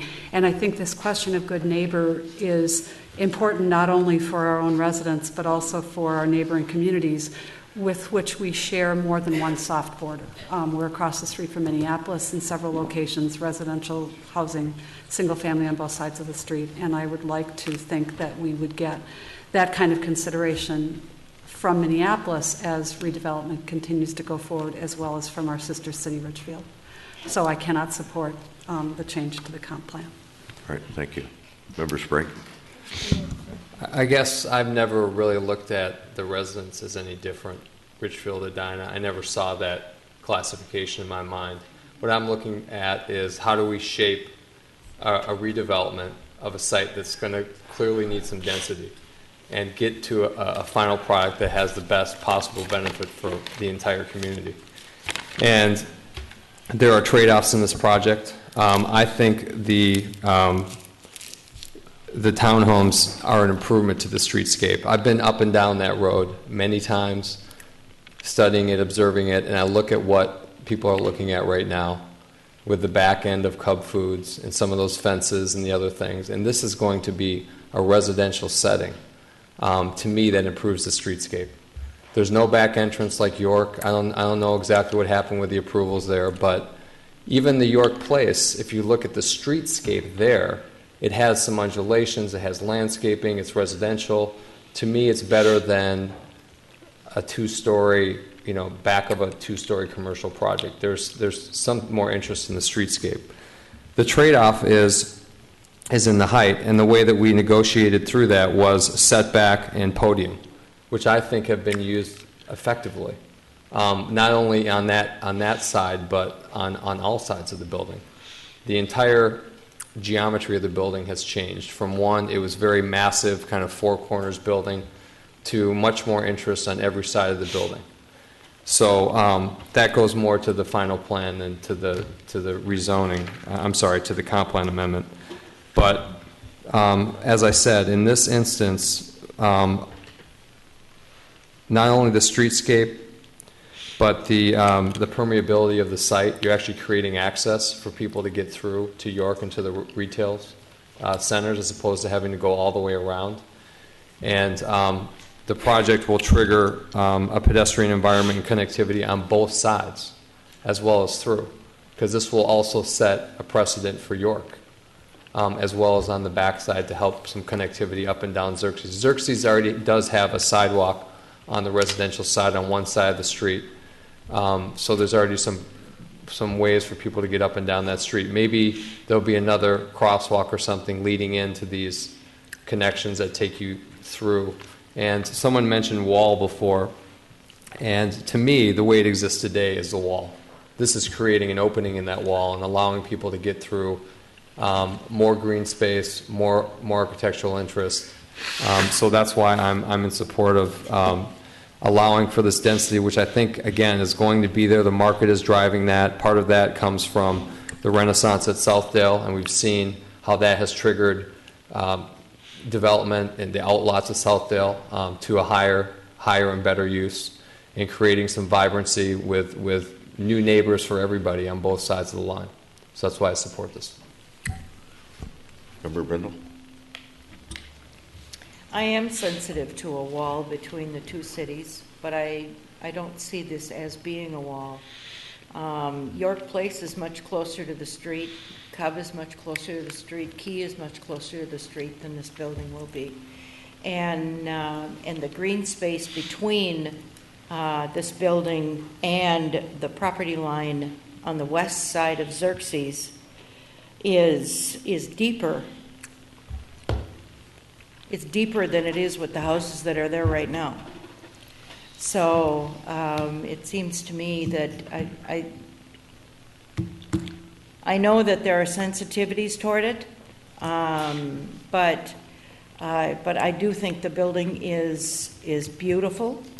The people, Peter and Aaron, and the people they're working with have worked extremely hard to get this project to a point where it is visually pleasing and also took into account I can't think of anything we asked for, that we asked them to do that they did not bend backwards doing. So they've earned my support. Thank you. Member Swenson.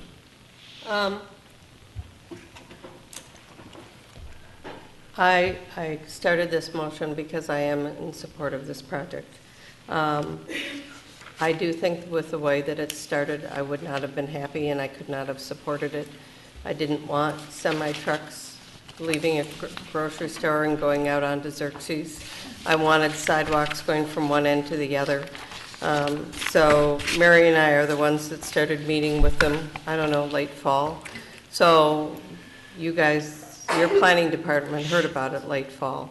This isn't anything that we've not communicated with you and we haven't taken you into account. I think it's a great project and I think it'll be an asset, so I'm in support of it. Thank you.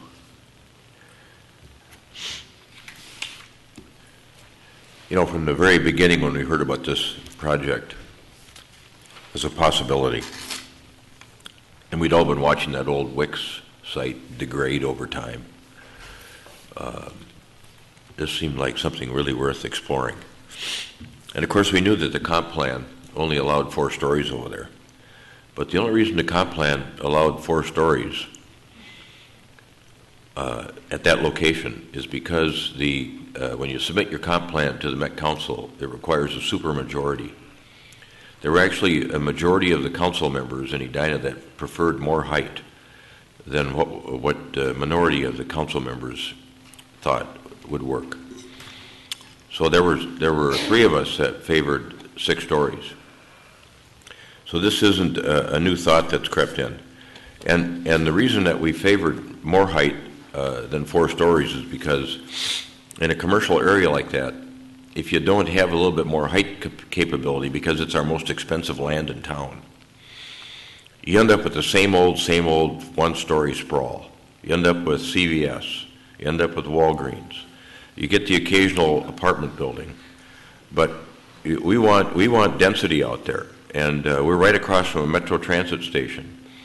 This is a beautiful project. Like Member Sprague, when I drive down Xerxes, along those houses that some in foreclosure, run down, the old fence is dilapidated. All I can see is the HVAC equipment on the top of Wick's Furniture. And I think about what could be there. I think that Lennar did a beautiful job here. From the get-go, all we cared about was the Richfield side. From the get-go, we told them not to put a grocery store in there. We told them no trucks dumping out on Xerxes. Everything that we told them to do, they did. The height was always an issue, and some of us, as like Member Bennett, it's a difficult thing for her. But I think for the rest of us, we think this will be a great addition to the neighborhood, and it will be, I think it's something that will fit that neighborhood well. And in terms of somebody saying early on, would you all welcome a building like this across from your home? If I lived over there, I wouldn't want to look at what you look at over across the street. I'd prefer to look at this. And in terms of being fair to Richfield, we've actually got this building pushed back almost 5 times further than your own ordinance would require. You got a brand new project going in at Lindale Gardens that's only 35 feet from single-family homes. There's a 14-story Gramercy Club on the corner of 66 and Lindale that's right next to single-family homes. So, I mean, it's not 35 feet, it's more than that, but it's pretty close. And so I think that Edina has treated Richfield well here. We've tried to work hard to try to make this building move as far west as it can, and I'm going to support this as well. So, we got a roll call on this, or yes. A comp plan? Member Brindle. Aye. Member Sprague. Aye. Member Swenson. Aye. Member Bennett. Nay. Mayor Hovland. Aye. I move Resolution 2014-52 without number 8 under Section 3 approval. Second. Which did you take out, Member Swenson? Which? As 8? requested by Lennar, Section 8. Affordable housing. Let me find that one. What's that number? No, the resolution number. 2014-52.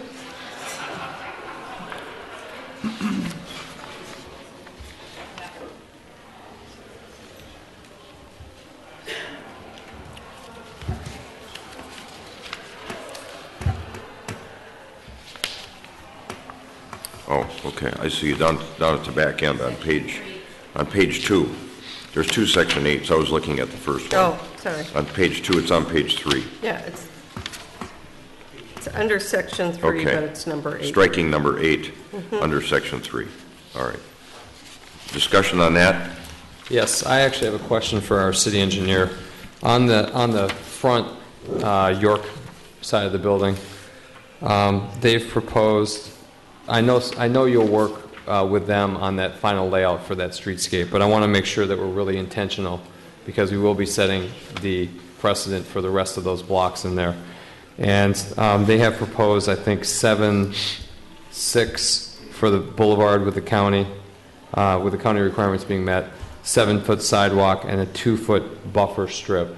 And I just wanted to get your initial thoughts on that division, because clearly it's nice to have something between the sidewalk and the parking lot. I don't know what sidewalk widths were. I mean, on France they go between 6 and 10, but it'd be nice to have a nice balance of the green space and the sidewalk, and maybe even a sidewalk that has some movement to it. I'm thinking of Whole Foods and how that landscape looks in front. So I don't know how the rest of you feel about that, but I just wanted to put that comment out there for reflection when staff is working with the developer to come up with a streetscape design that sets a really high precedent. Yeah. So when they come back for a final, they would have that in hand. You want to make that? You're just making that as an observation? Yes. Yeah. Okay. Any other comments?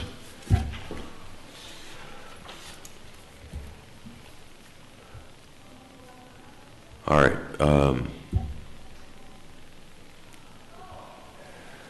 We'll do a roll call again. Member Sprague. Aye. Member Swenson. Aye. Member Bennett. Nay. Member Brindle. Aye. Mayor Hovland. Aye. Next matter is the preliminary development plan. You want an independent approval on that? That's part of the Part of rezoning, the part of resolution. part of the resolution. All right. No further action required.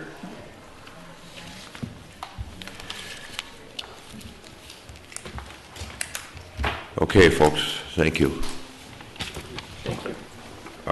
Next public hearing is the site plan with multiple variances for Border Foods, which is right in that same neighborhood.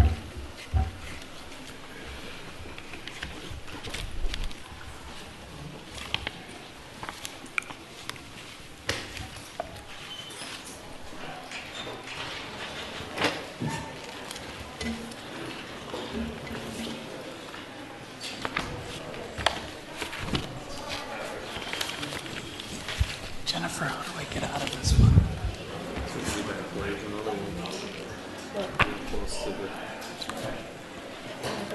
Another one on that side. There's another project.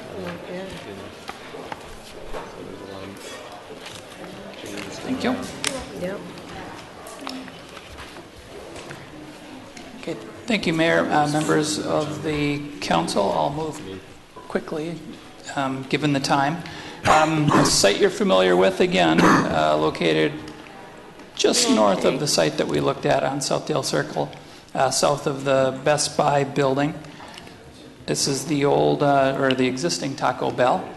What the applicant is proposing here is to tear down the existing restaurant and build a 1,850 square foot restaurant, slightly smaller than the existing one that's out there today. This is another project that went through sketch plan review, and they've done a number of things to address council concerns. They added the sidewalk along the front that would be a boulevard style sidewalk, unlike it's not shown quite on the rendering there. They've provided outdoor seating. The parking stalls now meet the code. They were slightly short previously. The reader board has been shifted slightly to the south. They've provided a bike rack in the southwest corner. The building itself would be, we have the stone veneer, an ephes-like material. The dumpster would match that ephes material. Primary issues, or this request requires, parking setback variances from 10 to 4 feet. The existing setback is 3 feet, and they did receive variances previously when it was the Zantigo restaurant. A front yard setback variance from 35 to 22 feet is requested, and the variance for the menu board that is slightly located on the side of the building that faces the residential area.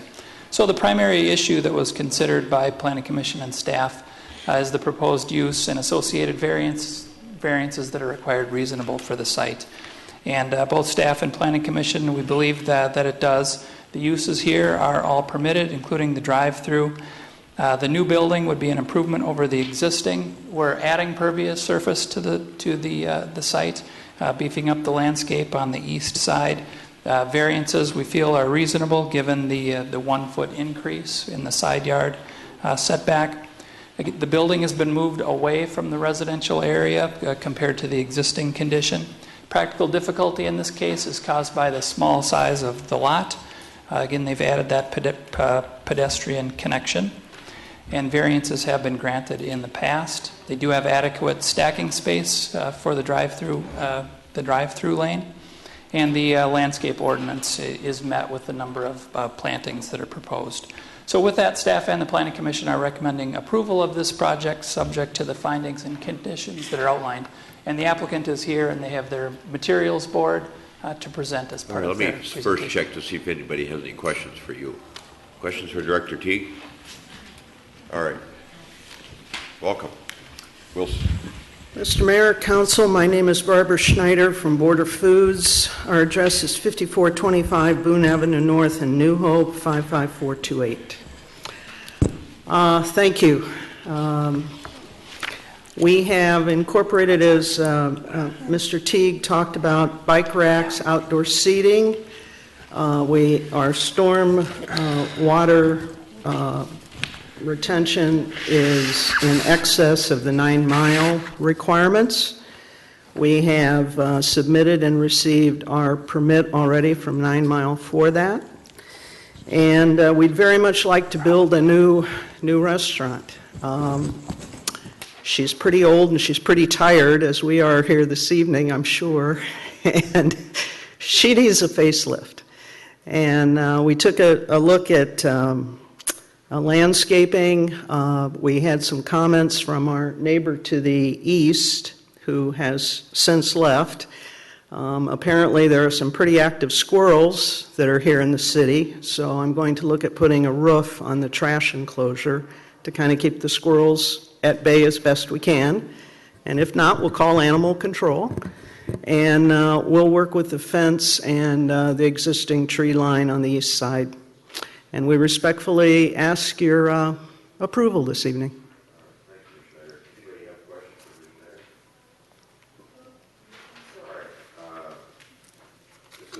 I'm going to open this up for public testimony. Does anybody wish to come forward and testify regarding this matter?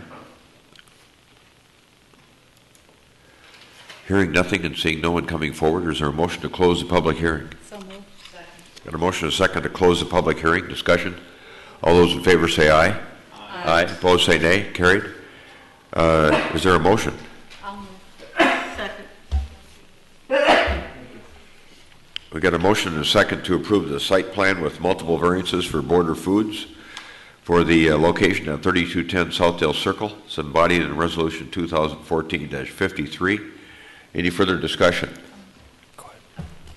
Just want to say thank you for the changes that you made in response to the comments that were raised at Planning Commission and during sketch plan review, and it looks like it's a good design.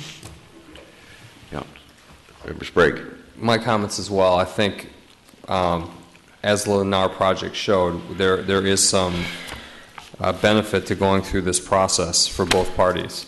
And this site looks so much better. It looks more inviting. Great landscaping and great outdoor seating options. And then I also want to say I might be tired, but I'm not old. So that's it.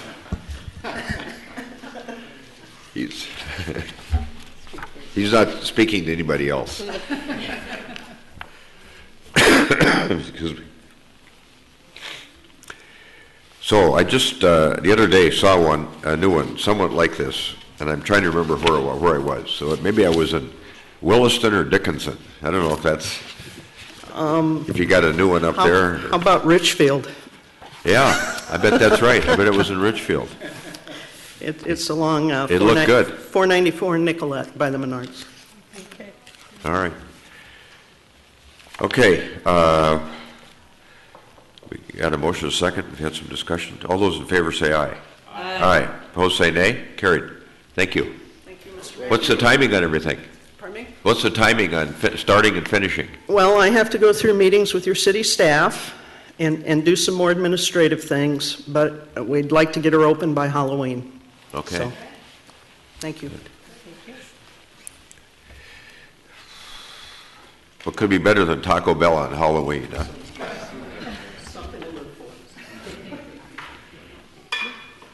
All right, we're in the community comment portion of the agenda.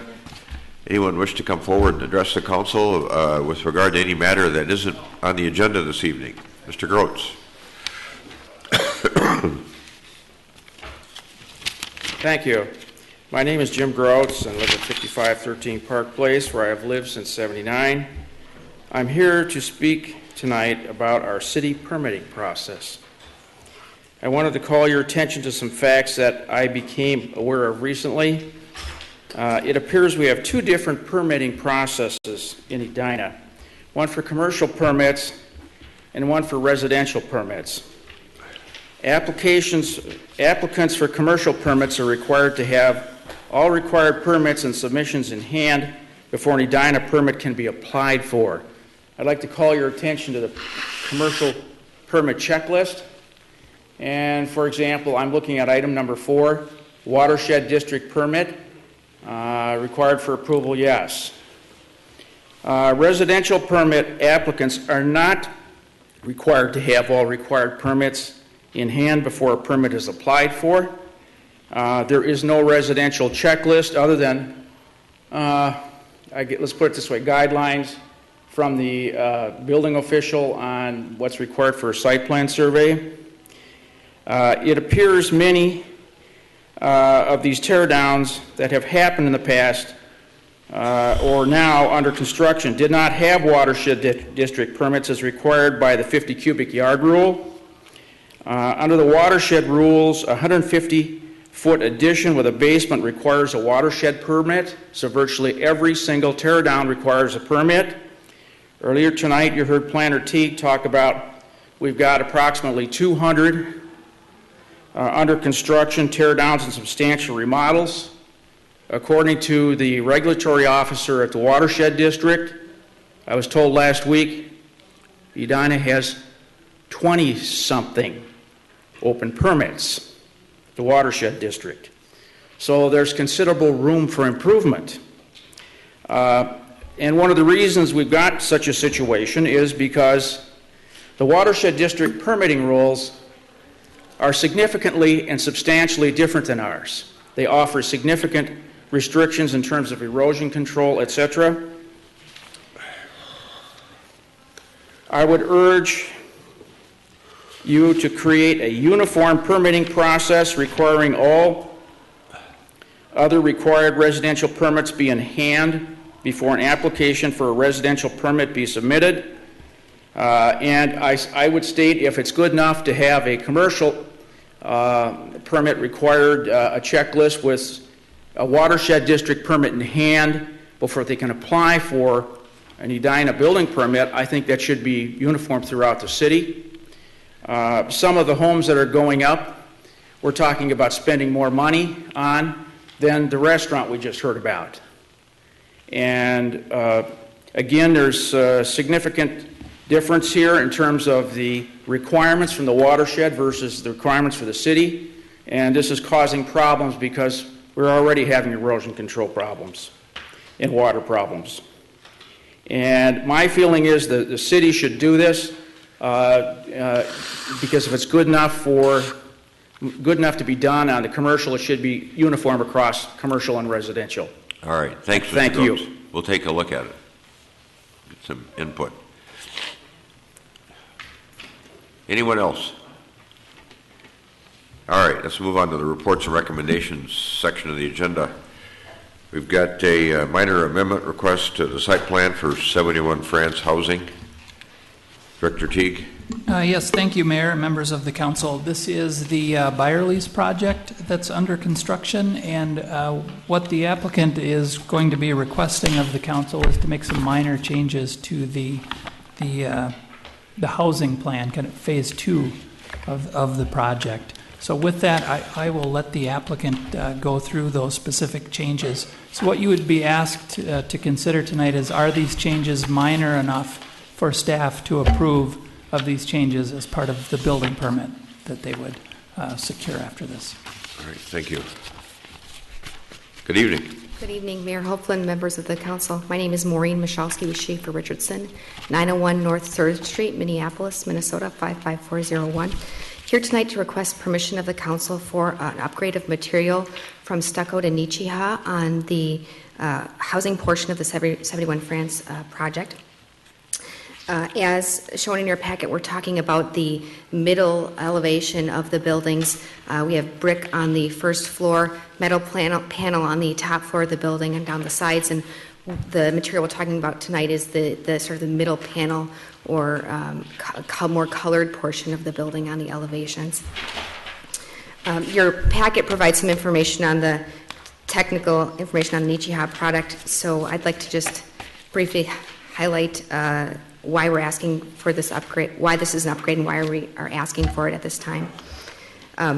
Why is it an upgrade? It's an upgrade in terms of look, performance, and durability of the material. The material acts essentially as a rain screen so that air is able to move behind the material and water also can drain from behind the material, which helps obviously long-term durability and performance. And we're requesting it. Originally, we had proposed Nichiha on our preliminary development plan review, in March of 2013. We went in for the final development plan with stucco because the Nichiha product was new to the market, new to us at that time. We were working through a project in Minneapolis that had Nichiha, and that project we were having issues. We were concerned about installation of the product, about supply into the Midwest over the long term, and then also in terms of standardizing of the pricing. So we didn't feel comfortable moving forward with Nichiha at that point in time. Since that time, we've installed the product on a project in Minneapolis that finished in fall of 2013. We're very pleased with the performance and look and durability of the material, and our concerns about the product have been addressed. We would like to move forward with this upgrade from stucco to Nichiha because it will be a superior product in performance and durability. And just to clarify, this is a decision we're making based on quality, not on cost. It's an upgrade for the project, so it's a cost add to the project to have this material. And the material doesn't meet our design intent, and we believe that it will provide better articulation on the building facade. Unlike stucco, which has a larger panel size or dimension, the Nichiha panel is approximately 18 inches tall and 6 feet long, so it'll provide a little bit more articulation on the facade. And we plan on having the same color palette that we had originally proposed in our final development plan, boards that were shown to you at that time. I don't know, Carrie, if we have the slides that I did have a couple images of Nichiha installed. If the council would like to see that, I'm happy to show that. And we also have our architect here this evening, along with sample materials, if you wish to see the material and touch and feel. Can you bring those up? Can we see the? Sure, of course. Thank you. So besides the material change, is this a color change? No. So it's just that printing off your old ones and your new ones, your printer has different ink for the two materials? So when we submitted the final development plan, we had those proposed colors, but our plan board, between the time we submitted in our final development plan, the drawings versus the board that was presented at the final development plan at the actual council meeting, the colors are the same as those that were presented on the board. Okay, so the renderings don't necessarily capture the color. Right. Because on the renderings, it looks really... That's correct. A lot more grayscale. Right. Yeah. Paul, please. I'm Paul Holmes. I'm with Pope Architects. We're at 1290. I'm Paul Holmes. I'm with Pope Architects, and we're in St. Paul at 1295 Bandana Boulevard North. The board that I'm holding represents the colors that were approved by the council when the project was approved. You'll see near Maureen's left hand the stucco colors that were approved at that time. Our plan is to use the Nichiha panels in the same color. These top colors are the same as you'll see. Each panel is custom painted, so we can get any color we want, which is great. So this is the primary color of the panel, and there will be some modeling then, slightly lighter, slightly darker, so that we get a texture and an articulation to the building face rather than just the flat monotone of the stucco. Is it bricked? Like in the renderings, it almost looks like it's a brick pattern on here, but it kind of looks like a brick pattern, but the panels are 18 inches by 6 feet, so it's like a big brick pattern. Okay. And it gives the building some more horizontal definition that further flattens it in terms of its height as well. So it does a lot of good thing. But the thing that we like most about the Nichiha panel is that it responds to the shrinkage that we expect in a 5-story wood building better than stucco is likely to over time. So that we will see some shrinkage floor to floor. This material is developed so that it moves with the building. And we can absorb that movement in the structure much more easily than we can with stucco, which is by its character a much more rigid material. It's matte. They're both matte colors. Is that what I'm seeing from the... It's kind of a satin color to it, but it is smooth and it won't hold dirt the way that the rougher stucco might as well, which is another reason we kind of like it. Member Brindle. In the letter, the reason for the change is explained because of the new energy code affecting stucco. It was the energy code that prompted the discussion about exterior material. The energy code that is about to be adopted requires continuous insulation on the outboard side of a wood stud. And it's that meant that we couldn't install stucco in ways that stucco has traditionally been installed. We were having to put another layer of board outside of that continuous insulation in order to attach the stucco. So we were worried about how much movement we were going to get on that stucco face and how that might exacerbate the cracking problem that we would have with the stucco. So that started a conversation about what is really the right material if we had choices here, what would we do? And so we went back to Nichiha. And we think it's the right what is choice. this made of?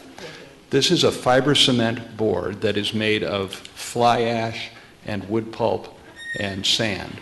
It is poured, molded, autoclaved, and pressed.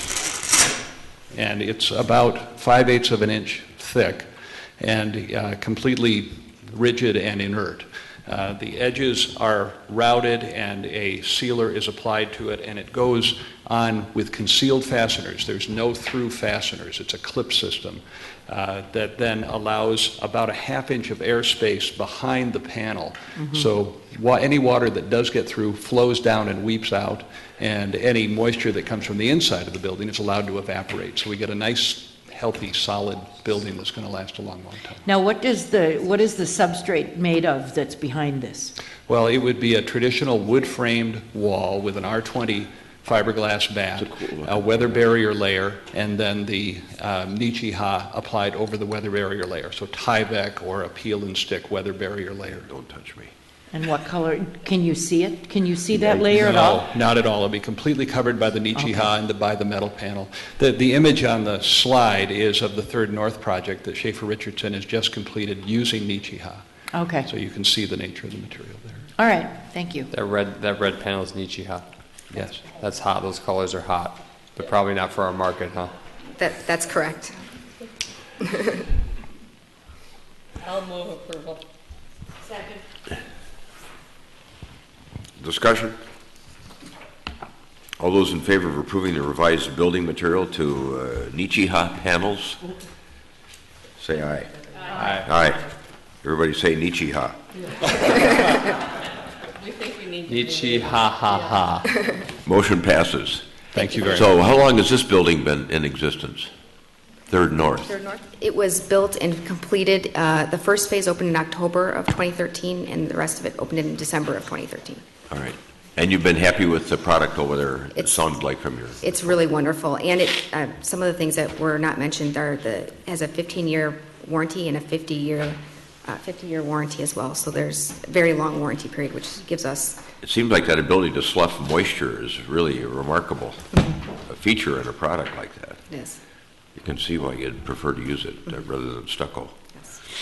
Thank you very much. All right, thanks, folks. Those cement planter boxes are really cool too in that rendering, in that picture. Those cement boxes. Things look good out there. Yeah. Yeah.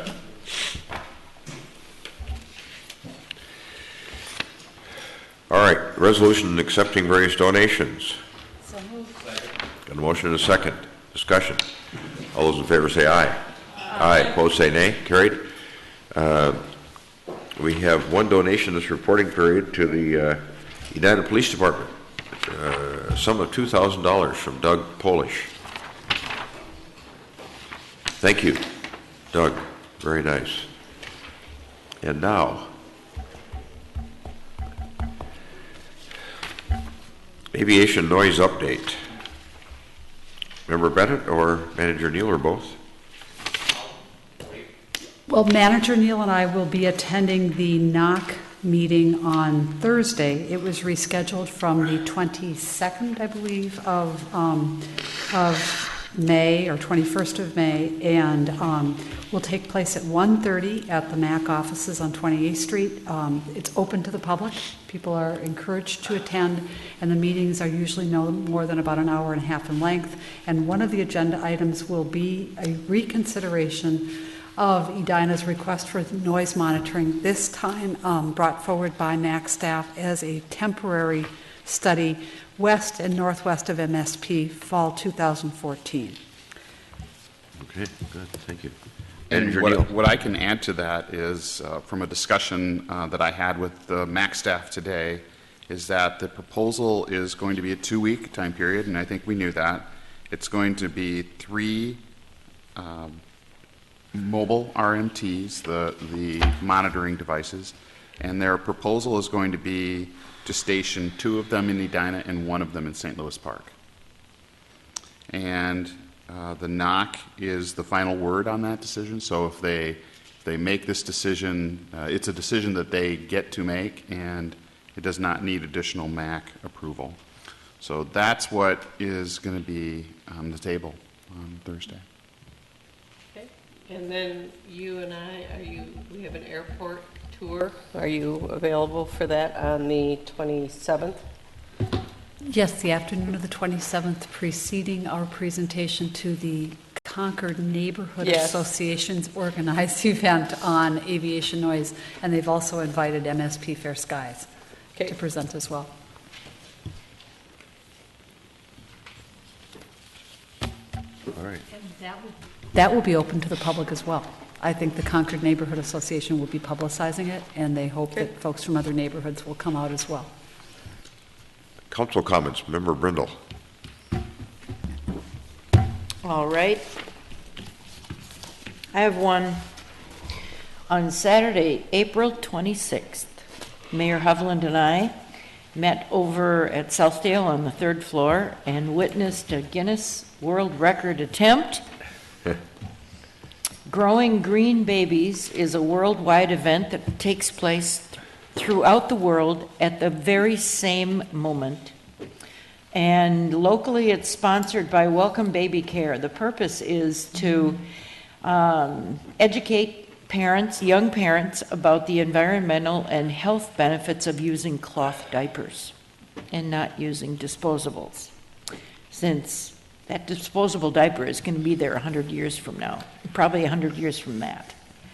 Anyway, last year we asked them about the world record, and last year there were about 8,200 diaper changes being made at that very same synchronized moment and around the world. And it included changes made here in Edina. So it took us, it took us about 10 minutes once we got everything going.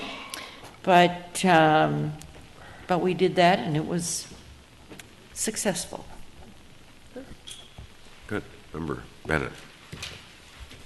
I was delighted to attend the 3rd Annual Edina Environmental Forum organized by the Energy and Environment Commission. It was called Powering Our Energy Future, and I want to thank the Energy and Environment Commission and congratulate them, and also the Cornelia Elementary students who presented on a paper-free day, and Cornelia 5th graders, and then Southview Middle School students who did a little playlet and also brought some questions in and explained the work that they are doing, and then the high school students who talked about their Project Earth solar charging station.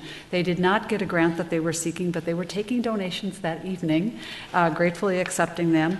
And then the commissioners, the student commissioners on the Energy and Environment Commission also spoke, and there was an information fair out in the lobby. The keynote speaker was Michael Noble from Fresh Energy, who spoke on powering our energy future, and altogether it was a really informative and enjoyable evening, and just again want to congratulate everybody who took part. Thank you. Member Swenson. Nothing to report. How about the groundbreaking today? Oh, wasn't that great? So yes, we did do something today. Josh, the mayor, and I got to shovel bad dirt over at the new soccer dome. And a lot of the different organizations within Edina, soccer and baseball and football and Even the basketball association. yeah, they were all there to celebrate it too. So it was pretty nice, and we were very proud of Ann and Susie, who have worked very hard with everybody else on the city staff to bring all the information to us and get this going. So they're hoping that it will open December 1st. So we'll keep our fingers crossed for them and look for big trucks out there. Our Friday breakfast meeting too, with Three Rivers. Yeah, I'll let you report on that. In fact, Mr. Mayor, if you're going to report on that, I've got a graphic. Oh, I'll let you report on it. Okay. Yeah. You got the graph. You report on it. Okay. Josh? Member Sprague. So let's talk about diaper changes, shall we? I had 4 kids in diapers all at the same time. Can anyone else here raise your hand if that was, seeing no hands, I'll take. So sorry. Yeah. So I'm sure I could win a diaper changing contest in terms of velocity. I got very good at doing this. I was half asleep, But I'm out of diapers now. Anyway. May 12th is the very first annual 2014 Edina Real Estate Education Forum, facilitated by Manager Neal and the Minneapolis Area Association of Realtors. It's a great way for us to inform the ambassadors who are working with new residents, bringing new people to Edina, selling Edina. And I hope we can take the opportunity to get some type of exit survey on why today their customers are choosing Edina, maybe some other information, pertinent information. But I think we should grab that if we're doing a Survey Monkey or something afterwards. Let's try to get some of that information. I want to congratulate again Director Benarat. Here's the latest edition of Edition Edina, the insert to the Sun Current. It is such a quality piece of publication, great basic, as we say, kitchen table information, the broadcast schedule for TV and information on neighborhoods, Speak Up Edina topic and upcoming events, and just you're doing a great job with the content. I really appreciate that, and I think many residents do as well. And I enjoyed the groundbreaking today. Mayor, we had 2 this week. The first one was for Think Bank. The second one was for the Dome. And I'm really excited for the Dome. I understand that it may serve only youth athletics, but I find that that's a very important part of our quality of life, of our brand. It's how we're attracting people through the front door, and we're making an impact in children's lives as well, in terms of it being a youth development strategy. So grateful to be on the end of the decade part of that planning process. That's all I got. Okay, good. Southdale Y fundraiser was Friday night, and then Member Sprague and I were out there. They had a little bit of a lighter crowd. It was disappointing. They were down 60 or 80 people. You want to see the Y supported as best it can be supported, so got to figure out a better strategy there. And then it was NC Little Hospice on Saturday night. Also had a couple of our residents pass away, which their lives were celebrated today for Jerry Roundhorst, and then yesterday Paula Mariucci Harder, both great people in our community, and our condolences to their families. Manager Neal. Oh, thank you, Your Honor. I'll start with the meeting that was referenced earlier. The mayor and Councilmember Swenson and I met with John Gunyu, the chair of the Three Rivers Park Board, and Jonathan Flaming, the staff person who's been in charge of planning the proposed 9 Mile Creek Regional Trail. The purpose of our meeting was to discuss a strategy to perhaps advance gain control over funding to advance the second half of the trail, what they would call the western segment approximately from the high school to the border with Minnetonka, up a year. So apparently there is the possibility of some TAB funds being available at the state level, and we are going to, I believe, through the mayor and like-minded folks, going to make our run at these and see if we can gain about $6 million, which happens to be about the amount of funding needed to do that segment, happens to be about the amount of money that's available. And unallocated, not spent on projects or projects that didn't go forward for whatever reason. So we had that discussion, and but I'm not sure about the time frame. But one of the reasons why this particular segment works for them is that they will complete the planning this year, and there are some economies of scale and benefits in the bidding process of bidding the entire project in 1 year. In terms of timeline, Your Honor, I don't recall what the timeline is in terms of when this is going to be considered by TAB. I think it's got to be raised sometime in the spring with the TAB. Okay. As the TAB works towards making a decision on what to do with this $6 million in 2017, what they call STP funds. And we have to argue that this will create or close a critical gap in the regional transportation system, non-motorized system. It would be an unusual thing for the TAB not to take competitive bids. And so we've got an uphill road here to try to overcome that. If they don't do anything with it, the money will go into the 2018 solicitation, and then we'll just have to reapply. And if things look strong, Three Rivers may advance the money or borrow the money. Yes. and finish out the entire route in sequence. We'll see.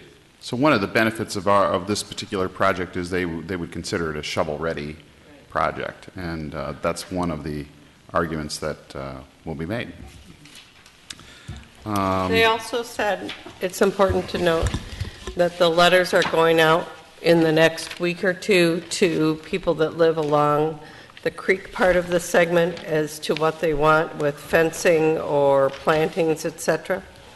So be prepared, you may get some phone calls.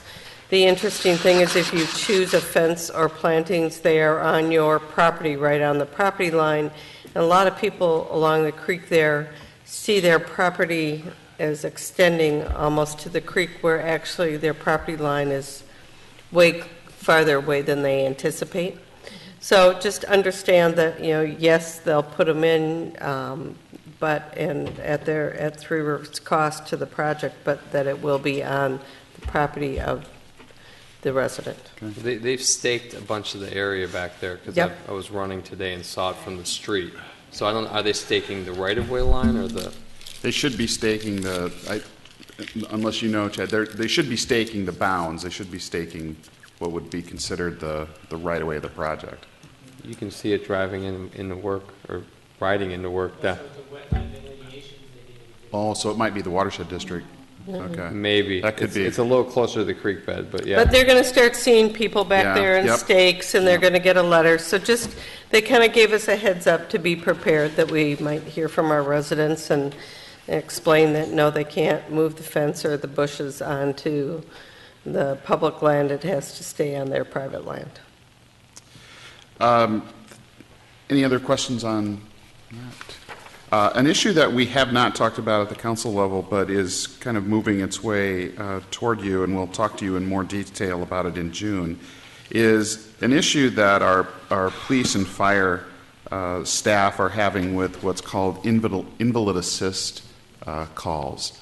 And I should start by saying immediately, we're not talking about invalid assist calls. These are when police and fire are called in to help someone, particularly someone who's fallen or needs assistance of some kind. And what we are not talking about is people who fall in their homes and need our help. We want that call. We want to respond as soon as possible. What we are talking about, though, are invalid assist calls that come from assisted living situations where someone is in an assisted living situation and they're paying for care, and though that care is being supplemented more and more by our staff. we see a growing number of these calls. Is it from one or two facilities? There are not very many facilities in the town that would qualify as that. So there are 4 in 2013 numbers.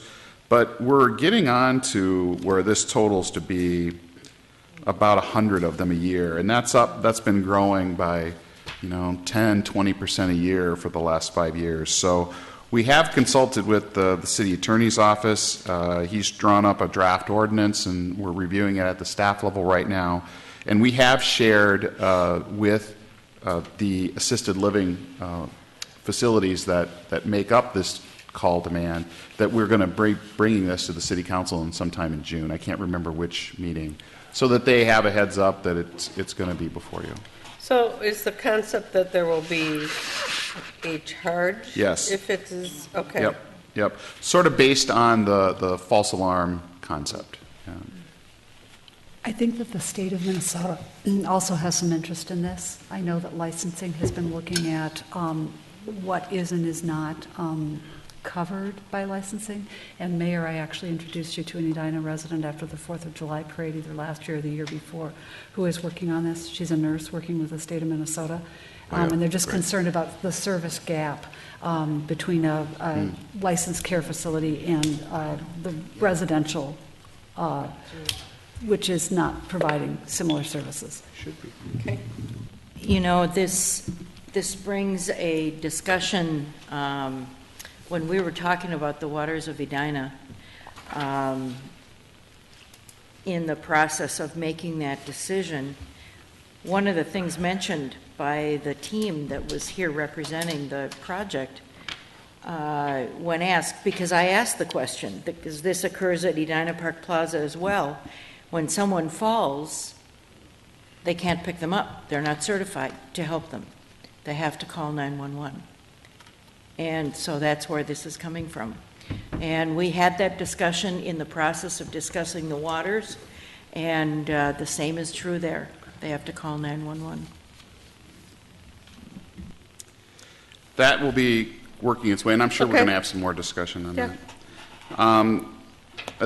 A discussion that I gave you a heads up on regarding the Grandview redevelopment process. We have received some interest from at least one park board member who would like to be able to have the park board review and comment on maybe even more than review and comment, maybe review and recommend, but at least give the council some feedback and input on the current proposal that's kind of working its way to you. We have had for some time now established May 20th, the next council meeting, actually the next work session, as a time when the recommendation from the small cat is going to be before you, and you will have a chance to give staff some direction on where you want that proposal to go. If at that time you want that proposal to go back to the park board for comment, or to the HRRC or Heritage Preservation, you could certainly give that kind of direction. But the question that is being faced by staff right now is, do you want the input from the park board prior to your meeting, or do you want to give that possibly as the direction for this proposal? It's important that we know that, because there's been a request to put it on their agenda, and that meeting is next week. I thought the question was something else about whether they should include Grandview in their strategic plan. That may be another question. Okay, but tonight you're asking me. The question that we have for you tonight is, this is a complex public matter. It's been working its way toward you. Do you want it to take another stop before it gets to you, or do you want to get it and then determine where it goes from there? Member Bennett. What I recall from 2012 is that because we knew we didn't have a small area plan in front of us, but we had a framework, and there was work that needed to be done in certain specific areas. We had consensus that we wanted to go to 3 commissions. And that's in the record, that we wanted to go to Planning Commission for a look at the zoning. We wanted it to go to Transportation Commission for a look at these specific transportation issues that had been identified by the very first CAT and then re-identified in the other phases. And then we wanted the Park Board to look at the recreational and community uses because, and I think the minutes read something about that would inform the design of the building that's in the framework. So it's my understanding that we actually gave that direction 2 years ago for all 3 commissions. I don't know where it stands. I know that it was in the work plan for the Park Board and was kind of folded into their park master plan or whatever that process is being called now. And I guess it was just my assumption since 2012 that it was going to be done. I know that 2013 was very, very busy for the Park Board. But to me, I guess that question was answered 2 years ago when we had consensus on sending it those 3 directions in order to finish the work that didn't get done for a small area plan. I'm hearing 2 issues. One is the scope of the Park Board's current work on the strategic planning. The other one is whether they opine on this consultant versus RFI thing. And that part, we never said we were going to farm that out. We have to make a policy decision on. The former, yes, maybe that's true that we did want that to be part of their scope to inform the ultimate planning for whatever the community building ends up to be. But on the RFI and consultant, I don't remember ever talking about a stopover. No, so I'm confused about the issue here. Member Swenson. I agree with Member Sprague that I don't see it as a stopover to have them discuss what they think of the RFI versus the... But, and the only part that I remember, and Member Bennett, you obviously have minutes, was that they were going to do a needs assessment and of fields and facilities, et cetera, and that they're working their way through that. And I see, a comment as to what needs we have, we don't have, or we need moved, maybe as part of that could help us with Grandview. But I don't, at this point yet, need them to tell me what they would want or not want in a community site at Grandview. I think it's premature. I mean, we may want to get there to get their input, but right now this project is in front of us. Maybe the landscape shifted a little bit from 2012. I don't remember if we'd formed a small CAT yet in 2012. They've only been working for a little over a year, I think. So my suggestion would be that we hold off sending anything to any board and commission until we decide the direction that we want to go. Now, we've got one more dimension to add to this thing, we hope, on the 20th of May when we have our work session. And that may provide some enlightenment for the council too, or potential different directions. So that would cause sending it to a board or commission to be really premature. And I'll just give you a sneak preview of that. If anybody's seen in the paper the conversation between the Metropolitan Design Center and the city of Minneapolis about what they call the 35W lid. It's a green lid over the top of 35W down by the new Viking Stadium. Yeah. And it allows them to create green space over the top. So Manager Neal and I went down and met with Bruce Jacobson and Bob Close, who are part of that team at the Metropolitan Design Center. And they want to talk to Edina about doing an Edina lid that would knit in with the Grandview study. You remember the framework had the government plaza here connected to the plaza over there. Yeah, it was a green bridge. With the green bridge. Yep. This is an element that would be taking advantage of airspace. So you put a cap basically on Highway 100, and there's a tunnel in there, the cars are there, there's layers of parking, and then there's a green roof over the whole thing. And it would bracket the highway and then also run parallel to the highway because it's covering the highway. So we're going to try to get Tom Fisher from the Metropolitan Design Center here on the 20th to tell us about this idea And that may also cause us to think about some of these other issues in a different way, because it would potentially allow the creation of more space, more land, that would allow us to do some other things. So, anyway, I just think it's premature to be I don't think we're things giving him a gag order in any way. There was that word used in the letter, and Right.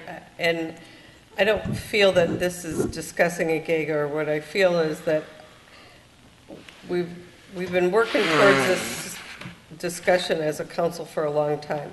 We're at the point where we have to talk about this as a council and decide what our next move is, and we keep asking people to study it, and we keep going.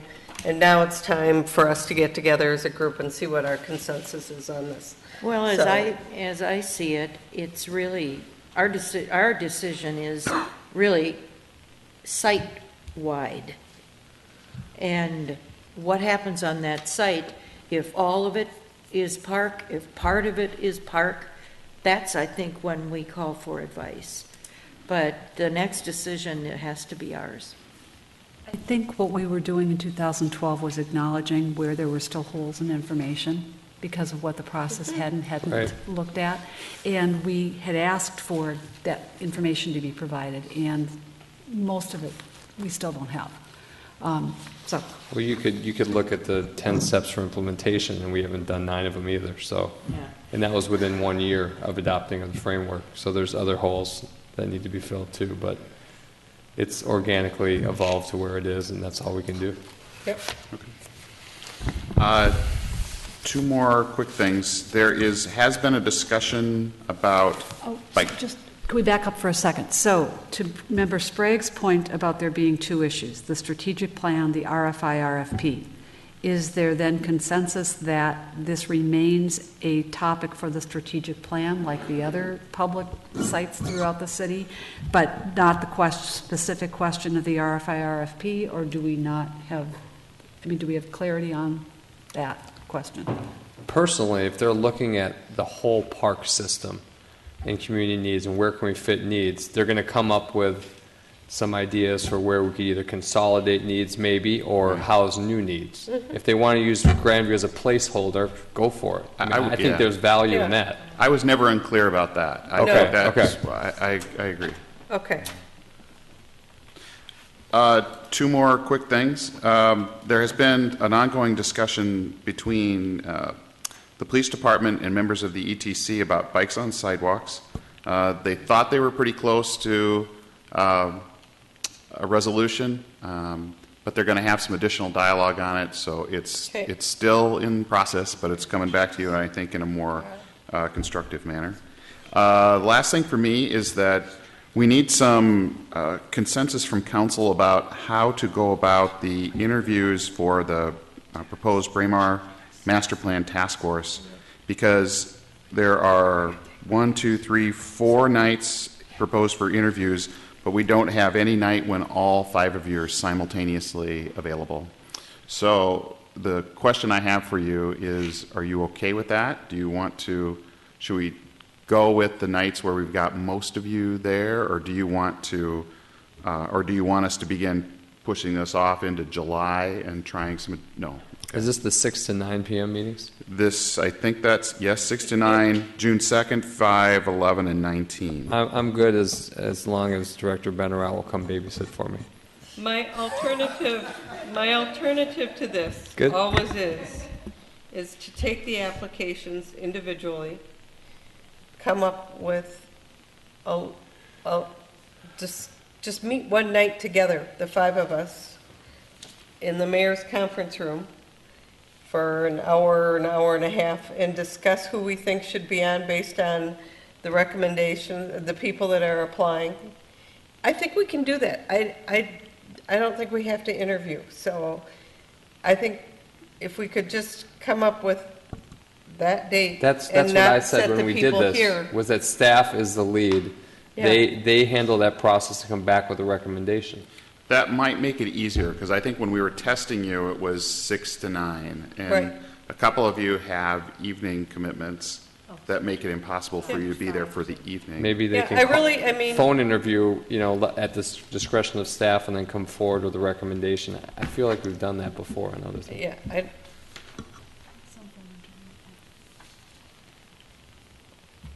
Is that How what do you you'd feel? like? Would you like to do that? So we're going to get a staff recommendation. We'll provide you the Look at all the application materials, and then you can come together as a group and. And then we'll hear your recommendation, and then we'll talk it over. But I'd still like to have Director Benrock come over. and Well, maybe sit we'll for- talk about that offline. Okay. How about that? And that's all I have, sir. That's all I have. All right. Anything else? Just Go ahead. a recognition and thank you to all the volunteers in our city. We had the volunteer recognition reception last week, and well-attended, and just in awe of all the many talents and hours that get dedicated to our city. Thank you. That was a good catch. Member Bennett. Two very quick things. Mayor, you reminded me of this. Condolences to the family of Lane Barton, who died last weekend, and there will be a memorial gathering for him this coming died. Saturday afternoon. Oh, he was such a great guy. He was a great guy. I didn't know that. we still have a HRA meeting to do? Yes, and Okay. then the other very, very quick thing is for folks who want more information about the Beacon Housing Project and haven't had a chance to hear what they want to hear, there will be a speaker at the League of Women Voters annual meeting at St. Albans Church beginning at about 6:30 on Thursday evening, and that part of the meeting is open to the public. All right, good. Thank you. Any more business for the council? Stand adjourned. Calling to order the meeting of the Edina Housing and Redevelopment Authority for May 6, 2014. Roll call, please. Commissioner Bennett. Here. Commissioner Brindle. Here. Commissioner Sprague. Here. Commissioner Swenson. Here. Chair Hovland. Here. We've got to form a meeting agenda. Is there a motion? So moved. Second. Got a motion and a second to approve the meeting agenda. Discussion. All those in favor say aye. Aye. Aye. Opposed say nay. Carried. Minutes. Meeting of April 22nd. Is there a motion? So moved. Second. Got a motion and a second to approve the minutes of April 22nd, 2014. Discussion. All those in favor say aye. Aye. Aye. Opposed say nay. Carried. And we got one action item, request for purchase on traffic signal cabinets for France Avenue Improvement Project. Yes, Your Honor, you approved this as a city council earlier tonight. We'd like you to approve it again as an HRA. So moved. Second. Got a motion and a second to approve that request for purchase from the HRA of the traffic signal cabinets for the France Avenue improvements. Further discussion, all those in favor say aye. Aye. Aye. Opposed say nay. Carried. And the HRA stands adjourned. And we are finished for the evening. Was that? Oh, that's...